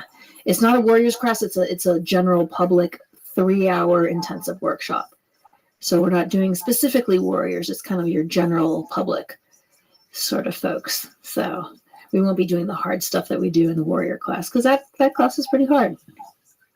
No, it wasn't that it was hard, your class, by no means at all. I think that it put me into a little shock. I didn't know what to expect. I didn't know that was coming my way.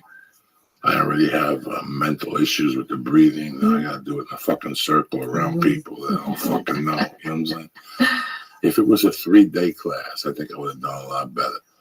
I'd love to. Because by the second day, my anxiety level goes a little down. I trust people. I talk to you. I talk to her. Einstein's there. Yeah. It doesn't fucking matter. Einstein helps me. And now by the 3rd day, you could see that, oh, okay, look at what happened. If something happened, oh, maybe it's falling. No, my heart rate slows down. Yeah. I feel a lot better there. I'd like to do a 3-day. Oh, that's good. Yeah. Hey, I've got a TEDx coming up in November. You know those TED Talks? You ever listen to those TED Talks? No. No? Lee, you ever listen to TED Talks? Yeah? Interesting, yeah. Yeah. So I got one coming up in November. What's it about? Breathing. So the only thing I know about is breathing. Well, I know about breathing and I know about psychology. So yeah, it's definitely gonna be about breathing. Yeah, that's what I got coming up in November. Yeah, but life is good. Life is good. Just keep it simple. Training, going to the gym. Yeah. That's what I like. Got my dog. I get to go to the beach. Yeah. How are you doing? Wow. Well, I don't know what to tell you, man. It's always a pleasure to see you. I always learn something from you. I've learned so much from this book. Like I said, it's made me much more aware. What the fuck is that? Like, I think she woke up in the part of my stomach. what is that? Who is that? Is that you, Lee? Is that me or you? Well, I have no idea. It's either the music or your I'll take the stomach. blame for it. I heard it. I don't know if it was me or you. We drink more juice. I was over They there. went, no. I was over there. Oh, no. They went, moo. That was Lee. That's disgusting, Lee. You better not stink. It's definitely you. Nothing's That's not smelling, you. so I we're didn't okay. fart, I don't think. It's possible, I guess. You know, it's not fair to have only 2 hours with you. Because I'm sure you go for hours and hours and hours. Oh, And I people, do. You know, there's seminar, people say, fuck, I just listen to the podcast and stuff like that. That's good. I don't mind. As long as you learn, I don't mind. I don't really care. Now, I again, mean, because I'm interested in this, just for GP here, the acid reflux. How old are you when you start getting acid reflux? you know what? Is it from eating pizza? Is it from eating? It's from eating too fast and not breathing with your diaphragm. So if you're a vertical breather the way you used to be, but you're not anymore, breathing up and down, and if you don't chew enough, you're going to get acid reflux because your diaphragm is sort of a secondary esophagus. I get it sometimes. Yeah. I don't get no taste or nothing. Yeah. But sometimes at night I get really fucking high, like tonight. Yeah. And I start eating like crackers or something, I go Yeah. overboard. And I find myself almost choking, but not really. You're And not it hurts at a chewing. point like something's ripping. Yeah. And That then means like, you're swallowing without chewing. and all of a sudden you're like, oh shit, something just happened, but well, fuck it. Where's the phone at? Yeah, you're just not chewing. You're just scarfing stuff down. I remember reading about a woman who actually was eating Doritos and she just scraped up the inside of her throat because she was eating so fast. So just the point being is that if you have acid reflux, just chew your food more and breathe with your diaphragm, like Lee has showed us, of inhale, you relax your belly, exhale, you squeeze. And once you use your diaphragm, it actually helps your esophagus work better and keep all the acid down. So, and do the vinegar and water. Antacids are not good for you. So the vinegar, apple cider vinegar, 2 tablespoons with a glass of water, chew more and breathe with your diaphragm, you're set. It's Listen, gone. I'm anti-apple cider, right? If it doesn't work on my fungi toe, I I don't want it in know. my I don't know stomach. about that toe. What are you doing about that? Well, they have a pill now that you take, and it's like a recurring fungi. I went to the doctor, and the doctor's like, no, it's a skin rash. Well, doc, I'm telling you, it'd be like 4 months. It comes back, maybe it gets hot, and it starts with like jock itch. Next thing you know, my ass is itchy, not my asshole, but my ass, like the cheeks are itchy. Like I just get this rash. So he gives me an ointment, then it goes away for 90 days, and it comes back. So I'm not sure if it lives with me. He gave me the blood test. He says since I'm taking the blood pressure medication, I can't take that fungi medication that you take for a year. Well, we're going to get you off the blood pressure medication because you're going to be able to keep your blood pressure down, and then you'll be able to take the fungi medication. Like I said, and this is, I switched doctor. One time, something happened, and my doctor wasn't in town. That is a true story. So if you're part of the SAG insurance group, you have to go to where you live. I lived in Hollywood when I lived here, so I went to Bob Hope Medical. But you have an option when you move into the valley. You go to a place called Toluca Lake. It's across from Boston Market and the Jamba Juice and the liquor store where I saw the transvestite that night at like 8:30 at night getting an ice cream cone. So whatever the fuck, dressed up. I don't know what. I don't give a fuck. I'm just saying. It was weird. It's Burbank. It's Disneyland across from the hamburger place where they get the cars from the 50s and fucking white dudes sit there on Friday nights. Look at my 54 Kururubi, whatever the fuck it is. They're wise playing the 50s music. You ever see that shit in Burbank? Yeah. It's cool as fuck. I love it. So, what's your point, Joe? I don't know what my fucking point is, Lee. What was I talking about? Fungi. So I went in there one day, and I went in there for something. And the doctor took the nurse took my blood pressure. She fucking walked out. Doctor came and he's like, listen, man, how long has your blood pressure been this high? I go, it's been high for a while. He goes, high? You got like fucking 190 over 160. I can't let you out of here. Yeah. He goes, I got to call into your family doctor. And I go, listen, it's fucking 4 in the afternoon. What do you think I've done? I haven't up since 7. I smoke dope. I don't drink. I don't do drugs, but I smoke dope. You know, and then I go on. I'm also allergic to whatever the fuck, blue coats. So he goes, I'll give you 15 minutes, but I can't let you walk out of here until you get it to this level.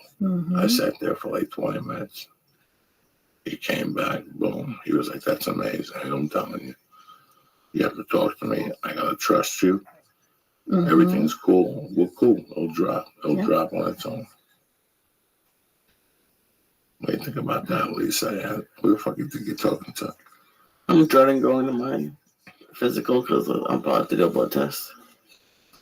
You're as tough as nails. They're going to give you the fucking, they're going to stick you with like 4 of those Benjamin needles. What do you call them? Little butterfly. What do you call them? They didn't have them last time. No, they didn't have them. They just told you that. They just told you that to make you feel good. Yeah, they just told Sure, you. listen. They put that butterfly on you like one of those fake tattoos that you put on, you wash off the next day. It won't do nothing to you. Hit me with the butterfly. You got some pair of balls, Lee. Ain't embarrassing the nurse. The nurse goes to the doctor. Doctor, come here for a second. The chubby guy wants a butterfly. Not in a million years. Insurance won't cover it. Tell him we're out of it. We're back.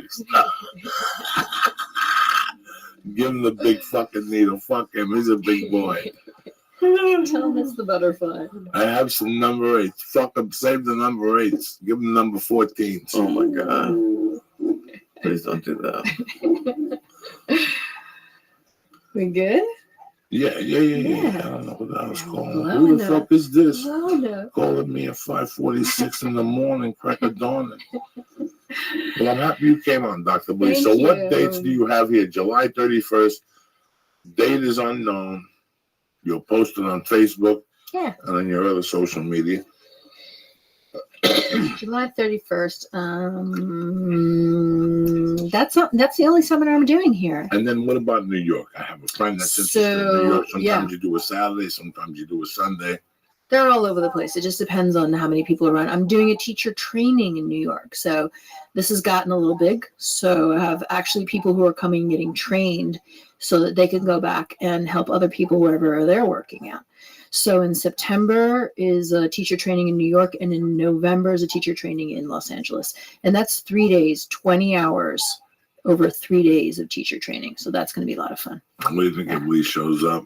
I think it'd be Do a great. little teacher training, breathes and shit a little bit. 3 days.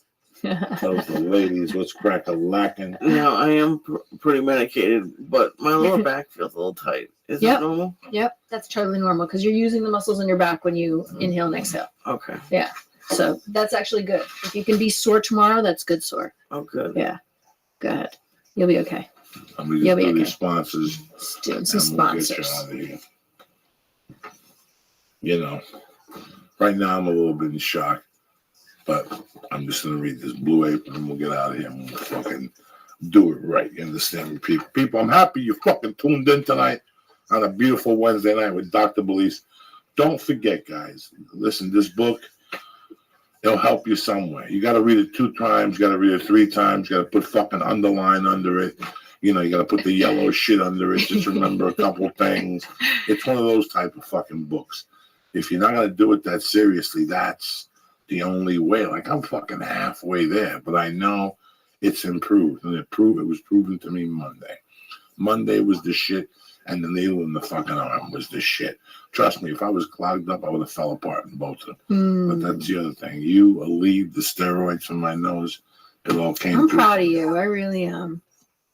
Hey, man, you know, I got this daughter. I got to go at least half. I know that you only get a certain amount of heartbeats. What you do with those heartbeats, it's up to you. How you get there, it's up to you. You want to run marathons, you want to snort coke with the bitches, you know, how you get there, it's up to you. So, I don't know. I'm sitting there going, Keith Richards and Ozzy Osbourne are still alive. Yeah. Both of the dudes that sang anthems to cocaine in the 70s and 60s are still alive. Poor Prince ate a couple pills, doomed. Michael Jackson fucking went to the dentist and stayed for a year. What the fuck? He just turned the fucking mask on. We went to the dentist. He just stayed for a year. I'm just gonna stay here, right here, Doc. Here's $500,000. Go in the other room. Just leave the mask on. I'm up for a little white Chinese guy. Let him stay in here and give me air from time to time and fucking fan me and cut my toenails. That's the way the TMZ won't know I've been in here for a year. Just 24-hour day gas. What's that? Just 24-hour Yeah, day just keep me, gas. can you imagine how like 80 mil? Just go to the doctor, so listen, doctor, I came over here for my fucking root canal. You shot me with that fucking juju juice. Let me ask you something. Let me ask you something, doc. Listen, how much if I came here for a couple? Absolutely not. I'd lose my own doc. Yeah. Doc, I'm talking about we start the price at $1 million cash. I gotta have a little fucking black midget come in here with a wig on that looks like Joe Pesci and JFK. I'll have him over here in fucking 10 minutes with a brown bag with $2 million cash. How much would that get me? Well, I don't know. Listen, this is what I'm gonna do. I'm gonna give you $3 million off the top. I'm gonna bring in 2 freaks, cheerleading outfits, the whole thing. Send your wife home. Send the Arabian chick that takes the phone call. Send her home. This is just us going deep and shit. Just a whole night. What do you think they do, Lee? You think life's a fucking fairy tale? They just throw $3 million at this poor bastard, and he sits in the dentist chair, and some poor little Chinese guy feeds him for 24, 36.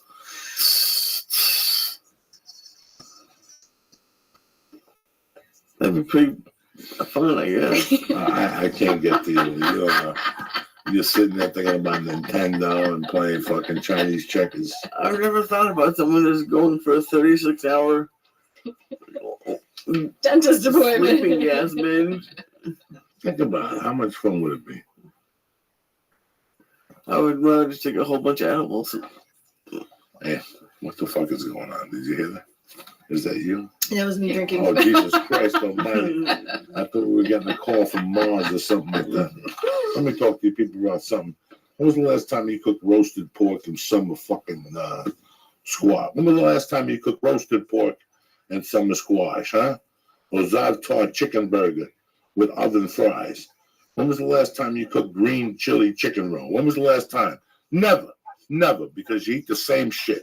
Every night you get out of work, you're in a rush, you go to the supermarket, you buy the easiest thing for the equation, and then you wonder why you end up looking like Joey, you end up looking like me, all fucked up, you can't breathe at night. This is why, because it all starts with that dinner. You ready to switch to a healthy alternative, and not only that, you learn how to cook? Listen, not all ingredients are created equal. Fresh, high-quality ingredients taste better and are better for you, okay? So it's important that you know where your food comes from. I've had a personal experience with Blue Apron, and I thought it was tremendous. Had to be about 3 weeks ago. They sent me a box. I don't know nothing about nothing. My wife cooked. I watched her. I helped her a little bit. But there wasn't much to do. All you had to do was follow the things, dip it in. I tell you what, I ate. It was good. It filled me up. And I could do it again. If I was a single guy, that's what I'd be doing. That's what I'd be doing, because for less than $10 per meal, Blue Apron will deliver seasonal recipes along with pre-proportioned ingredients to make your delicious home-cooked meals. Blue Apron knows when you cook with incredible ingredients, you make incredible meals, so they set the highest quality standards for the community of suppliers, family-run farms, fisheries, and ranches. Whether it's the Japanese ramen noodles or the wild-caught Alaskan salmon or the heirloom tomatoes, Blue Apron is bringing you the best, okay? Number one, recipes are created each week by Blue Apron's culinary team and will not be repeated for a year. They customize the recipes each week based on your preferences. Choose delivery options to fit your needs. You want just beef, they send you beef. There's no weekly commitment, so you get the deliveries you want when you want them. And each meal comes with step-by-step, easy-to-follow recipe card with pre-proportioned ingredients that can be prepared in 40 minutes or less. So by the time it's cooking, you're taking a shower, you're shaving your monkey, you brush your teeth, you put gel in your hair, you put some shorts on, boom, your meal is ready for you like a fucking doctor. Here's what we're going to do, all right?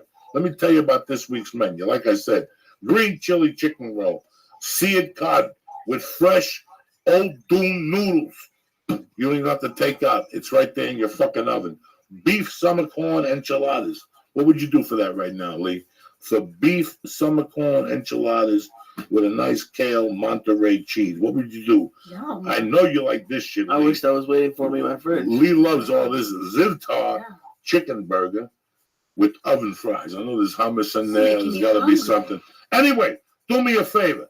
Here's what I'm going to do. Check out this week's menu and go for the first 3 meals free. That's right. Free shipping by going to blueapron.com/Joey. All right? Go to blueapron.com. See what they got. Check out the week's menus. I'm going to give you the first 3 meals free with free shipping. Go to blueapron.com/Joey. Listen, you're going to love how it feels. You're going to love how it tastes. You're going to create incredible home-cooked meals with Blue Apron. So listen, don't wait. Do me a favor. Right now, stop fucking around. You're just going to sit there, go on the computer, go to blueapron.com/Joey and get 3 meals on the arm with free shipping. Blue Apron, a better way to cook. I ain't fucking around no more, all right, people? If I'm going to talk to you about something, it's because the shit is crack-a-lacking. Don't sit there like Lee, all confused, 1,000 milligrams deep. That was better than Crazy Eddie and Tom Carvel all put I don't together. fuck around. I'm Uncle Joey. I got to drop it on these motherfuckers. And I'm Also, hungry now. you want to be healthy? This is Dr. Belize loves this stuff. Go to honor.com right now and look at the fine selection of supplements. The mixed greens It's are still true. out of stock. I love All that. right, they got the MCT oil. They got the fucking hemp protein. The cocoa. It's the best chocolate on the market. Listen, Alpha Brain, 100% guaranteed. I can sit here till I'm green in the face. Go to honor.com right now and look at the great selection of supplements.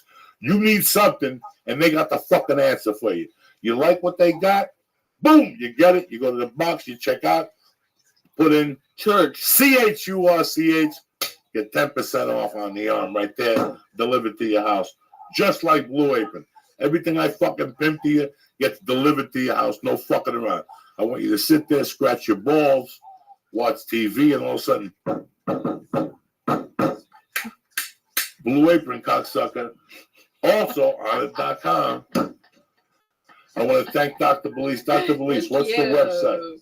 It's thebreathingclass.com. Thebreathingclass.com. Simple. Keeping it simple. And I want to thank my princess over here. Erin. Always looking fucking beautiful, drinking water, Stretching, stretching drinking her water, sexy toes stretching. and shit. Yeah. That's why Lee's been confused. He's looking at your little, Distracting, right? he's looking at your little toes, thinking what they taste like with barbecue sauce on them. and shit. Hummus.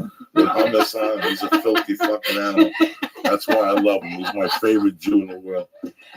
Don't forget, the No Expectations tour starts flapping 7/21, 9 days after my surgery, whatever the fuck the math is. I'm too fucked up to add. I don't give a fuck, all right? 7/21, Flappers, Burbank, the Yoo-Hoo Room, 50 seats. If you fart, everybody smells. It's that type of party. We'll be smoking reefer. The cops will be giving you tickets. It's our type of night. Dr. Belize, I want to thank you. I want to thank my princess. I want to thank my main man, Lee Sayat. And that's it. We'll talk this weekend. Don't forget, No Expectations Tour. August 6th, I got a casino in Oklahoma City, close to Arkansas. I got Denver, the 10th to the 12th. And I got fucking Nashville, August 25th to the 29th, something like that. All right, go on their fucking webpage, Zanies. Get your shit together. I love you guys. Thank you for the opportunity and a great week. This is my new fucking favorite brand, Hero Junior, dropping it. These bad motherfucking savages. Go see him this week again. Lafayette, Indiana. Why am I snapping my fingers? You see what I'm saying? I watched fucking West Side Story 2 nights ago, and now I'm fucking living it. I can't stand watching TV no more. 7/21, they got the New York City Bowery, and 8/31 right here, Los Angeles, at the Viper Room, bitches.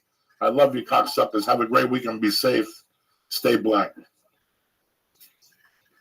are you waiting for? What are you saying?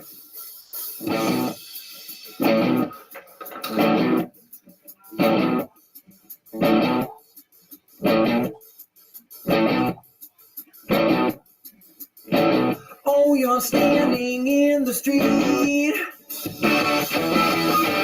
with open arms and in between. All the good, the bad, prepare.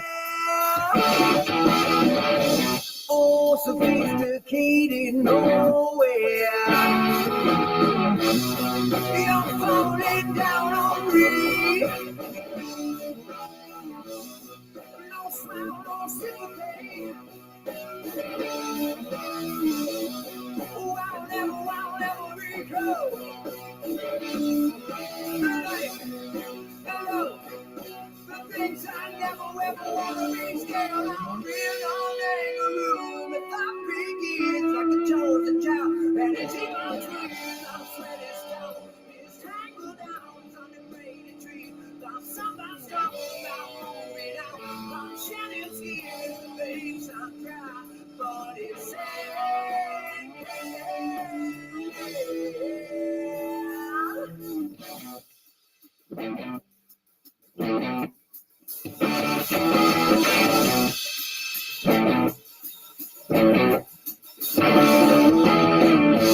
oh, you're wailing in the yard, blurry eyes and same old fog. Oh, the movie shoots itself. You're the mind where the crime does attack by someone else. You're falling down on me. No smile, no sympathy. I'll never recall.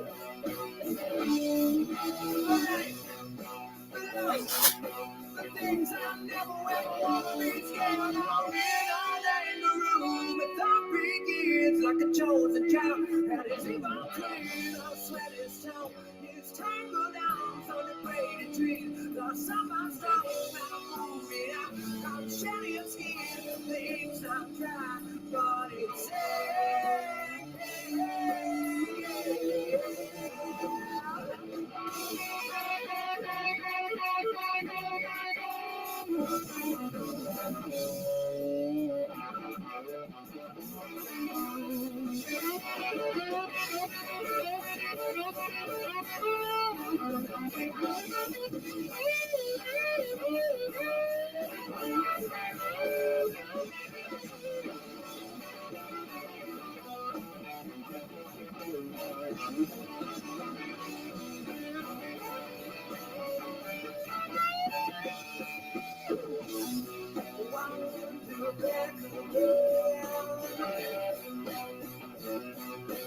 just to meet that day. My heart is all I see.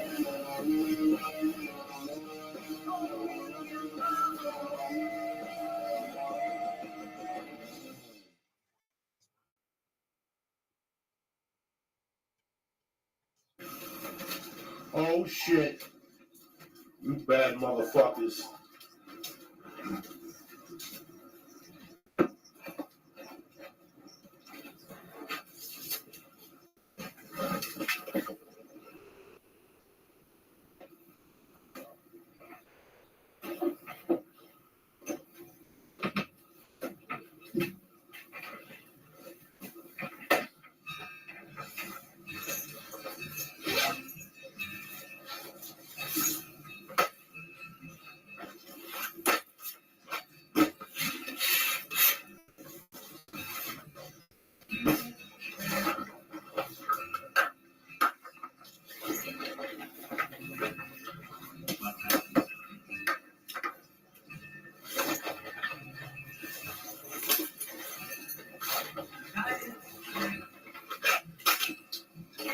Is yours?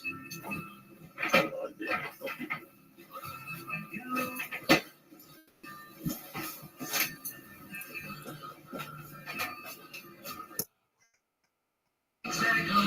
Bam! You bad motherfuckers. Uncle Joey here. Another fun-filled evening. We're going deep tonight into the metasphere of death. I can't do no stars because the anesthesia tomorrow. I'll get flashbacks. We got some. That's what the lady told me on Friday. Well, you don't make them. I'm professional. Look at this fucking reefer right here. Look at this. Now, when you guys go to New York, people tell you in New York we get Cali weed, you get Canadian weed. This is fucking Cali weed right here. Take a look at this fucking meteor of death right here. You see that right there? You see that? You take this up your fucking ass with a baster, you'll be high for 32 days straight. Don't worry about how much it is. Don't be asking questions. Check it out, bitches. I'm not even going to smoke this. I'm saving this for the fucking after surgery. I'm just going to look at it every day. Like a fucking periscope there. But never fear. Uncle Joey's here. We got a little fucking King Louis the fucking third. Oh my God. We got a little blue cookies that's tremendous in a bong. Right here, the bong of death. We're going to fill it up. You've got to be crazy. You got to have a real name.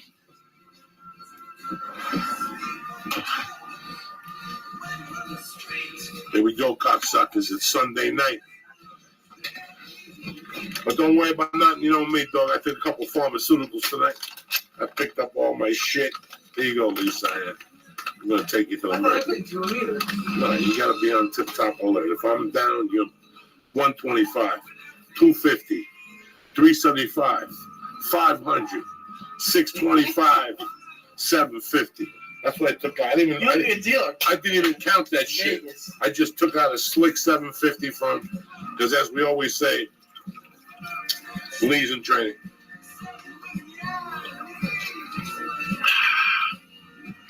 A beautiful motherfucking day to be alive. You know us, dog. Always trying to put the pieces together so that when they turn their back on you, you have the chance to pull the knife in. What are you, fucking nuts or what? We're going deep tonight.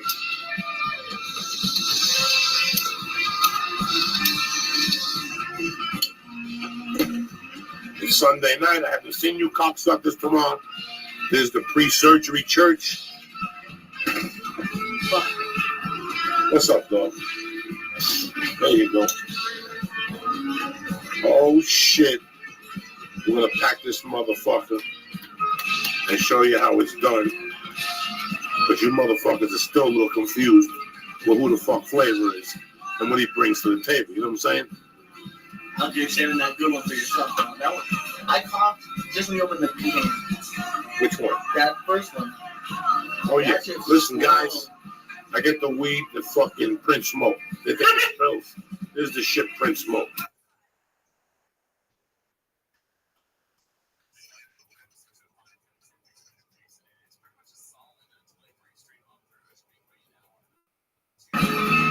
All alone, dying of cancer. Are you fucking nuts?